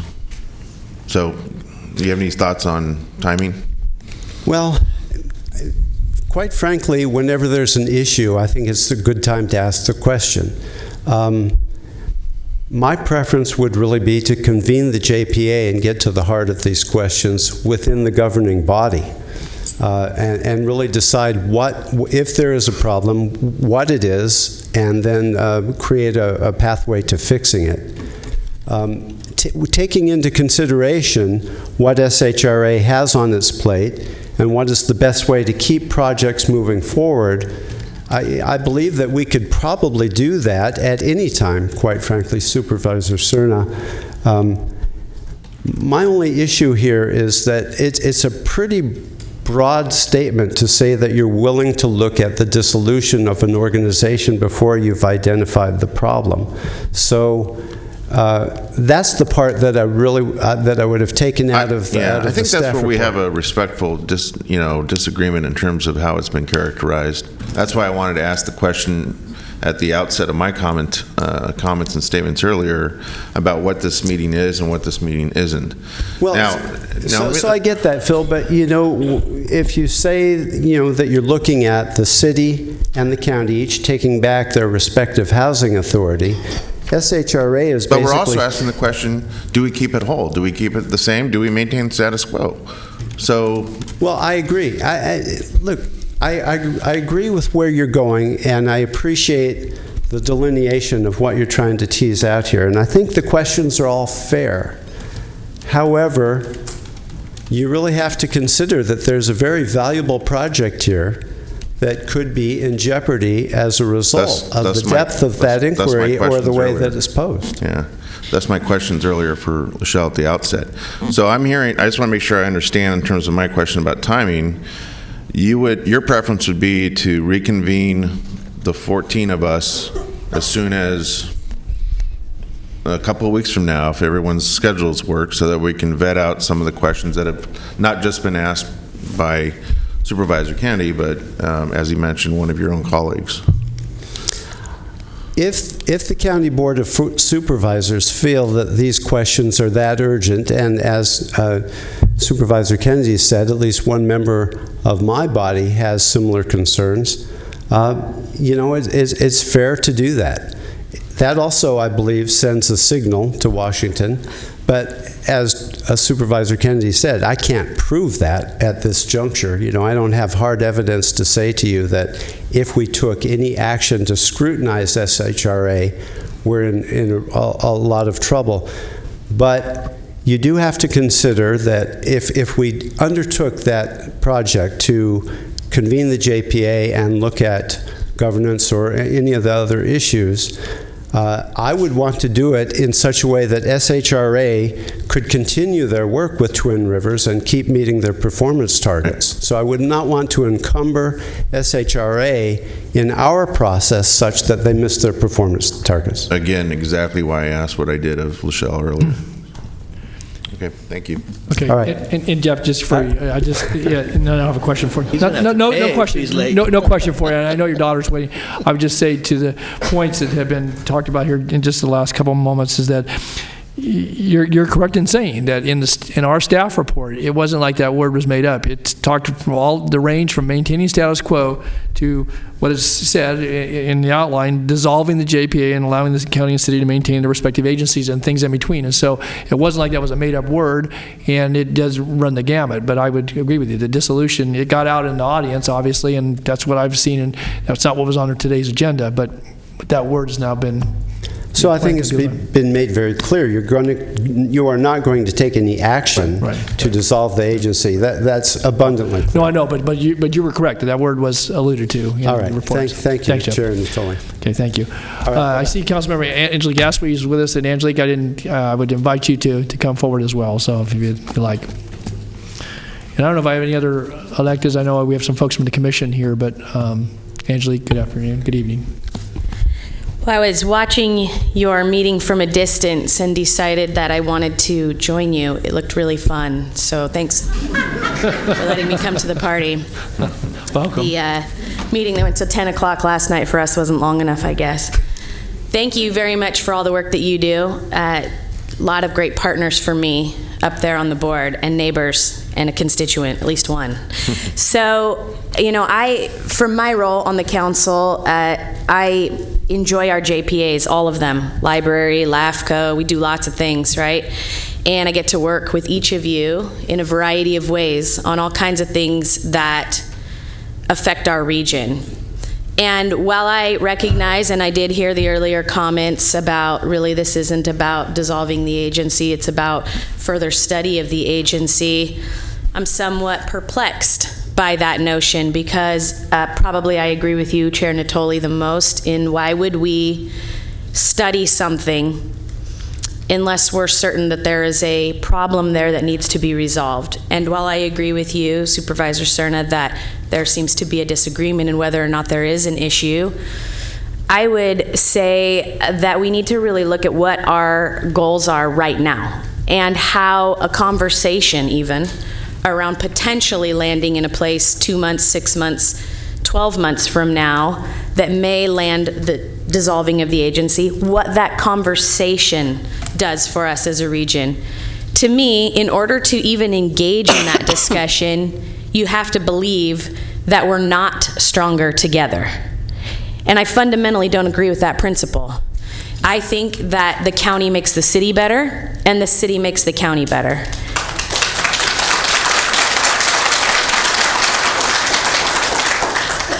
We also drive each other bonkers, but it's a good team.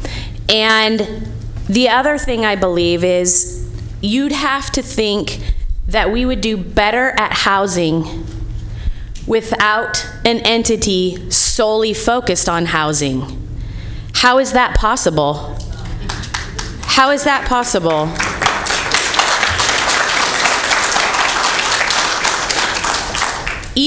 Each of our governances is facing tremendous challenges all the time. We all are, and you guys make huge decisions up there that are so important, and you know, we try to do our part too. How could we possibly be better by losing the brain trust that is not just Lachelle, but the entire staff that she's built, which, by the way, is the most ethnically diverse and gender equal agency under any of us in the entire region.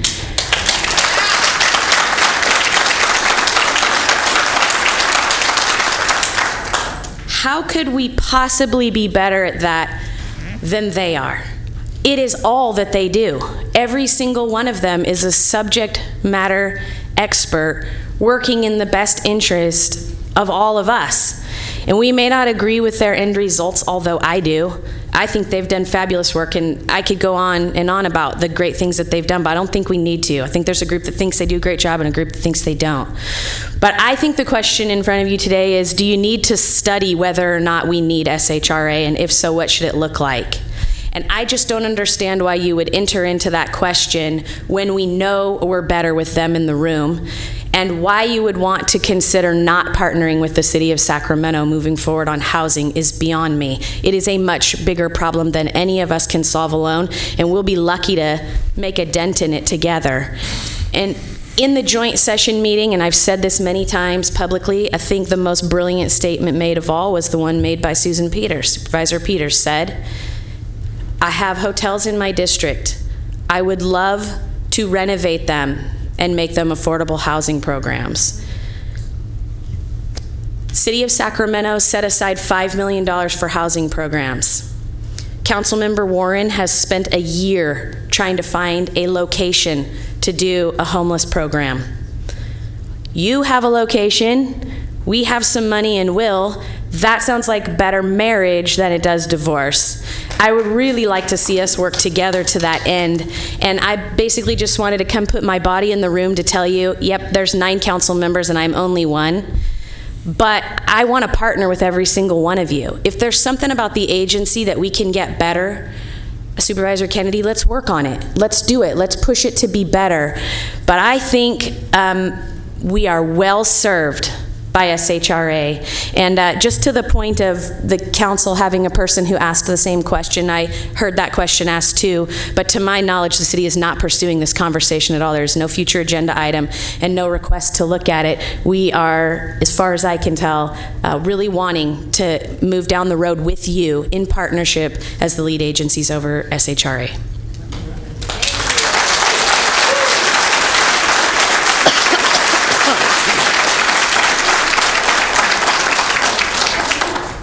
Thanks, Angela. Thank you very much. Thank you. Okay, we appreciate our comments from Councilmembers Ashby and Harris, and we have a number of folks that have signed up to speak. I know this party was here early in the afternoon. Jody McKay, followed by Robert Avalon, followed by Lauren Levrant. I think Jody was here about 2 o'clock this afternoon, I think. So. It's been a fun day. Thank you for having me. And I'm so short. I considered bringing We'll adjust it there. Just give me 1 second. And I am going to put the clock on for these, so if Wonderful. you keep your comments concise, please. Thanks. I was going to start with good afternoon, but I'll start with good evening. I'm Jody McKay, the CFO for Life Steps, and we provide social services for affordable housing residents in the state of California. Life Steps provides social services to properties that SHRA has contributed funding for construction or revitalization. SRH dictates specific requirements that need to be met at each property, and LifeSteps is contracted by the property developer to provide those services. So I'd like to share some observations of our partnership. We find SHRA to be a one-stop agency for affordable housing financing. They have the expertise on how to put complex financial packages together and leverage funding. Often there is a gap between affordable housing, available tax credits, and financial investors. SHRA often negotiates coverage gaps with local entities to make these funding go forward, and I know you all know that today as we've heard so much about it. We maximize our resources by having the housing experts manage the housing requirements across multiple jurisdictions. The tracking and accountability components tied to funding and tax credits are very complex. SRH excels at assuring compliance and has retained skilled staff to manage the deliverables of the multiple agencies, thereby reducing cost to the taxpayer. They are a values-led agency that holds all the residents' livelihood to heart.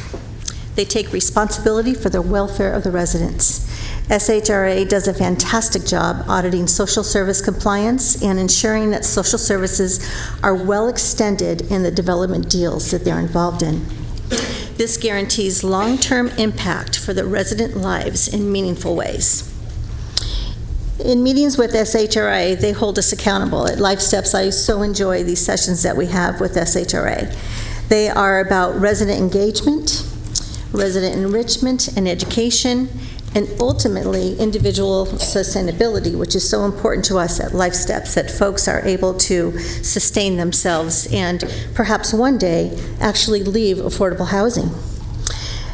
SHRA cares about the residents. Often when making decisions about programming, they always are asking us, tell me how the resident benefits and what are the quantifiable outcomes. They're always drilling it in.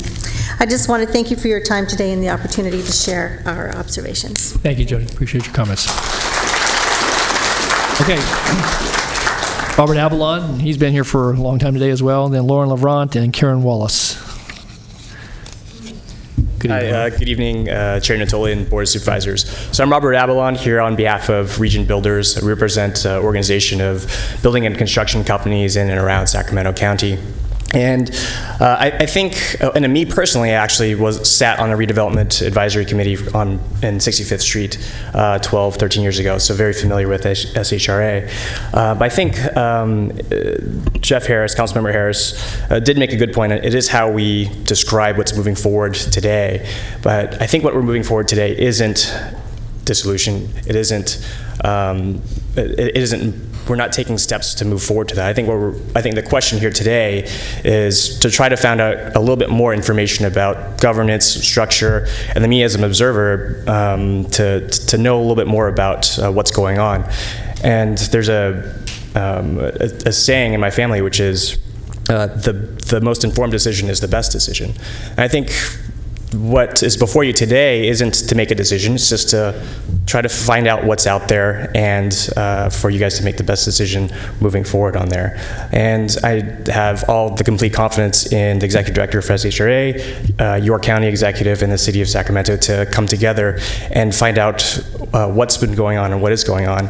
And it's just an evaluation. And I think that's how I'm taking a look at what this item is today.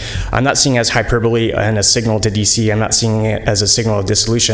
What I'm seeing is just information gathering and just to see what all the projects are going on, what staff are doing, and there's a very good chance of walking out of there of the public being more aware about the work that SHRA is doing. So I hope to have you pass this item and see what the report comes out after this. So thank you. Thanks, Ron. Lauren Lavrant, and then Karen Wallace and Jackie Siamosos. Good evening. Good evening. Chairman and supervisors. I am with McCormick, Barron, Salazar. We are the co-developers on the Twin Rivers development, which has been brought up several times today. I would really just like to echo a lot of the sentiments that both Lachelle and Councilmember Harris made earlier. You know, we're all aware of the $30 million that the project has already received, and we do share the councilman's concerns that some of these discussions that are being had here, although we do understand that it is still preliminary discussions and just a study, we are also concerned that that perception in DC is maybe not the best one at this time. So if there was any way, you know, I know timing is a big issue, but to maybe table the discussion or have it in a different way where it doesn't resonate as some sort of concern with capacity, which is, you know, as Lachelle mentioned, one of the reasons why Sacramento was selected. That was kind of the gist of it. I just wanted to kind of echo that concern, which I think was made very clear by both of them. So thank you very much, and have a good evening. Thank you, Lauren.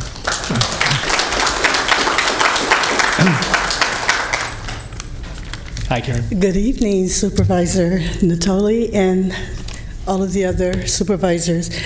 I'm here, I'm listening to all of the stuff that came before me that really deals with the financing and all of those higher level things, but I want to deal with the heartbeat of SHRA, and that's the people.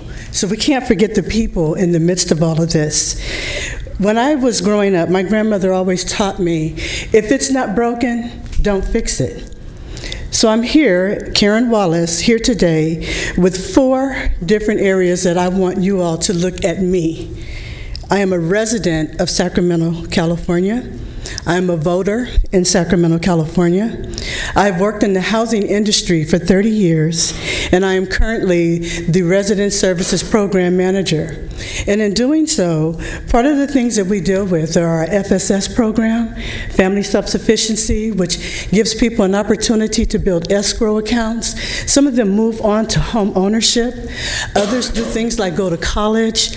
They do great things from the different programs that we're bringing forward for them. Another program that we do is an annual Father's Day celebration. It was one of the things that our former President Obama asked HUD. He said, hey, we need to celebrate fathers. We need fathers to take their rightful place in the home. So SHRA listened to what HUD said, and we started celebrating fathers. We would meet with the managers and have fathers who deserve to be picked and celebrated, and we would celebrate them annually, and it was usually right around Father's Day. By the way, we're going to do it this year, June 22nd, so I invite all of you out to join that fun with us. The other thing is our Jobs Plus program, which was set up for the city, but the county gets the benefit, because as we learn about jobs and as we are setting forth life skills classes and soft skills classes, the people who live in the city and the county both will reap the benefits of that. So the main factor with SHRA is that we're unusual because we're joint powers, and also we're unique because we're joint powers. So I want you all to just step back and think about the lives of the people who will be impacted if we make a decision to separate. Angelique Ashby said earlier, we're stronger together, and that is correct. We are stronger together. So I'm going to end with, if it's not broken, let's not fix it. Thank you. Thank you, Karen.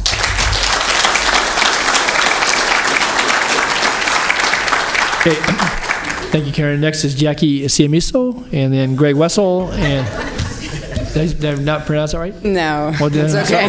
Well, I just didn't know about the spelling, so you tell me how I'd say it. It's Ciamaro. Like see you tomorrow. Oh, well, it looks like S's rather than R's, so That's Ciamaro. okay. That's okay. My apologies. That's all right. I pronounced it right if there were S's, but they were R's, so Right. Ciamaro. Jackie, welcome. So, Chair Natoli and members of the board, Jackie Ciamaro, President of the Employees Association, which represents the technical and professional employees at SHRA. 30% of our members live in and support local commerce in Supervisor Cerna's district, 15% in Supervisor Kennedy's district, 20% in Supervisor Peters' district, and 10% in each Supervisors Frost and Natoli's district. The members, many of which are your constituents that represent in the EA, request that you vote no in directing the county executive to engage with the city and SHRA to evaluate any changes to the Joint Powers Authority. SHRA provides an efficient and streamlined approach to provide affordable housing, and HUD's consolidated planning programs under one umbrella organization. We work diligently to serve thousands of residents in Sacramento and are very dedicated to the community.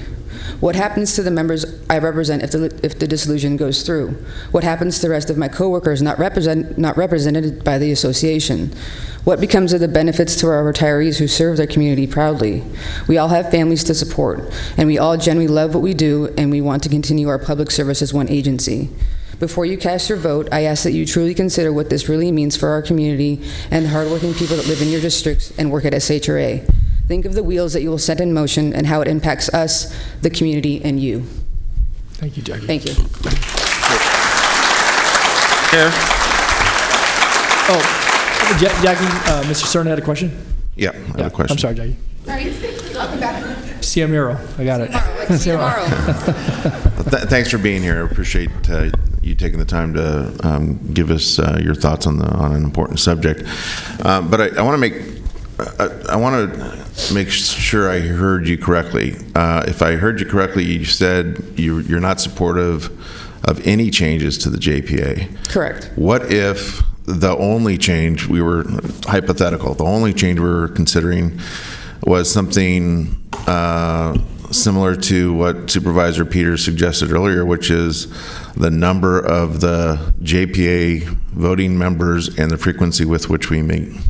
That I don't have a problem with. I think when you put out there that the four options were to maintain the status quo. No, I get that. I just want to make sure that I'm not hearing that there's just a blanket opposition to any changes whatsoever. What if this was renamed as a hearing topic, how to improve the function of the JPA? I don't suspect we'd have chambers full of folks, but that in itself would suggest that we'd be exploring changes to the JPA. So I just want to that's an important distinction. I want to make clear that I'm hearing you correctly. Yeah, I think that if you guys do vote yes today to explore the JPA and make, Lachelle and the executive staff bring all that document together, that you're kind of invoking, or you're giving the opportunity for the dissolution of the JPA that we don't want, because we want to remain a joint powers agency. But I guess what I'm saying is if the intent was, and it was carefully acknowledged, that this is about improving the function of the JPA, I'm not hearing that you're opposed to that. Not necessarily, as long as my members remain employed at the JPA. Okay, fair enough. Thank you. You're welcome. Thanks. Okay, Greg Wessel, and Greg's followed by Maria Avdalis Glastrakis. I think I got that. And if I didn't get it right, I'm going to do my best here. And then Heath. So, hey, Greg. Good afternoon, Chair Natoli. Good to see you all again. It's been a while since I've been here. My name is Greg Wessel, and I live in Gold River. I'm a retired SHRA executive of 24 years service.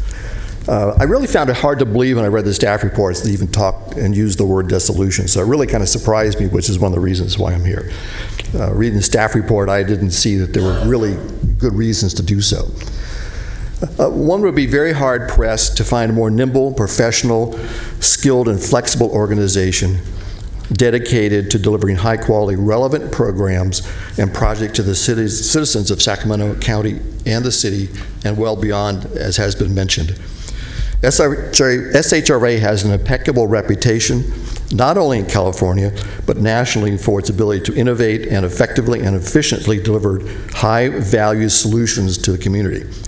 One brief example, from all of the many federal community development block grant programs, CDBG programs, HUD selected SHRA and just 4 others to develop the new National Consolidated Plan System, because HUD was so impressed with how well SHRA interfaces with the city and the county and many surrounding partner jurisdictions, and how well it runs its programs, and has done this for decades.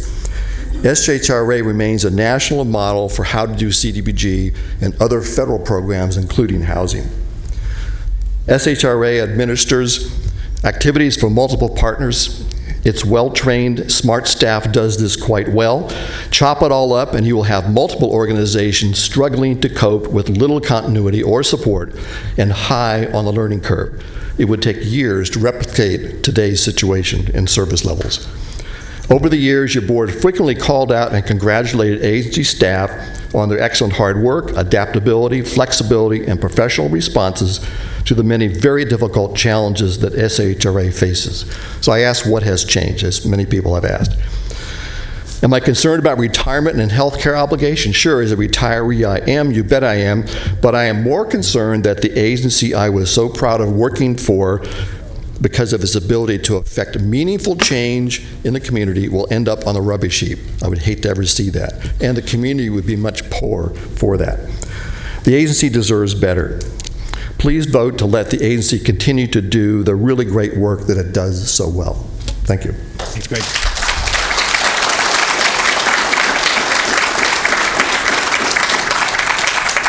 Okay, Maria, followed by Heath, followed by Jim Hare. Good evening, Maria. Good evening. I want to thank everyone on the Board of Supervisors for everything that you do for our community. I'm here to speak today as a resident of Sacramento County, but also as a commercial and residential property owner in all 5 districts of Sacramento County. I'm deeply concerned with the discussion to dissolve the JPA of SHRA, who has been given the task of helping solve the homeless crisis in Sacramento County. We as property owners are desperate for any improvement at this point with the homeless issues. As a property owner, we've spent tens of thousands of dollars dealing with the homeless damage and issues each year. Since the influx of homeless that have come into the county, the problems have been endless. In order to protect our tenants and our properties, we've updated security, installed cameras, installed stronger security doors and gates, hired private security companies, and have been forced to sign no trespass orders in order to deal with the severe offenders, only to be retaliated against with broken windows and damage. This last winter, we even had a homeless person set fire to one of our dumpsters and one of our office buildings. We've cleaned up feces, trash, needles on not only the exterior, but in the interior offices and retail spaces that are vacant. We have lost tenants to Roseville, to Rockland, and to surrounding counties because we can't clean up some of the homeless issues that we have spent so much money trying to do. Losing tenants costs us money. I know that you all know these issues and problems. We pay taxes on the rental income, we pay property taxes, we pay income taxes. But when we lose our income from the tenants, how are we supposed to pay the mortgages on these buildings? Instead of SHRA and the county focusing on fixing this homeless problem that is about to get worse if we do lose the funding in 2018 by the federal budget that was proposed, we are now talking about dissolving this JPA and this agency, which is a huge concern for us. The proactive plans that SHRA has proposed, I understand, is a 3-year process. I would encourage the county to take into consideration that we need action for these homeless issues.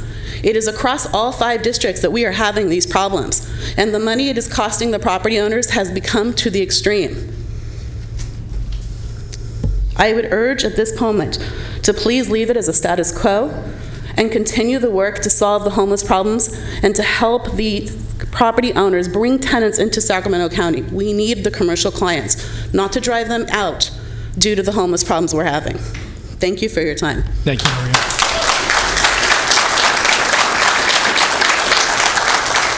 Okay, next, Heath Sharmuga, okay, and then Jim Hare, and then Michael Alcali. Supervisors, thank you for your time. I'm here today, and actually, I was planning on coming when I read what came out in the agenda. I was kind of shocked because I've been working with the SHRA group for over 10 years on a multitude of different projects, and I represent, and this is actually to Supervisor Frost, I actually am a realtor. I work with Colliers International. I've been in the industry for 25 years, and I come across a multitude of companies that I work with in the industry. And I tell you, I have not found one that works about as efficient as SHRA does. And the accountability standards they put not only on me, but their staff, it's quite impressive. It's unlike any other company I've worked for. So I have to tell you that they are probably one of the most efficient agencies I've ever had the pleasure of working with. There's something that's unique about them and the service that they provide to the community. It has always been on their forefront of every single decision they make. It's always about what's best for Sacramento, what's best for the community. And the thought of that agency pulling together the county and the city of Sacramento, working jointly with them to provide more housing units, is exactly what we need. We have troubled times here in Sacramento. We're trying to find companies to come here. Providing more residents, more units, more housing is exactly what we need. I just don't see that happening without the efficiencies of something like SHRA and what they provide currently. So I urge, if there is an issue that needs to be resolved, let's resolve that issue. I agree with Don Natoli, Supervisor Natoli, in the fact that, yeah, there's a lot of things in this report. If anybody bothered to read the SHRA report that was provided, a lot of those answers are right in there, and it's been provided. If there's another issue that needs to be solved, I think we need to solve that issue, and let's deal with it head on and figure out what that exact issue is, deal with it, come through it, and get on the other side and move on to provide more housing for Sacramento residents. Thank you very much. Thank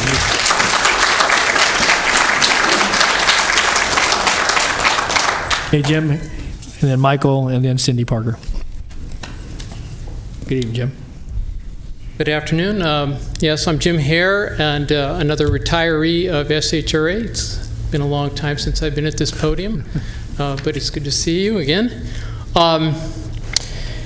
I am not here to talk about how the dissolution of the SHRA could affect my retirement, although it could, because that is one of the alternatives that's on your agenda. I'm more concerned about how that possibly could affect the social services network and social services net in Sacramento in general.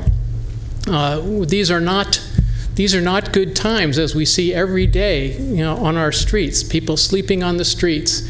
And we know that we have to be doing everything we can in the best possible way at this time. And one thing I think you need to look at, if you're going to study this, you need to study the cooperation that has happened between SHRA and the county over the years, because it's been excellent cooperation.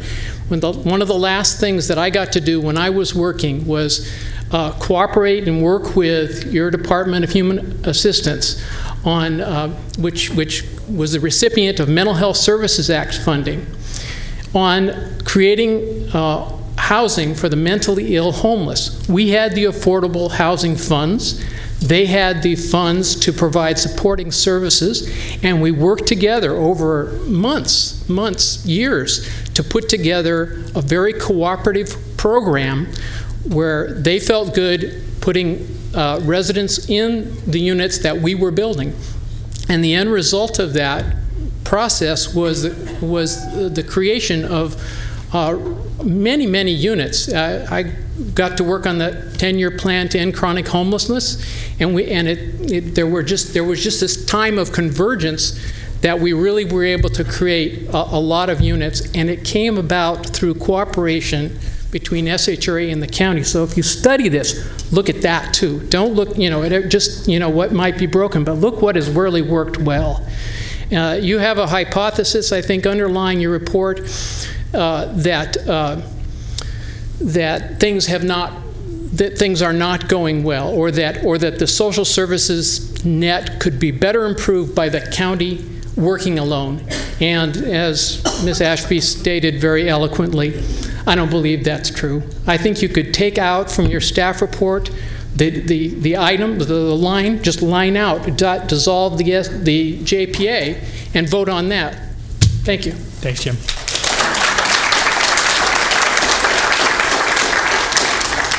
Michael, and Cindy, and then Frank Vaquera. Michael, good evening. So forgive me, I was watching my daughter give a practice graduation speech the other day, and all the kids came with their little smartphones and read from them. So since my printer doesn't work, I had to do this too. Good afternoon, Chairperson Natoli and Supervisors. My name is Michael Alcalay and serve as a Sacramento County Board of Supervisor appointee to the Sacramento Housing and Redevelopment Commission. I have also had the honor of serving as chair for 2 terms, and I do not currently serve as chair. My appointment came at a time when our economy was in rapid decline and we were fighting to keep programs whole and people housed. That same year, redevelopment, after 60 years, ended when the legislature passed and Governor Brown signed AB 26 to redirect redevelopment funds to education. With the retooling of SHRA in the aftermath of the dissolution of redevelopment, the staff and commission recommitted themselves, us, to provide better livable and affordable housing, even as the country continued to see cuts in government programs that greatly reduced funds for housing, social services, and mental health services. These cuts, in my belief, helped to skyrocket homelessness in Sacramento and the rest of the country, which is, I believe, why we're kind of here today, because I'm the second longest serving member of the SHRA, next to Gail Morgan, and have been through the dissolution of redevelopment, through the downturn of the economy, to the city of Sacramento wanting to do exactly what you're doing, but they spent more than $100,000 plus staff time to come back with a report that said, hey, things were okay, here are a few things to look at. So I would hate to repeat that spending of money. Now with a reduced staff, greater workload, SHRA was able to survive these difficult times. They had to cut back staff, and their staff recommitted and worked twice as hard to really help the families that we serve. And they managed to, and in the meantime, get this, in the meantime, they managed to get top HUD recognition, and they score you on the scale. And we were constantly in those years exceeding all expectations and getting close to the tens. And I don't remember the scale exactly, but we were one of their top performers in the country. Awarded the prestigious Promise Zone designation with the hope of bringing millions of more dollars to Sacramento, retrofitted and modernized older properties, and have begun the process to update 3 of the largest city-county owned affordable housing complexes here in the city and owned by the county. Today, as I talk to you about the future of the SHRA JPA, I want to tell you what I love most about the SHRA, and that is the JPA was designed to be a better way to collaborate between the city and the county to solve some of our region's most pressing issues, and that was back in 1981. I have learned a lot while serving on the commission, yet at the same time, I believe we are at a point where we have an opportunity to strengthen the JPA. I think we can look for ways to improve it. If one of the ways is to reduce the number of JPA members that attend meetings, but I have to tell you, in the 6 years that I've been on the JPA, and I'm sorry for going over time, we didn't have... Yeah, I'm summing up right now. We haven't had one JPA meeting until January. So with that, I implore you to look at ways to strengthen it, but they do a great job. Thank you. Thanks, Michael. So Cindy, and then Fran Vaquera, and then Cyrus Yosefi. Hello, Chair and members of the board. My name is Cindy Parker. I've been an employee at SHRA for over 30 years. I have weathered many storms at SHRA, and it is very disappointing and discouraging that the employees of the agency continually have to worry about their jobs and their future. The employees at SHRA are more than dedicated to their jobs. Many are long-term employees, and many are new and are very community-oriented. SHRA has done fantastic projects and work in the community, plus housed many, many families, seniors, veterans, and now homeless. SHRA has always and continues to produce outstanding and award-winning projects. It is a shame that these hard-working and dedicated employees must continually worry about these politically motivated upsets that seem to plague the agency. SHRA has cultivated a very knowledgeable and sufficient staff through the years whose projects and service speak for itself. Yet the agency is continually trying to prove itself. Please consider leaving SHRA a freestanding JPA agency and govern it as the county sees appropriate. Thank you. Thank you, Cindy.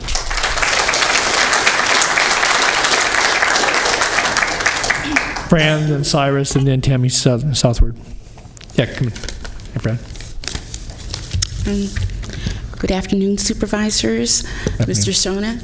Serna, excuse me. I'm in your district, Oak Park. Okay. All right.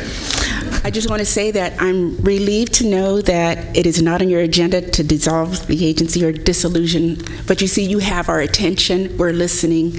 So if you ever do, we'll be back. Just wanted you to be aware. I just wanted to say that SHRA does a lot more than just talking the talk. We all walk the walk from the bottom to the top. Even the resident trainees to the executive director, everybody comes in with the commitment and passion and desire to serve the community on a daily basis. I am also aware that even some of our managers come into work before the sun rises and don't go home until past dinner, sometimes even after that. And that's really impressive because we know that they don't earn overtime. They're doing it for the desire of the accomplishment. And we don't always agree, but we're definitely not quitters. Our common thread is community service. We serve other nonprofit organizations. We serve low-income families, seniors, veterans, homeless alike based on available funding. SHRA is also a city-county entity, which also means that we serve the city of Sacramento and the county of Sacramento. I've read or heard of valid reasons. I haven't read or heard of any valid reasons to justify dissolution, but I understand your need for questions to be answered. In our language, that's called the status update, and I think we were lost in all your terminology, so that's why we're here. Okay? So I just wanted you to be aware that the thought of all of us being at risk of unemployment or possible dissolution, even if it's 2 years, 3 years down the road, it's still disturbing. You know, all of us have families, and we are here for each other. We're not just here to represent ourselves. We're here to back each other up. Thank you. Thank you.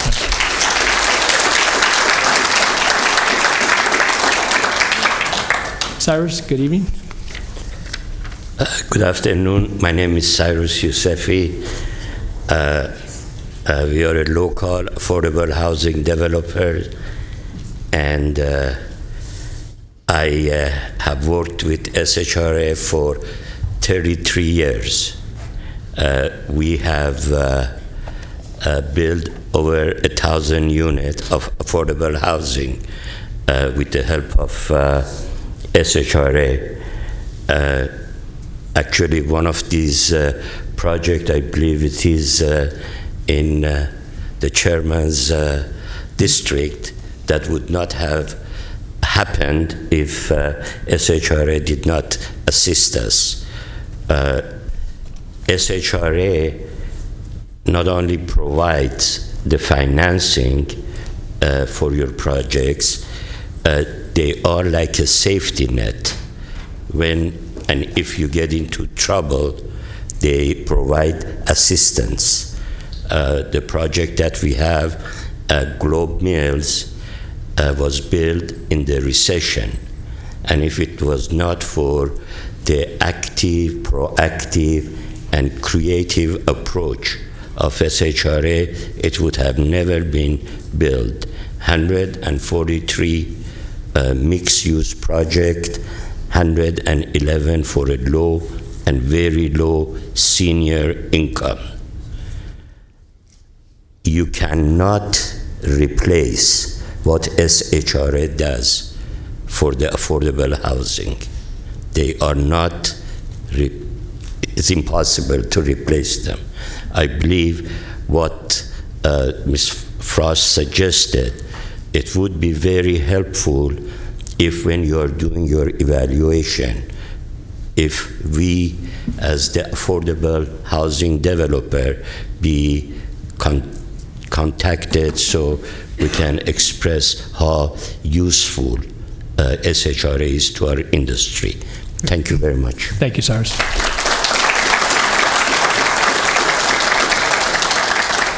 Okay, we have Tammy, then Andrea Hoagland, and then Greenfield. I think Patrice. I think it's Patrice. Okay, thanks. Hi, good evening, Chairperson Donatoli and the rest of the chairs, and my fearless leader, Lachelle Dozer. I come to you tonight just to speak on behalf of SHRA. I'm not only a employee of SHRA, but I'm also a tenant of SHRA housing at Twin Rivers. When I started out, I was on the path of almost becoming homeless. I was taking care of my mother, who was in excess of 90 years of age, and when she passed away, I lost her income and I lost my income because I took care of her as an in-home support service caregiver. And so I had no income, but being a tenant at Twin Rivers, it provided me still to have housing. And then when my unemployment ran out from working with IHSS, then along came the resident trainee program that I was part of for 2 years, and very appreciative of that because, and it's just a blessing. The whole organization is nothing but a blessing to me. But I worked as a resident trainee for 2 years, and then 2 weeks before my resident trainee program was up, I was hired as a permanent employee there, which took place in January of this year. And I'm just very, very thankful of SHRA because I could have been homeless, and every day when I drive home to work from the 801 location to Twin Rivers, I have to drive down C Street, and I see all the people that are there sleeping in tents, families with children, and you know, that could have been me. And I'm sorry that I get emotional about this, but it could have been me. It could be any one of us at any time. And so I'm just so thankful for SHRA and all the good work that they've done and just the blessings that they have provided for us. Thank you, Tammy. Thank you.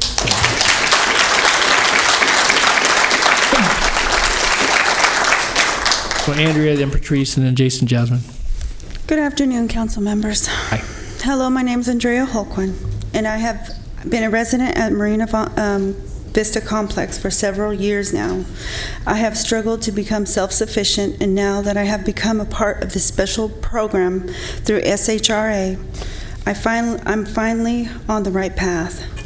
Marina Vista has a Jobs Plus program, which is an on-site career center that provides residents with the resources to overcome barriers and meet educational and career goals.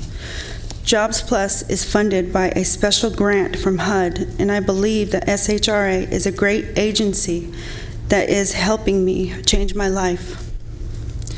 The Jobs Plus program has helped me build a foundation of independence by getting my high school diploma, and has helped me with the opportunity for work through the Jobs Plus with full-time. If not for this program, I would not be thriving in the community and looking forward to new opportunities. In fact, I don't know where I'd be. And now, as a resident ambassador, I can help others in my community by leading by example. Thank you. Thank you.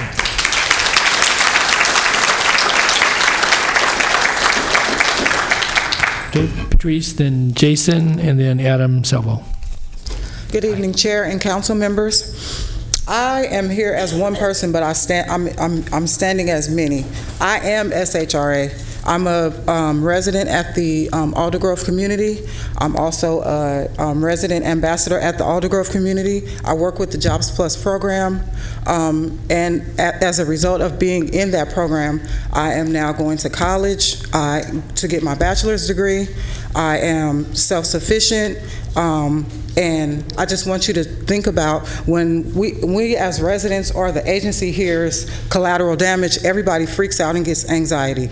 And I just want to say, as a threefold cord, we're not easily broken. The Sacramento Housing Redevelopment Agency, the City of Sacramento, and the county. As a threefold cord, we're not easily broken. Thank you.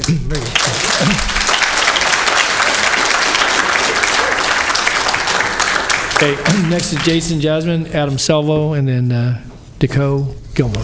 Good evening, Chair Natoli and members of the board. I'm an attorney that represents the Sacramento Housing and Redevelopment Agency Employees Association. I've been doing so for about 12 years now. I've worked with a lot of the employees, most of whom that I've worked with have actually been here longer than I have. I know the great work they do, and one of the things that I wanted to point out was that words do have meaning. And when we talk about evaluating the dissolution of the agency, that has meaning. That's not just something that we throw out lightly. If you tell me you're going to study whether or not to burn my house down, I'm not going to wait until you decide to do it to take precautions. And so we're here because we are concerned about that. We are concerned about simply saying the fact that you are considering the dissolution of the agency will cause an exodus of employees. We have employees that have an enormous amount of experience and knowledge and smarts when it comes to the work that the agency is here to do. And if they are told that you are going to study whether or not to dissolve them, to get rid of them and their jobs, that has meaning, and you will lose them. You will lose many of them. I know, I represent them. They come to me, they tell me about their concerns, and I know that just seeing this notice has some of them looking for jobs. And right now, when we've heard that the agency is in the middle of an enormous amount of work, important work for the county and for the city and for the agency itself, now's not the time when we can afford to lose that amount of experience and knowledge and understanding, especially given the fact that, having read the staff reports, as I was asked to do by my clients, I haven't seen a single reason for why we would be moving forward with this study. None was given, no reasons. We don't fix problems, as I've heard a number of people here say tonight. You don't fix problems that don't exist. There wasn't a problem mentioned that needed to be fixed. It's a solution in search of a problem.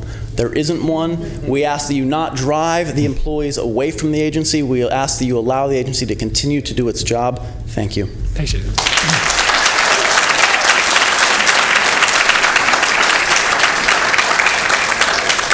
Adam, good afternoon. Good evening. Thank you for supervisors for giving me this opportunity. One of the things that I don't want to resonate everything that's already been said, but some of the things that while I was listening, Supervisor Kennedy and Supervisor Cerna, some of the things that were stated earlier was the fact that this was a hearing to talk about the evaluation of the possibility of dissolution. You said that word, dissolution. On your agenda, on the website that I'm at right now, it says the future of Sacramento Housing and Redevelopment Joint Powers Commission. That's a concern. I understand there's semantics there. But what it comes down to is that if you tell someone there's a possibility that something might happen, people are going to start worrying. Everybody in this room has already talked about their concerns for what the justification is for this type of evaluation. When I came on board about a year ago with SHRA, I was notified that with some of my work that I've also helped support, that we are been evaluated by HUD, and HUD told us that we exceeded their expectations.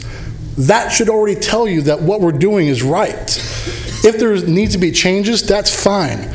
But typically, if you go to a court of law, Ms. Peters, there has to be reasons why you went to that court before you start hearing people ask questions, right?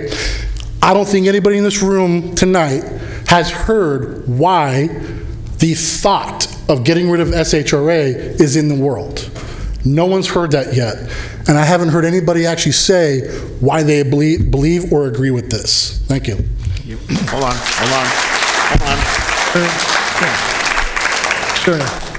I just want to make it clear. I did not have any part in the development of the staff report. I wasn't consulted about it. I think it was an absolute mistake, and I'll say it publicly, looking at the CEO, that the word dissolution was used.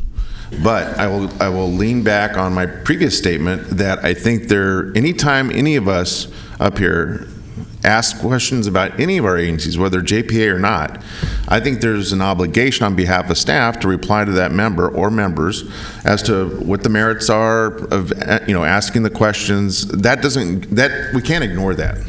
So I want to make it clear, because you mentioned my name. Right. I didn't have anything to do with any reference to dissolution, the incorporation of that term into the staff report. I think it was a mistake.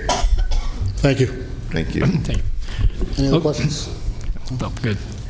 Okay, I have Deco, and then I have Howard Jones following her, and then Isaac Dozier. Good evening. Good evening. My name is Deco Gilmore, and I am a resident of the Twin Rivers apartment complex that is kind of in question. I've been a resident there for 16 years, and I know that seems like a long time to live in housing. I landed in housing after being homeless with 2 jobs, and I was very happy to have housing. Living in housing has afforded me to be able to work part-time and be a parent full-time, and I have 5 children in college, and 1 graduates next week from Santa Barbara University.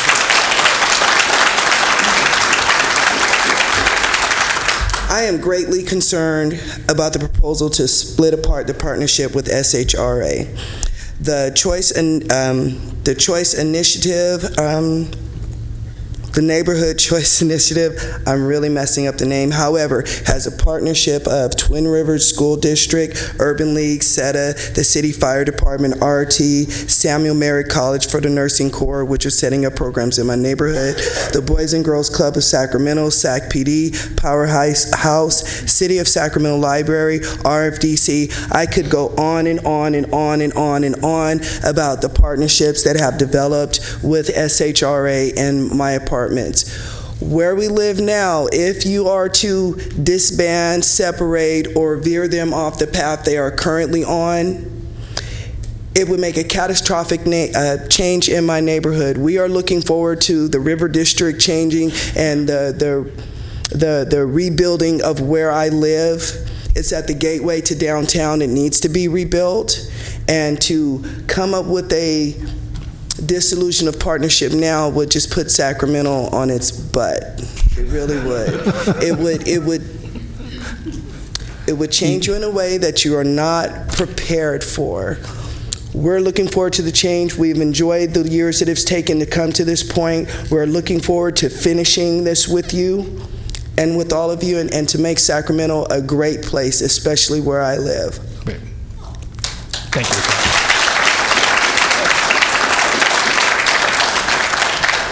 Thank you, Nicole. Howard, no questions. We don't want to be on our butt. Okay. Howard Jones, Isaac Dozier, and Alex Green.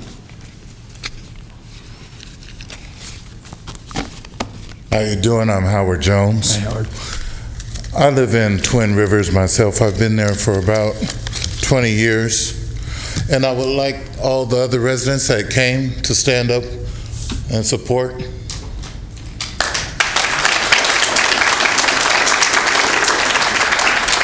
Thank you. We have many housing residents that are in this building and have been in this building. I've been in Twin Rivers over 20 years. I've been a caretaker for the property, and I still am. I've been part of the health and wellness program. I was one of the first graduates, and I've been a resident president twice. I'm currently caretaker at the property. If you split, how does that affect me? We do a lot of resource work. How does that affect the neighborhood? How will we be impacted with the elimination of Twin Rivers? My income, because I work as caretaker for SHRA. Housing options, because there may not be able to have affordable housing, and I might not be able to move from place to place if changes come about. I and we have a great relationship, the residents and the staff at Twin Rivers. That's something you cannot break up. If you break that up, who knows what's going to happen? Please understand, this is something that needs to happen. There's not only the residents in my complex, but it's residents all over Sacramento, maybe all over California, that will be affected. If you want to affect it, bring back Affordable Housing Act. If you can't do that, leave it alone. Keep Ms. Dozier in her position and keep everybody happy.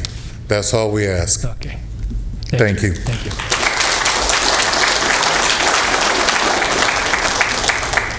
Hi, Isaac. Hello. Good evening. My name is Isaac Dozier. I'm Regional Vice President for Urban Strategies. I come to you as a collaborator and a partner of SHRA and the JPA as it currently exists. Urban is a 40-year comprehensive community development corporation that works all over the country. We're currently serving 23 cities and over 26,000 families, of which 9 of those cities are choice implementation grants. Urban, and to be 100% clear, Urban has received, with partnerships like SHRA, awards for at least 9 out of the 21 choice grants that has ever been awarded nationally. I don't want to rehearse some of the things that were said today, although I thought they were very poignant and important. And I heard you loud and clear, Supervisor Cerna, that today the conversation is just the beginning. But it's a couple things that I want to point out, because there was a lot of speculation about the impact this would have in the White House. While I cannot speak for HUD, what I can do is point out a few facts for you. Because we are working at 9 different cities with choice, I feel like we have fiduciary responsibility as partners to share with you what some of our thoughts are on the impact that this can have. Let me just start off by saying you are a world-class relay team. You haven't been awarded 1 grant from the federal government. You've been awarded 4 in the last 4 years. So if this was an NBA championship team or an Olympic track team, you'd be in the Hall of Fame. That's something to not take lightly. You have had 2 choice planning grants, an implementation grant, and a Jobs Plus grant, all from the same agency, all under the current leadership. Now, the choice grant at Twin Rivers, in fact, was in a competition with 38 different cities. So make no mistake about it. The competition was fierce. In a mid-major agency such as this one, a lot of people didn't think had a chance. It's through the leadership and the vision that you have in place and this board in support of it, this is how it happened. And so we can't speculate how HUD is going to respond to this conversation, but what the facts are, you have been awarded 4 based on your current leadership capacity. And I know my time is out, but let me say one thing. Okay. There's some real impacts to this work in real time. We're in the process of planning for family relocation, over 200 households. And how the timing of the grant is imperative, because we're working closely with SHRA to prepare those families for relocation this summer. So, Supervisor Cerna, it is important that the staff are squarely focused on the needs of the families and the people that are impacted the most. Thank you. Guys. I appreciate you coming.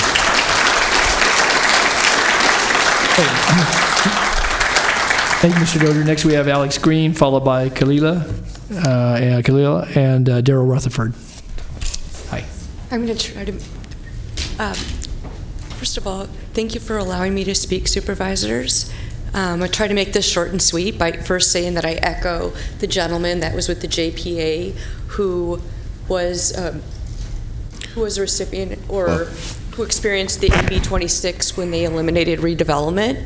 I've been with the agency for 12 years, and I've had the privilege of working in 3 separate departments. First and foremost was with redevelopment, and I got to work with a lot of amazing, talented redevelopment planners, and it was really sad to see that all broken apart. And Lachelle, thank you.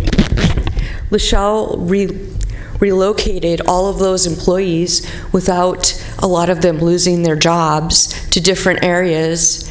And one of the next areas that I had the privilege of working in was real estate and construction. And I want to say that it's a small department, but they work as hard as 20 people, and there's only a handful of them. And during the time when they had the dissolution of redevelopment, and we were asked to take over a lot of the vacant properties, we ran into a lot of knots. I call them knots, but it's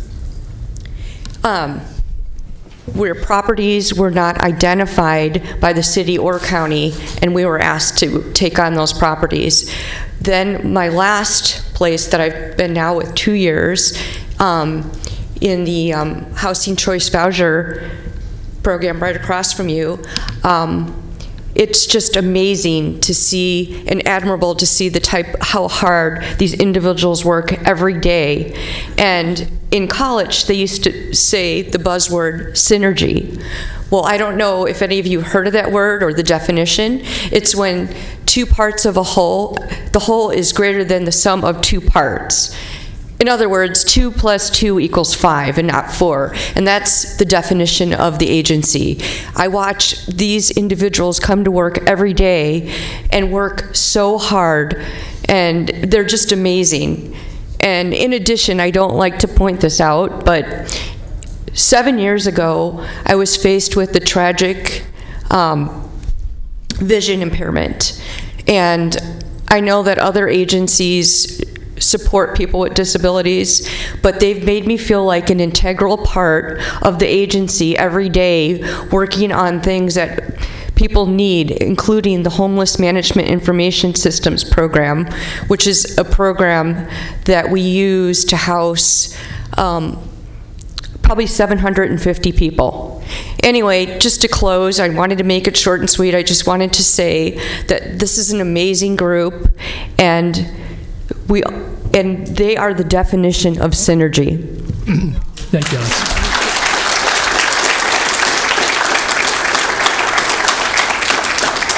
Okay, next Kalila, and then Daryl Rutherford, and then Mark Weiss. Good evening. Good evening. My name is Kalila Hammond, and I am also a resident of Twin Rivers community. Twin Rivers, the SHRA program, offers a resident training program that I took advantage of to become more self-sufficient. I graduated that program 2 years ago, and now I am a permanent employee with SHRA.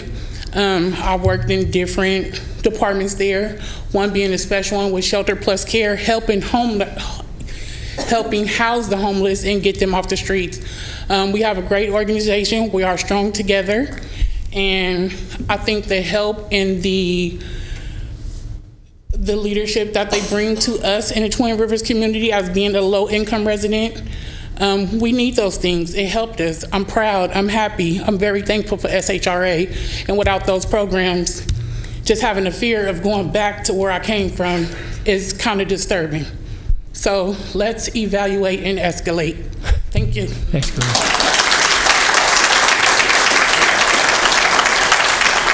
Okay, next, Daryl Rutherford, Mark Weiss, and Sarah Steinhammer. And we just have a few more speakers, and we'll have to go. Hi, Daryl. Good evening, Chair Natoli, supervisors. Thank you very much for having us here this evening.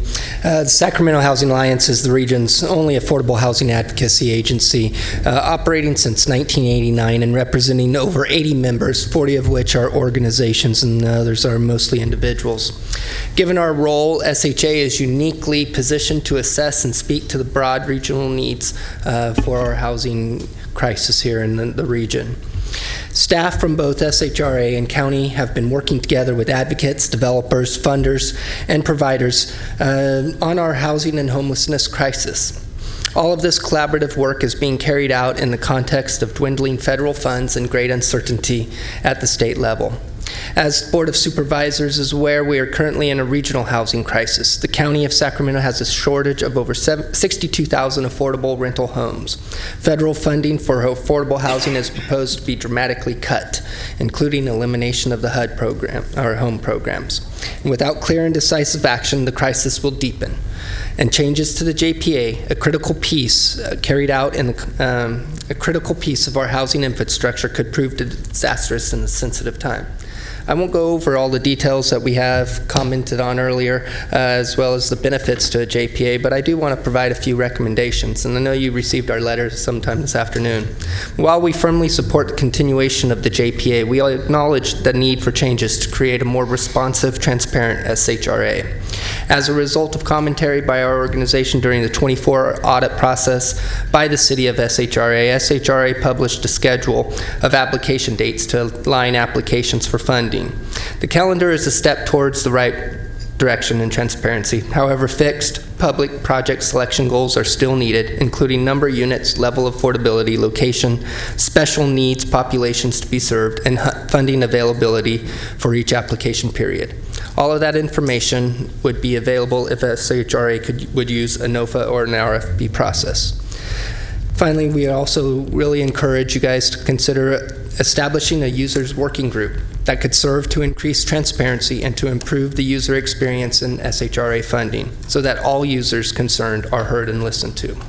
I also believe that this is a great opportunity for the both elected bodies to come together as the JPA and really work through what these potential problems could be that you could be addressing. And on to the conclusion, the city and the county are in the midst of this growing housing crisis and facing potential additional losses in housing funding. This is the time for collaboration, not less. All stakeholders in the process agree that solving the housing crisis is not easy.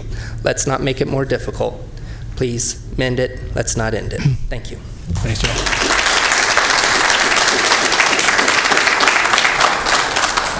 Mark Weiss, is Mark still in the audience? Maybe he had to leave or stepped out for a moment. Then Sarah Steinheimer and John Foley, and then Brenda Wilbanks. Good evening. I'm Sarah Steinheimer with Legal Services of Northern California. We are the legal aid agency in Sacramento County, which means we represent low-income people in civil matters, including housing, healthcare, education, and public benefits. Every year, we have hundreds of clients who are either SHRA participants who, in their Housing Choice Voucher Program or their public housing program, or who are in need of their housing programs and are on their wait lists. Through our experience representing low-income tenants in Sacramento County, we believe that there is a great benefit to having one and not two housing authorities, and we'd like to in the community. First, accessing affordable housing is a difficult process. There's not enough of it. There's long wait lists because there's not enough of it, and there's sometimes complex rules that tenants must maneuver and understand to access it. By having two housing authorities, we think that that would be a barrier for tenants who are trying to access affordable housing, and it would add in unnecessary complications and make it harder rather than easier for people to get into the housing that they need and that SHRA currently provides. Second, we think that having two housing authorities rather than one would make it more difficult for families to move who are current participants in the program. Our clients often do have to move for a variety of reasons. Sometimes a tenant who has a housing choice voucher has a landlord who decides they simply don't want to participate in the program anymore, and they have to move at no fault of their own. Sometimes our client might be a survivor of domestic violence and has an issue with her abuser coming knowing where she lives, and she must move. She might live in public housing and need a transfer to a different public housing unit. Currently, the process to move within public housing, there's more options to move because the one housing authority deals with all of the public housing units. And so with two housing authorities, a tenant might be more limited as to where she or he could move.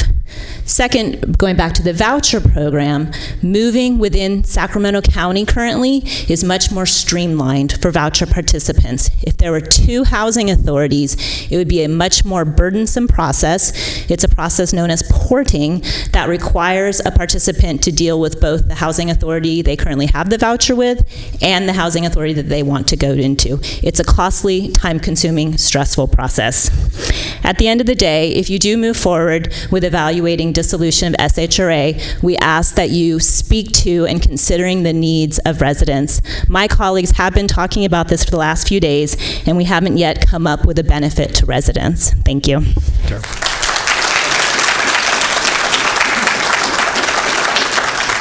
John, and then Brenda Wilbanks, and then Paul O'Daniel. Hi, John. Chair Natoli, members of the board, my name is John Foley from Sacramento Self-Help Housing. I think I do know the problem that you're being driven to or by, and it's the housing crisis. You get calls, your staff gets called every week by people who are surprised and shocked and discouraged that they can't find a place to live, and you're looking for some way to provide an answer to them. You're being responsible civic leaders, by feeling like you should know or be able to figure out a direction forward to provide more housing for your constituents. You're looking at SHRA as the housing provider, and you're saying you're not providing housing for everybody. There must be something else you could do.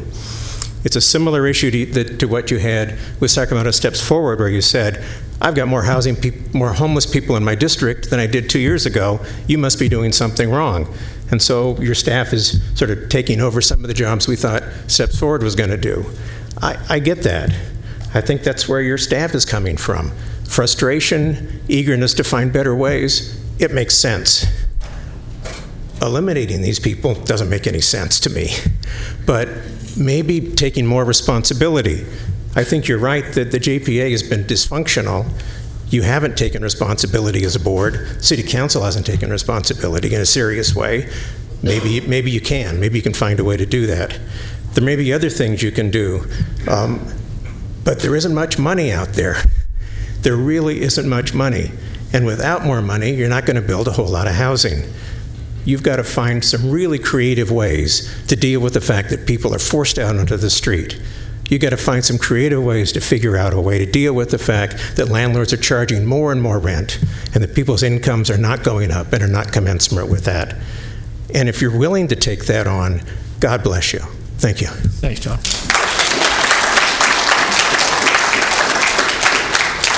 Brenda, then Paul, and then Paul Powell. So Paul Daniel and Paul Powell. Brenda, good evening. Supervisors, thank you for the opportunity to speak. My name is Brenda Wilbanks, and I have been an employee for SHRA for the last 32 years. At the risk of being redundant now, I would like to reiterate that SHRA is a strong, well-run agency that has a long history of providing excellent, low-income housing resources to thousands of families in the Sacramento region.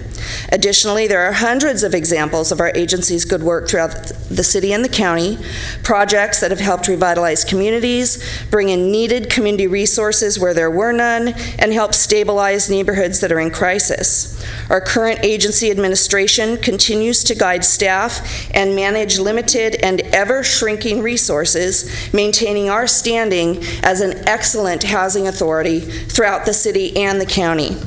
SHRA staff are highly skilled and extensively trained to operate under strict HUD guidelines and regulations, serve our clients with dignity and compassion, and repair and maintain housing resources at a level that is frequently applauded as some of the most outstanding affordable housing inventory anywhere in the country. None of this is easy. It's complicated, it's intense, it's rewarding, and we are good at it. Please consider the impact that you would have on hundreds of employees by separating these two housing authorities, by dissolving this JPA. Employees would lose their jobs, retirements, benefits. The ripple effect to their families and to your communities would be tragic. Please do not do this to our agency. Our leadership and all staff at SHRA are a valuable resource to you. Thank you. Thanks, Brenda.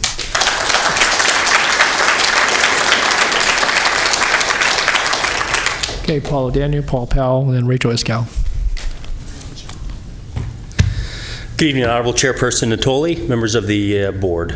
My name is Master Sergeant Retired Paul O'Daniel, and I'm a constituent of District 4. I'm a 24-year combat disabled veteran, and I've served in pretty much every conflict you can think of since 1989. I'm very involved with the Veterans Administration and personally know veterans who have had difficulty transitioning from their time overseas and ended up homeless. Fortunately, I am not one, and I get to help these folks a lot. I spend a lot of time in the VA. I spend a lot of time in the VFW helping and getting people the help they need. SHRA has a program that serves the homeless veterans called the VASH program. I'm sure you're all familiar with that. Recently has provided vouchers to Mather Veterans Village Project, the groundbreaking of which I attended. I was fortunate enough to be on the front side for the groundbreaking, and I was fortunate enough to be on the ribbon cutting when they opened. I was fortunate enough to go and view those rooms that our veterans live in. I'm very grateful to SHRA for providing vouchers to those homeless veterans who now have a place to call home. With the dissolution of the Joint Powers Authority, the ability to creatively develop such projects will be eliminated. Which agency can bring all the partners, including city, state, and federal resources together? With the dissolution, the housing authorities under SHRA will be split between the city and the county. We've heard numerous accounts this evening on why that's not the best move. Based on just a little bit of research I've done, approximately 75% of the 12,000 Housing Choice Voucher families live in the city of Sacramento. And logically, the city of Sacramento can ask to administer their own vouchers. This means that approximately 9,000 vouchers may be under purview of the City Housing Authority and only 3,000 vouchers under the purview of the county. With such limited resources, there will be very few vouchers available for new projects, which I understand only happens when somebody dies or leaves the program. So what happens to the promise that was made earlier this year about the 1,600 homeless with vouchers in 3 years? How will you build new affordable housing like the Mayfair Veterans Village that desperately needed? I'm extremely concerned about dissolving the agency and SHRA's Joint Powers Authority. One, we're removing the efficiencies that SHRA has been serving by both city and county. You're not going to be able to house the 1,600 homeless that was promised earlier this year. You're wasting a significant amount of time and amount of taxpayers' money by creating and duplicating efforts. Limited funding should go to build projects, not to retrain people to do a job that's not broke. Most importantly, creating hurdles to move families who want the ability to seamlessly move between the jurisdictions. Thank you very much. Thank you, Paul.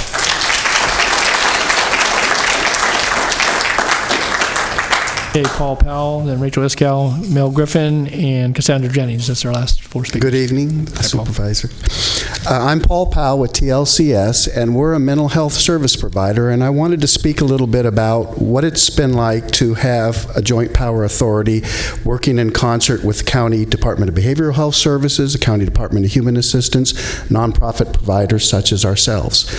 In thinking back about the range of housing options that we've been able to develop over the years, two words come to mind about what it's been and what it's taken to develop housing and a housing range, and it's been flexibility and creativity that have been displayed by SHRA staff over these years. I looked at the staff report, and I looked at all of the resources that SHRA is responsible, particularly federal block grants, CSBG, CDBG, in addition, city funds, tax increment funds, Shelter Plus Care funds. 100 of our residents that we serve in our county-funded mental health program live in the community with Shelter Plus Care certificates. Home funds, HOPWA funds. At one point or another, SHRA staff have creatively assisted us to secure every single source of funds on this list. And we've been able to provide services and supports and housing for citizens of Sacramento County with severe and persistent psychiatric disabilities. And I just wanted to impress the dedication and long-term commitment that this county has had and that SHRA has displayed in serving some of the people with the greatest needs, particularly those that were homeless. Thank you. Thank you, Paul.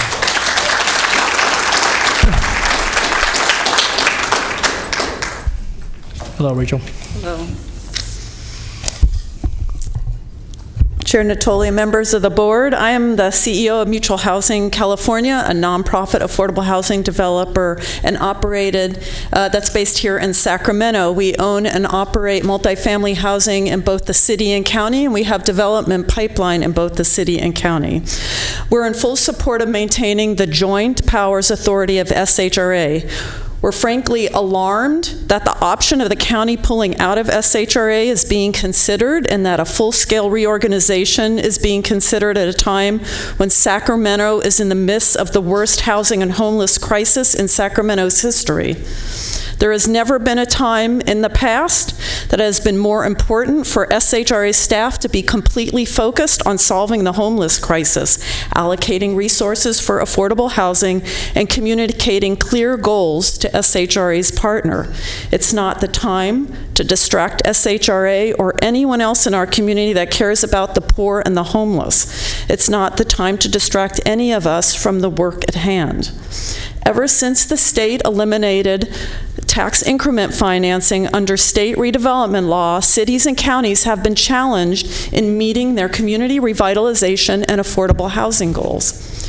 Other small and medium cities and counties have been more challenged in meeting their revitalization, their goals in administering affordable housing programs due to complexity of these programs and scarce resources. However, in Sacramento, after the demise of redevelopment, our local housing agency, SHRA, barely missed a beat. They took a beating, but they barely missed a beat. SHRA's housing loan staff and their program monitoring staff are smart and experienced. Because SHRA combines the resources of both the city and the county, they were able to retain those staff and quickly figure out how to continue to run programs and monitoring the housing that they have loans on. As important, SHRA loans their expertise to the many smaller jurisdictions in the county. We talk about the need to have a regional housing approach to housing and homeless issues. But forcing each of these small jurisdictions into operating in isolation without adequate administrative resources, without qualified staff, would set us back further than any of us could fathom in our regional housing goals. Of course, any public agency can stand to be improved, but a users group can help with the stakeholders. It's a great idea to set one up. Dismantling SHRA will surely make Sacramento's housing and loan programs less efficient. And as a businesswoman and a CEO, this is of great concern to me. I imagine that having small housing program and administration for all jurisdictions in the county, all operating with smaller budgets, will make it more confusing and difficult to maneuver for those who are users of our system, some of our most vulnerable citizens. Rachel, you need to wrap up, please. Okay, I don't think we have thought about all the ramifications, and I reiterate, I don't think this is a time to be talking about reorganization and dismantling of an effective housing organization. Thanks, Rachel.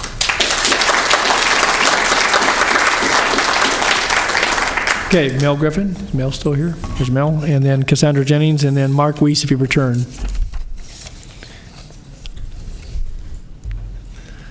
Good evening, Supervisor Natoli and supervisors. And my supervisor, Supervisor Frost, who's kept me on the commission. I am a member of the Sacramento Housing Redevelopment Commission, third longest standing member. I've been on there a little over 4 years. I'll touch on a little bit of my background. I'm the guy who took the County of Sacramento self-insured for workers' compensation, took the program self-administered in the 70s, put all the fire districts in Sacramento County together as a joint powers authority in the late 70s, and managed that. Supervisor Natoli is familiar with all this. Yes. He watched it happen. Also, I spent over 25 years as a consultant to public agencies, auditing and evaluating self-insured, self-administered programs. An example of the number of public agencies that are self-insured in California, when I was involved with them, when I was president of the Council of Self-Insured Public Agencies, there were 60 members when I took over as the president in 1976. When my term finished a year and a half later, there were 120 self-insured public agencies in that. There's a statewide organization, California Association of Joint Powers Authorities. High membership, public agencies, all joint powers authorities, and Risk Managers Association, all these other things. Why are they in existence? Because economics, self-insurance, self-administration, when possible, is the most cost-wise and efficient way to operate an organization. Organizations combine efforts together to get a benefit of expertise rather than having to go out and hire whole departments. They'll have a group of specialists that come in. That's the way I made a lot of money. But when you're going to be a critic of an operation or an organization, a joint powers authority, or just a simple self-insured, you need to know as much or more than the people who are running the organization, or you're there to evaluate. That's simple. And if you have people being critical of an organization, but don't have the background or knowledge in what that organization does, I would question those people. The other thing is federal regulations that come with the money that the SHRA operates with determine how things are being done. When you cross your X's, cross your T's, dot your I's, they tell you all these things. A lot of people that aren't familiar with that don't understand it, and they worry about transparency or very simply clarity of function. It's there in the rules and regulations that might be in a book this thick. So when or if an evaluation of anything the SHRA does, it should be considered cost-wise. What's the analysis? What's being done? How is it being done? Why? Always there's a why in any government agency. And because by regulation that they have no control of, but they are in compliance with. And also, are they doing things the most economic way? I'll tell you, the SHRA is, as you've heard in many ways, they don't waste a nickel, they don't even waste a penny, and they get an awful lot for the dollar turn because the employees are dedicated, thorough. The management of the SHRA is top-notch. You can't beat it, and I'm happy to serve in that commission because of the staff we have. Thank you. Thank you, Bill. Okay. Sandra, looks like you're the last speaker unless Mr. Weiss returns today, and I didn't have anybody else signed up, so did I miss anybody before Cassandra speaks? Okay, I think I got everybody signed up, so Cassandra, you get the last word from the podium. Well, thank you, Chair Natoli and members of the board. My name is Cassandra Jennings, and I speak to you from many hats. First of all, I'm the president and CEO of the Greater Sacramento Urban League. I'm also a resident of District 2, and in reflection, I've been there 30 years. I'm also a former employee of SHRA and a former employee of the City of Sacramento. I've worked with many of you. I've worked in your neighborhoods, and I've also worked with Nab and Rob Leonard and many of the people in this room. It has been a wonderful journey, and I know it's not over, and I know it's a lot of hard work. I now, in my position, am a partner with the county. I take it very seriously about my partnership at the Greater Sacramento Urban League and how we strive to serve many of the people that are served not only by the departments of the county, but by SHRA in particular. When I accepted the job with the Urban League, I not only looked at the place, which is the physical place, but also the people that were served. And a lot of that experience and passion that I have for those people came from my experience with SHRA. I would like to also say I'm returning from a retreat, and so I apologize for my lateness and my presence here with other nonprofits, really trying to talk about how we can better serve the clients throughout our community and looking at things as far as employment, health, housing, and services as well. All of that is to say that the county, I know, is a partner, and I'm sort of disappointed when I hear that the discussion now is about the dissolution of an organization that has been very, very faithful to you under your leadership. And a part of your leadership is really about transforming the lives that you have heard as a result of many of the testimonies here today about the lives that can be changed. Let me just say about the work that SHRA does is unique and very complicated, as you've heard. It deals with the place and the people and the things all in between. It crosses boundaries, it develops expertise, and it takes advantage of economies of scale. It reaches wide, it serves a huge, unique population, and it does transform lives forever, which I'm sure we all agree.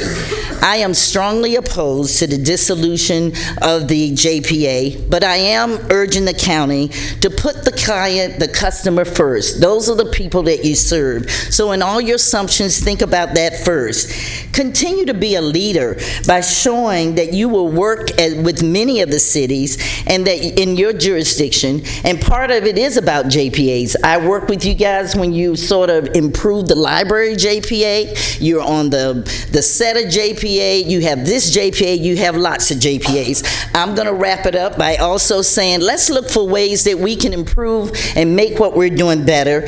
Instead of directing your staff for dissolution, why don't you direct them to think about about regionalism, to think about collaboration, to think about collective impact, hold each other accountable, and make this JPA stronger than ever before. Thank you very much. Thank you.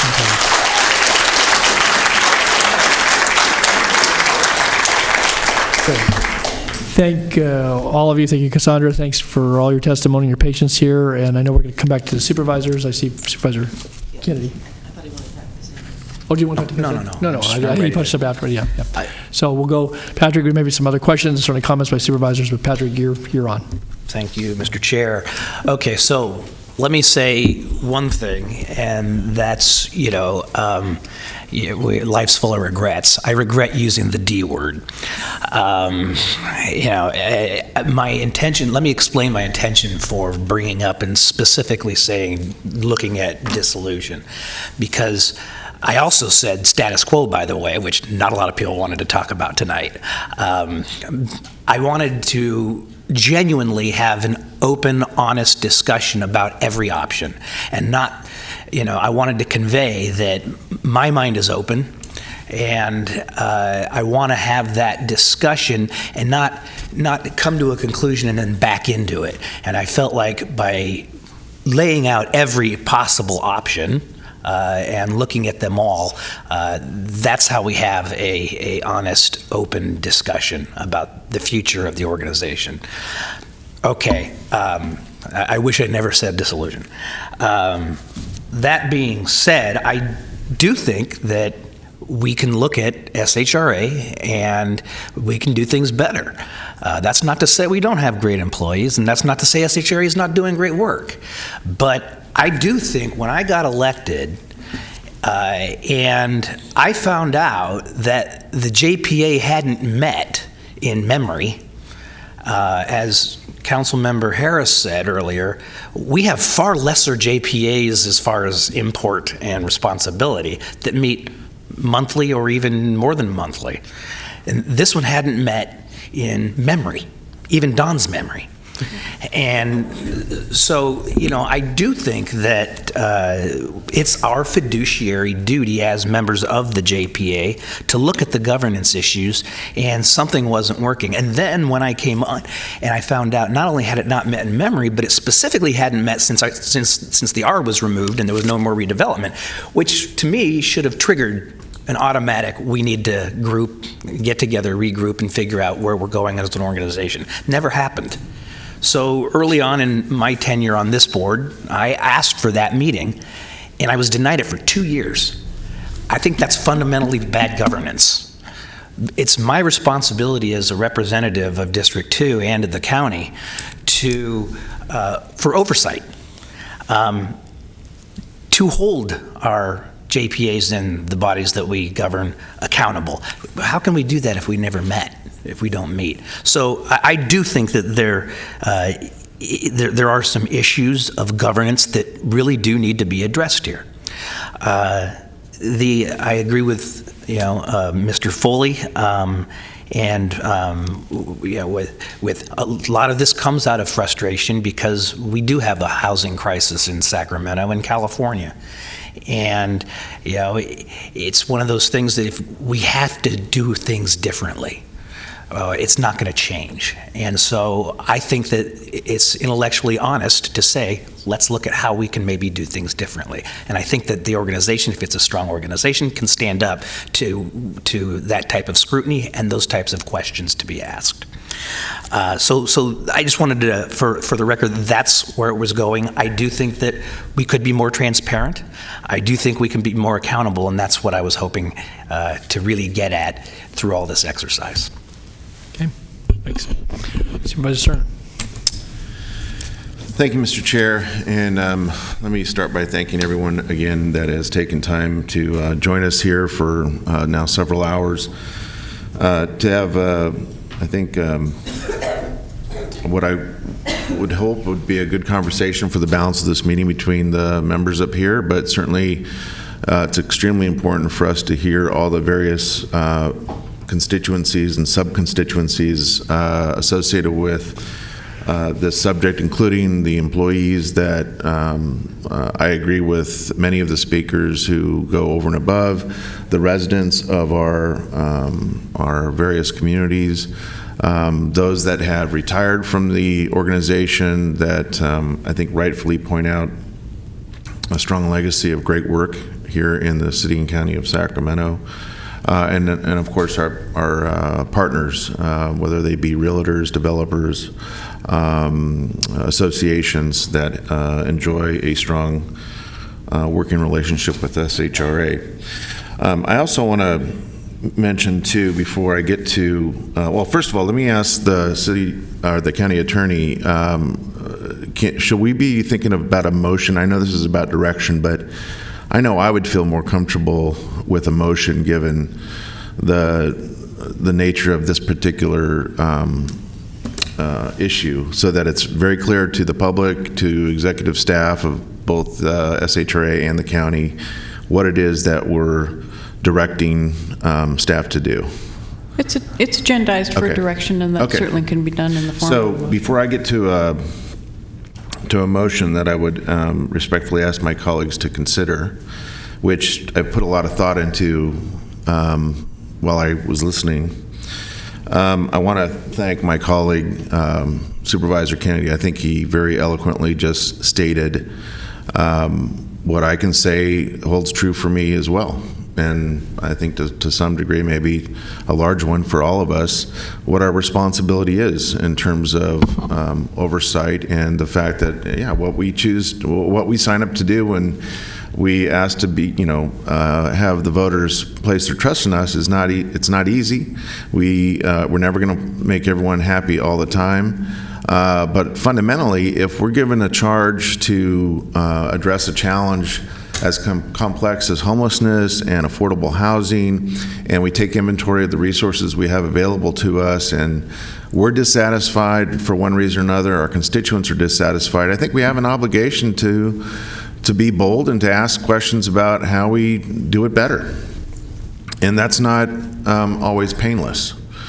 As I stated earlier and hopefully made clear, that I was not a party to the development of the materials for this item, but it doesn't mean that I don't agree with, again, my colleague about a need to perhaps be bold at this point. And so that brings me to a motion for general direction to our staff that is going to look very, very different than the direction that's in the board letter as written. But I think it does get to a number of issues. I think it gets fundamentally to the frustration that Supervisor Kennedy has expressed more than once this evening, about his request that he deserves an answer to. And it is unacceptable that over the course of 24 months, after making repeated requests about why aren't we meeting, where is the oversight that lies with us as your supervisors and city council people, when that goes unanswered, the level of frustration builds, and we get to a place like this. So I think in my motion you'll hear an attempt to get at that. You'll also hear in my motion a concern for timing and the workload that is on the plate of our SHRA staff, given what has been made mention of multiple times today in terms of the activity at Twin Rivers, the housing choice vouchers, and all the other work and grant processing, and no one even made mention, I don't think, of promise zones. That's another thing that our staff should be proud of, and that requires them to continually work very hard to help implement. So it attempts to get at that. And then fundamentally, my motion is going to, if approved by this board, hopefully address what is really at issue, which is how do we be a better JPA? How do we be responsive to our clients? How do we be responsive to our constituents in a time when, housing vacancy rates are as low as 2%? There's a very unacceptable amount of affordable housing at every level in the county, in the city, in our region, in our state. So it attempts to do multiple things. So without further ado, here's what I'm suggesting. The recommendation as currently written in the board letter starts with the preamble sentence, direct the county executive to engage with the city manager of the City of Sacramento and the SHRA executive director to evaluate the following. So that would stay the same. There would be two parts to what follows. The first would be, evaluating the following. One, the merits of establishing the member-limited convening of the SHRA JPA Board of Directors, and by member-limited, I mean something smaller than 14 of us, and that's not unusual for those that may not be as familiar with governing bodies as we might be. That's pretty common, and that has to do with making sure we're not too big to manage, and certainly given our schedules that we keep it at a manageable size so that we can meet on a regular basis. And also in that, we'd be looking at the rationale for an equitable representation from each jurisdiction, from the city and the county. I don't know. With regular meetings. With regular meetings, and whether that's monthly, quarterly, I want to leave it intentionally general so that you're going to go look at that. And then the second part of this, again, the operative phrase being evaluate the following. The second part would be the development of a JPA board work plan beginning in January of 2018 that explores improvement of SHRA's mission. Those would be the two component parts that I think, at least for me, I've drawn out of the frustration I hear from a colleague that I think is quite frankly justifiable. It comes from the frustration I hear from affordable housing developers and partners with us, SHRA, that don't want to do less, they want to do more. It comes out of hearing certainly from the concerns expressed by the most veteran member of this board, our chair, Mr. Natoli, who arguably has that best sense of where SHRA has been and where this county has been in partnership with the city as a JPA member. And so I've tried to synthesize in what is admittedly a much more general direction, but one that I hope my colleagues would give some thought to that captures some of these concerns and intents that we've heard tonight, that I know that we've shared even before this hearing, and that I don't think, I guess we'll hear from her, I don't think that we should be getting any necessary opposition from either of our executive leadership in either agency. So that's... Yeah. Could I ask you to repeat it without all the flowers? Yep. Okay, so here it goes. Direct the county executive to engage with the city manager of the City of Sacramento and the SHRA executive director to evaluate the following. The merits of establishing the regular member-limited convening of the SHRA JPA Board of Directors and a rationale for equitable representation from each jurisdiction. Number 2, development of a JPA Board work plan beginning January 2018 that explores improvement of SHRA's mission.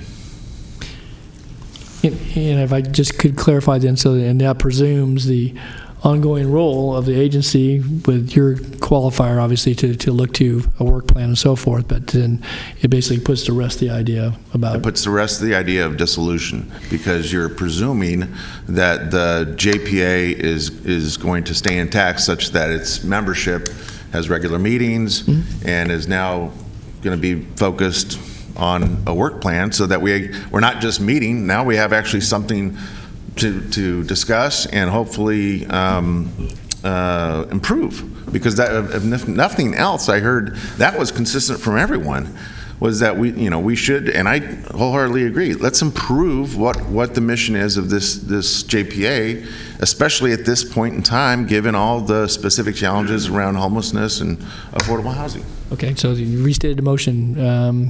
Anything else, Phil? At this point, I think Susan's next. Punched up, so Sue Frost, and then we'll go down. So, Susan? Sue Frost, am I the one up? No, I was umming. Okay. Thought I heard my name. You did. You're next. You. There was a little echo in here. I'm mulling over the proposed motion. I guess I would like to have a little bit more meat on the bones about improvements in the organization. First of all, I guess I could say, Lachelle, congratulations. You have a lot of happy employees. That's pretty obvious. But I am interested in examining, and maybe this falls under the, if we go ahead with this, exploring improvements in the organization, I'd like to examine the CDBG funds, whether they might be better reviewed and operated by each jurisdiction.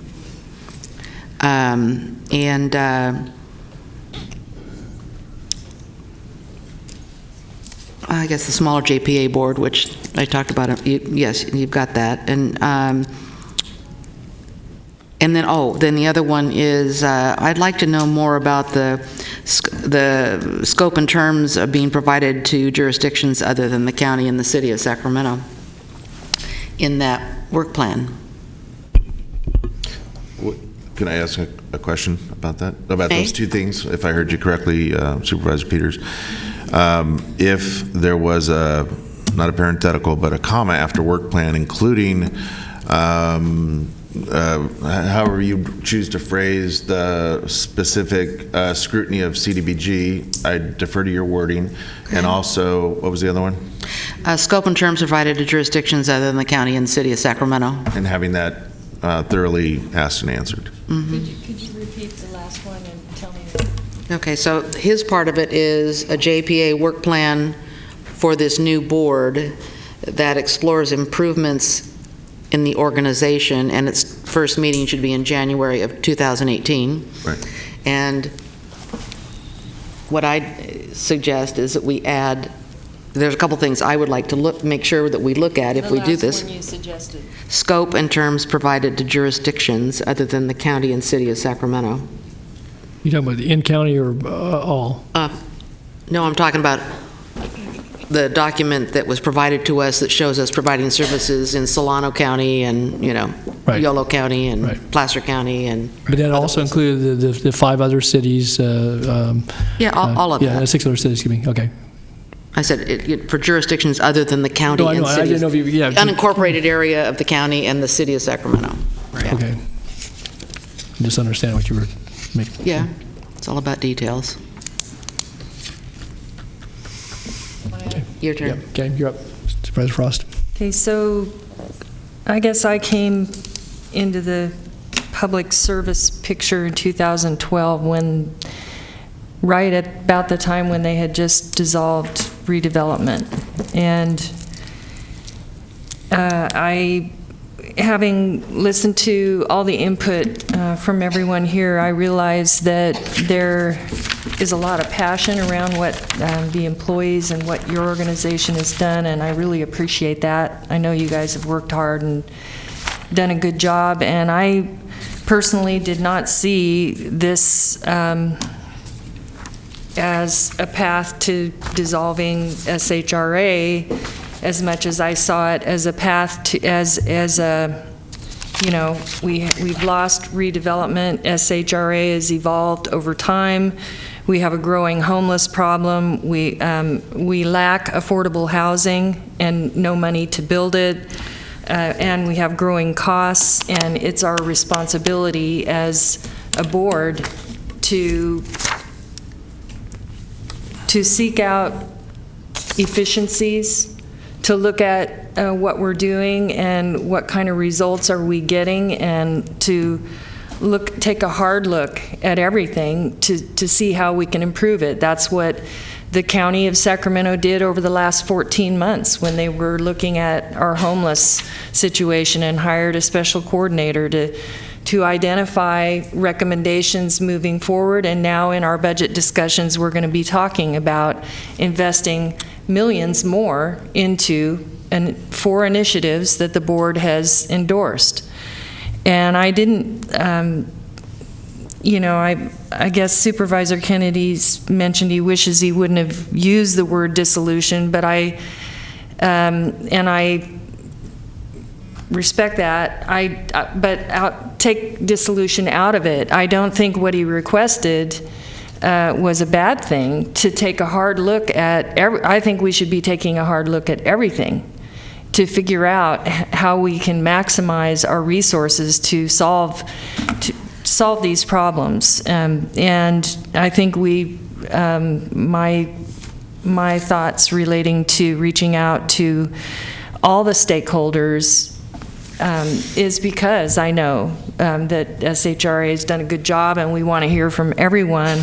There might be ideas that come up that we're not even thinking of, but now we're looking at a proposal that basically sets all that aside, all the information gathering and taking the hard look, and basically concludes, that we need a couple things and let's move forward in a manner without even looking at it. And so, and it identifies a couple small things out of there that could be impacted, but doesn't take a look at the whole picture. I thought the staff's recommendation was reasonable, and aside from amending it to include, a survey, I felt like that was a reasonable request that would give us all the information we need to make an educated plan moving forward with SHRA. I mean, we could take dissolving it out of the conversation and just do the information gathering. I don't think it's a bad thing to gather information. So I'm not sure. I guess I respectfully disagree with changing the whole direction of what we were thinking about doing here, and maybe just say, can't we just do the information gathering? Are we afraid of what we're going to find? I'm not afraid. I think something good could come out of it. Can I Yeah, jump that's in fine, because I'm going to weigh in if you didn't talk. No, I just want to jump in real quick. The reason I lean heavily on this idea of letting a JPA board that's newly constituted, that includes both the city and the county, is that to me is the more appropriate body to have the discussion about the future of the organization without predetermining that we're going to dissolve the thing. In other words, I'd rather move this thing in a positive direction, that it stays intact as a JPA, but there's a clear understanding to all parties involved, the board, the council, staffs, I should say, that the intent here is to improve the functionality, the effectiveness of the mission, the charge of the organization. Yeah, I mean, there are issues that we need to look at. There's pension liabilities. There are people coming to our board asking to work with the county and state organization versus working with our local SHRA. And so I don't think it's, maybe there's just some small adjustments that can make it easier for people to work with us, or, I guess what you're saying is you don't want to presume the end of this. Would you consider? Are you taking the whole information? No. Well, it's no longer in the Well, but The it is. motion that you described and she added to. I think it is by inference or reference to development of a work plan that is aimed at improving the mission of the agency. I thought that's why we were gathering information in the first place. Supervisor Frost, that's what I took out of the motion, was that it encapsulated what you asked about the survey. Then when we have the work plan in there, that is a component that will go in, including what Supervisor Peters included CDBG in terms of the other ones. If I could suggest we can add including a survey or language that you used earlier, that will be in the work plan. That's what I was envisioning. The services, scope, terms, the jurisdictions, the whole thing. Yeah, Supervisor Peters asked for that. And the way I was taking, I was going to ask the question at the end, was that what Supervisor Cerna was alluding to was the improvement. That's the question that Supervisor Peters was asking. The improvement component is what I thought we were getting at, was a survey question you were asking. Am I right, Supervisor Cerna? It is. Yeah, yes, you are. And I took a stab at some actual language that I think gets to Susan's addition. It would be the management, oversight, and appropriation of CDBG funding and SHRA's roles and responsibilities relative to other jurisdictions besides the city and county of Sacramento. It's fine with me. If I could just on CDBG be shorthand that there are other federal and state money that comes through. Is this specific CDBG? Is it the Yeah, because there other? were 5 or 6 of them, right? There's quite a bit. I haven't waited, and you start going further down the road, I haven't even said, Yes. but Okay, understood. Yeah, I started with work plan. well, all I'm just was, fleshing out the work plan. That's just it. Maybe we're just picking one out of all of them. If there's comfort in the term work plan, then I'm happy with that too. I mean, well, and I think but the question, that's fine, you sorted it out, but then that takes us down a bit of a different path than when I understood your motion. A work plan, and then everybody kind of puts in their ideas about the work plan, that's fine. But I thought you were going to look at the structure as related to the governance makeup and talk about a work plan. And now we're getting closer to what staff had before us when we started this hearing 3 hours ago, and that was evaluate to look at the full gamut, and if that's what this board wants to do, that's fine. I was moving to a point where keeping it simple, but not being, losing anything in the translation relative to the motion. And again, I do want to speak to the motion and some thoughts here, but again, I would defer to my colleagues certainly to the crafting of the motion and what you've offered and what people see as different. But now we're getting closer to where staff was. That wasn't what your motion intended, because I think you're now adding on, open it all up. Look at home funds, look at block grant, whatever it's it not might the be. way I look at it, Don, respectfully, but the answer was just yes to what you just asked. You asked about the 6 different areas. Supervisor Natoli, it wasn't going back to the staff. All I was trying to do is clarify. Supervisor Peters asked the question. It's all still the way I'm understanding it. It's good conversation. I think what Supervisor Cerna proposed was that all that goes in the work plan, and some of the components of the work plan, I understood that the supervisor wanted to make sure that in the work plan they were in there. This is not pre-assuming, it's not going down. And this is what the new JPA would address. Stays whole. Yeah. Stays whole. Yeah. That's the premise that I took. But you called out the block grant, which I got that, but then it started going, well, what else? The only reason I asked that is that block grant is one very specific Yes, thing. It gets I into the understand whole that. confusion about it. But again, the intent is the whole JPA, the governance of JPA, look at the membership, that we need to change it, and then there's a work plan behind it with the input that the 2 supervisors brought. That's how I took it to mean. Yeah, I don't even know what the board representation would be. I don't know what percentage that would look like. So that's what you're saying is we're still doing information gathering. We're just adding that. That's the direction for their work. Come back and tell us what that looks like. Yeah. And the other thing I think not to be lost in this, Supervisor Natoli, the date that I've heard is that it's January 1, 2018, or sometime after that to come back on this. That gets to the That timing, eases the pain. the timing issue. And does SHRA's fiscal year begin calendar? Yes, it does. It runs calendar, so I thought that was kind of an interesting way to look at it as well. Okay. I'm going to share a few thoughts before you take the motion up. Obviously, you've offered one, and folks have weighed in. And I want to just first say to my colleague, Mr. Kennedy, that I think his frustration certainly was well placed in his request for a meeting. And it wasn't Lachelle that could call the meeting. It required the concurrence of both the city and the county leadership to do that, and that didn't happen until this past January. And again, it was a long meeting, and nonetheless, though, I think we had all 14 of us here, and spent a good deal of time with the community talking about homelessness, but certainly this issue was touched upon then.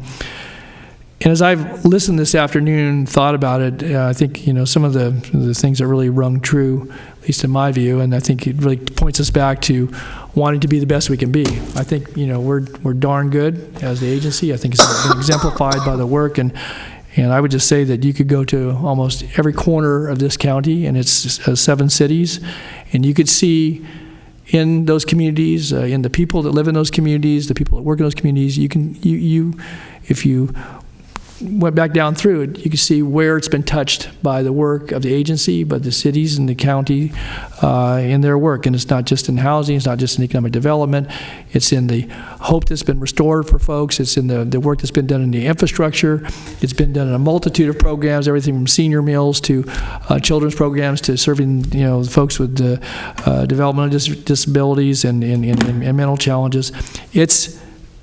It permeates in a very positive way, and I guess the thing that really coming into today's hearing, that in reading the reports, and that's why I said very early on that when I read the summation that was provided by the agency and that by our staff, that as what one person said, it was like, what are we searching for here? Not just beyond the questions that were asked, but this team, at least in my view, has been one that, again, has continued to up its game, that it's worked very hard. This body, as a board, whoever sat on it, even in times before I was elected to this board many years ago, it wasn't like this agency went rogue. It didn't do things, behind the curtain for one entity versus the other, but it had this dual reporting requirement of the housing authorities. The agency was a umbrella agency, and then all the various funding streams that funnel down through that have continued to do good work, certainly through and under the direction of this board,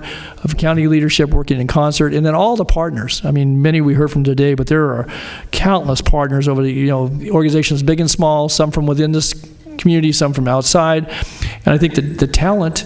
The collective talent has really produced good results, and not that that was in question, but I think that it's important, certainly from my perspective, to state that. And how I view it is that we've had a very, very good team, and that team's owned by the people of the cities and the county of Sacramento, and that we represent the team owners. And I think part of that, obviously, is for those folks to come together on a regular basis, either in this setting or together or in City Hall, and make sure that whether it's Lachelle, whoever occupies that seat, and folks that work in the agency, and whether they work there a day or work there for 35 years, is to hopefully have the guidance and I think the direction that comes out of the decisions we make, but also the support. And I think that where in the communication that I saw over the last a couple of weeks, and certainly even here today, I think there was certainly a question mark because of not only maybe a word or two, but words, and I think discussions that were taking place, that somehow that support was waning for not only the mission, but the work and the service that we provide and the people we serve.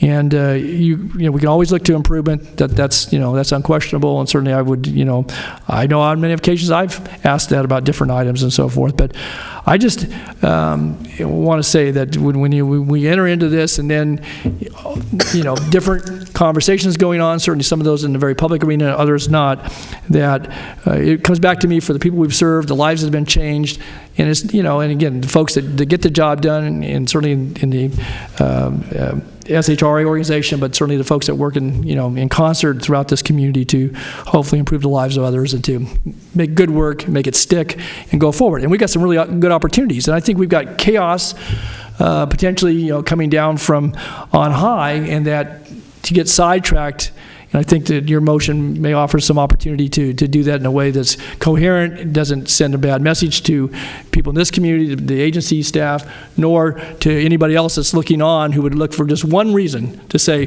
we don't need to send that money to Sacramento because they haven't got their act together. We can send it someplace else, or we'll do it with something else with it, because we know that even the best of times that you're in a competitive situation. So I don't want to do anything that would jeopardize, I don't think anybody in this board, I know you don't, want to do anything that jeopardizes that, and that would get us sidetracked from the good work, but certainly allow us to look to improvement. And that's why when I think we start parsing this just a little bit and start thinking, well, look at this and this and this and this, a board can have those questions, you can talk about it, but I don't want to divert the attention nor the work effort that certainly this staff and working with our staff, I think we'd ill afford, and all it takes is one misstep, and we could find ourselves in a situation where we forfeit large sums of money that could be invested in this community and the lives of people that we serve. So I think that with the motion you offer, again, I'm not convinced that the problems couldn't be fixed in a different manner, and that I think that part of the tension may be is that for the interest that we all have in the time we've spent here today,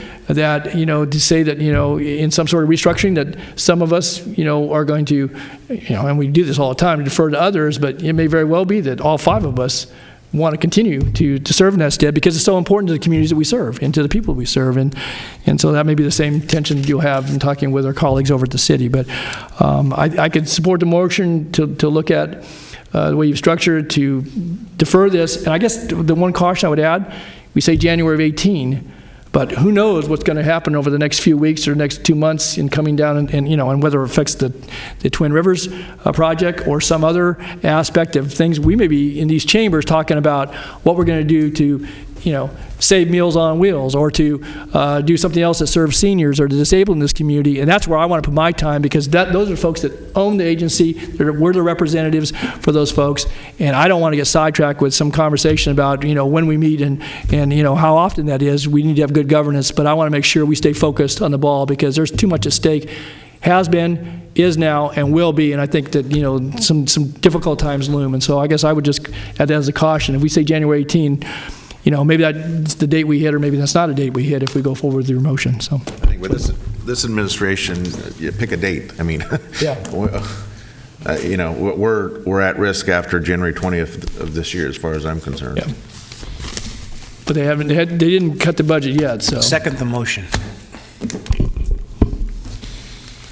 Okay, you want to restate the motion, Flo, as you understand it, so we know? No? Everybody knows? I've done it a couple times. Oh, I didn't say. I did. You got the motion down? I have everything written down. Okay. Can you repeat the entire motion? Okay, Flo, if you got it, please.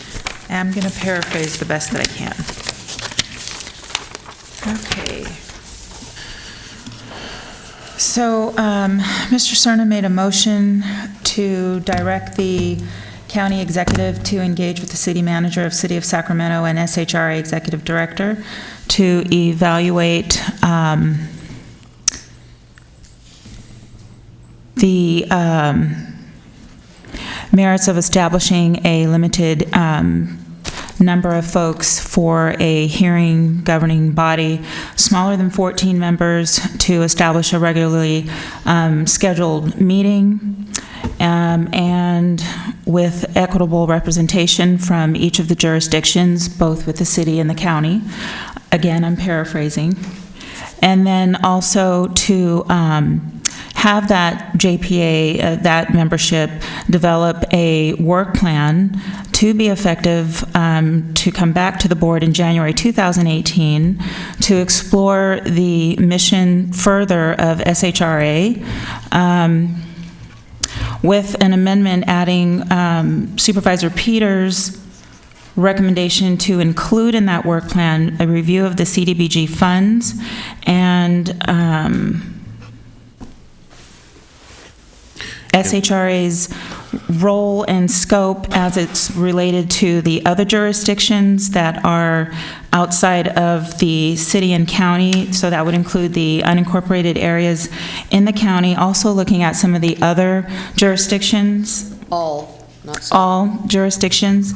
And then also we added No, the we didn't. survey. Hold on. Let me restate it. Let me restate All right, it. well, that's really important because that's what we Yeah. did. That's all. All right. Restate your motion. Okay. And the seconder can agree. Direct the county executive to engage with the city manager of the city of Sacramento and SHRA executive director to evaluate the following. 1, the merits of establishing the regular member-limited convening of the SHRA JPA Board of Directors and a rationale for equitable representation from each jurisdiction. 2, the development of a JPA board work plan, including management, oversight, and appropriation of CDBG funding and SHRA's roles and responsibilities relative to other jurisdictions outside of the city and county of Sacramento, all that explores improvement of SHRA's mission. So it's just CDBG, it's not all the federal and state funding programs that we're working with other entities with? It is just what I said, Sue. So to Don's point, So we're not interested in all the other stuff? it's what I just said. So to Don's point about going any further, I'd love to get a 5-0 and instead of a 4-1 out of this motion. I don't think if I begin to go down the path of more specificity here, you begin to predetermine the work plan. That's not, I think it's important we stay general enough here to give the staff that we're asking to go explore this concept to then be able to set up the architecture for the reconstituted JPA to do that initial work. That's why it's so general. I would agree with that. Okay. That's my second. Yes, a second. Any other comments or questions about the motion? No. No. Good. Okay. Nothing further then, please vote. Unanimous vote. Okay. That wasn't thoroughly exhausting enough for all of you. Thank you for being with us, and we will be back some months from now with some ongoing discussion. So, all right. Thank you all. Have a safe drive home. And anything else further come before the board? Mr. Gill, we're still in session. We're going to have to stay. So if you could just exit a little more quietly, please. Give us a moment here. I know we have to report back. Yeah, please exit quiet. We're still in session. We've got a couple of reports here. Nothing agendized for action, but under county executive's comments, I believe we have another unrelated item. Just give it a moment.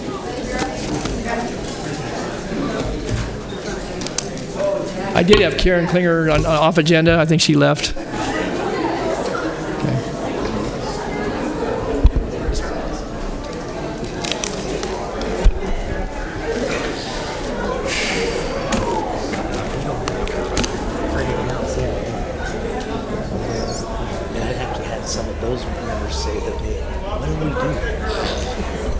Okay, one more item that I would like some clarification, and I have a suggested path. It's just a path. It's for you all to discuss.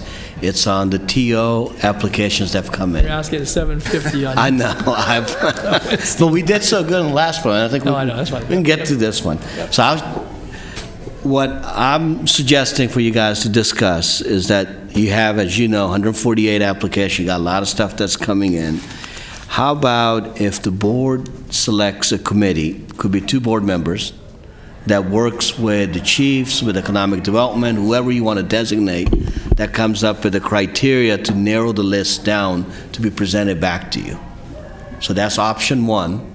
Option number 2 will be for a full day that we set up for folks to come and give you their input and for you guys to evaluate what you guys would like to do. Either picking option 1 or option 2, my recommendation is that you allocate the money in the June budget, $1 million, and make your decision in July who you want to allocate, whether you want to go committee or you want to go direct appeal to you guys. And I kind of wanted to spark this conversation, get some guidance, and then provide the support that you guys need in moving through the 148 applications. So I talked a little bit with Supervisor Natoli on how to bring this forward. So Don, Well, right, and there are some, probably, widely held views here on the board about how much time to invest and so forth, but we got a pretty resounding response, and so I guess we had a couple options, maybe some other hybrid of that, and if we don't do it in the midst of the budget deliberations, we can set the money aside. I do think that if the board retained it, again, and using whatever filter board members choose to do on their own, that we can, set a one-day hearing and give everybody a couple minutes if they choose to. I don't think everybody's going to show up and work our way through it. I think one of the things that hampers us a little bit is that obviously the volume and the fact that we've got this mixture of such a variety, everything from capital projects to organizations serving people and then a whole host of things, economic development and municipalities and park districts and nonprofits, big and small, and so that potpourri. If you're going to tell a committee to go do some evaluation, what are they scored against? I mean, you've got some folks have asked for $20,000, some have asked for $250,000 or $300,000. You could fund forward the large request and you're done, and or not. So I mean, again, there's a lot. So I would seek any more input. I know, again, I don't want to burden colleagues, but again, it may be an opportunity to get a sense and maybe get some direction around it. Otherwise, I think we give it to a committee, we're probably going to end up doing a lot of it right here at the dais anyway. So. No, but we won't be doing 148 of them here at the dais. I mean, I really strongly recommend a committee approach of some kind that comes up with some criteria and narrows down the list. I went on the Big Day of Giving website, and if you look on there, they show some of the criteria: 3 years of financials, are they legitimate 501c3, or not, if it's some other capital contribution, but just so we know what we're talking about, so we're giving money to organizations that are authentic, and I think it would be a difficult discussion, and I would say whoever the lucky people are who get on the committee, that we give some suggestions for criteria, if you've got some in mind. That I just went on the Big Day of Giving, and it had it showed the leadership, who's on the board, all that kind of thing. And we have some of that as part of the application, I think. Yeah, but you got to sort it out and categorize it, I think. That's my feeling. Okay, thanks, Sue. Sue Frost. Okay. I like the idea of having a committee vet the applications. No, it's not agendized. No, it's just comments. It's not, okay. It's not agendized. It's not agendized. So should we be talking at this level of detail? Well, you're giving direction to staff for an item that will be coming before you. So on whether to form a committee to come back with more information, I don't think what's agendized today can be discussed, drilled down to what the 148 categories they fall into. But why don't you bring this on the 6th? Bring what? The either or, and then we can. This is a big decision. If it's not agendized, what I was seeking is that if you all are interested in the committee, then we can come back to you with what that committee will look like. I wasn't anticipating getting into the criteria at this point. Yeah. If all I need is direction, does the idea of a committee appeal to the board? Yes. I've heard two yeses. And then if that's the case, I'm not objecting to that. I just feel itchy when we're establishing a committee. The action is to give you direction to establish a committee. It is no different than when I get direction when you guys want to look at something. You guys tell me, I need for you to look at X, Y, Z and come back. Okay, so we're not establishing the committee tonight. No. Right. Okay. All you guys are going to tell me is that you guys are interested in it. I see a couple heads nod. I'll come back with agendas on the 6th.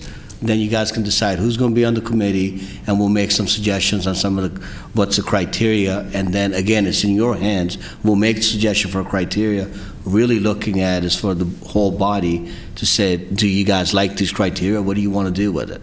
So that's what I'm looking for. Is that our next meeting, June 6th? Yes. Yep. Unless you Are we dissolving anything? What?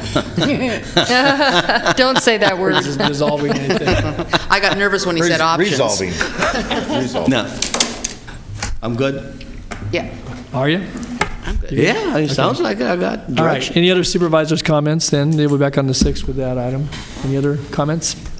If not, then with no adjournments, we will stand in recess.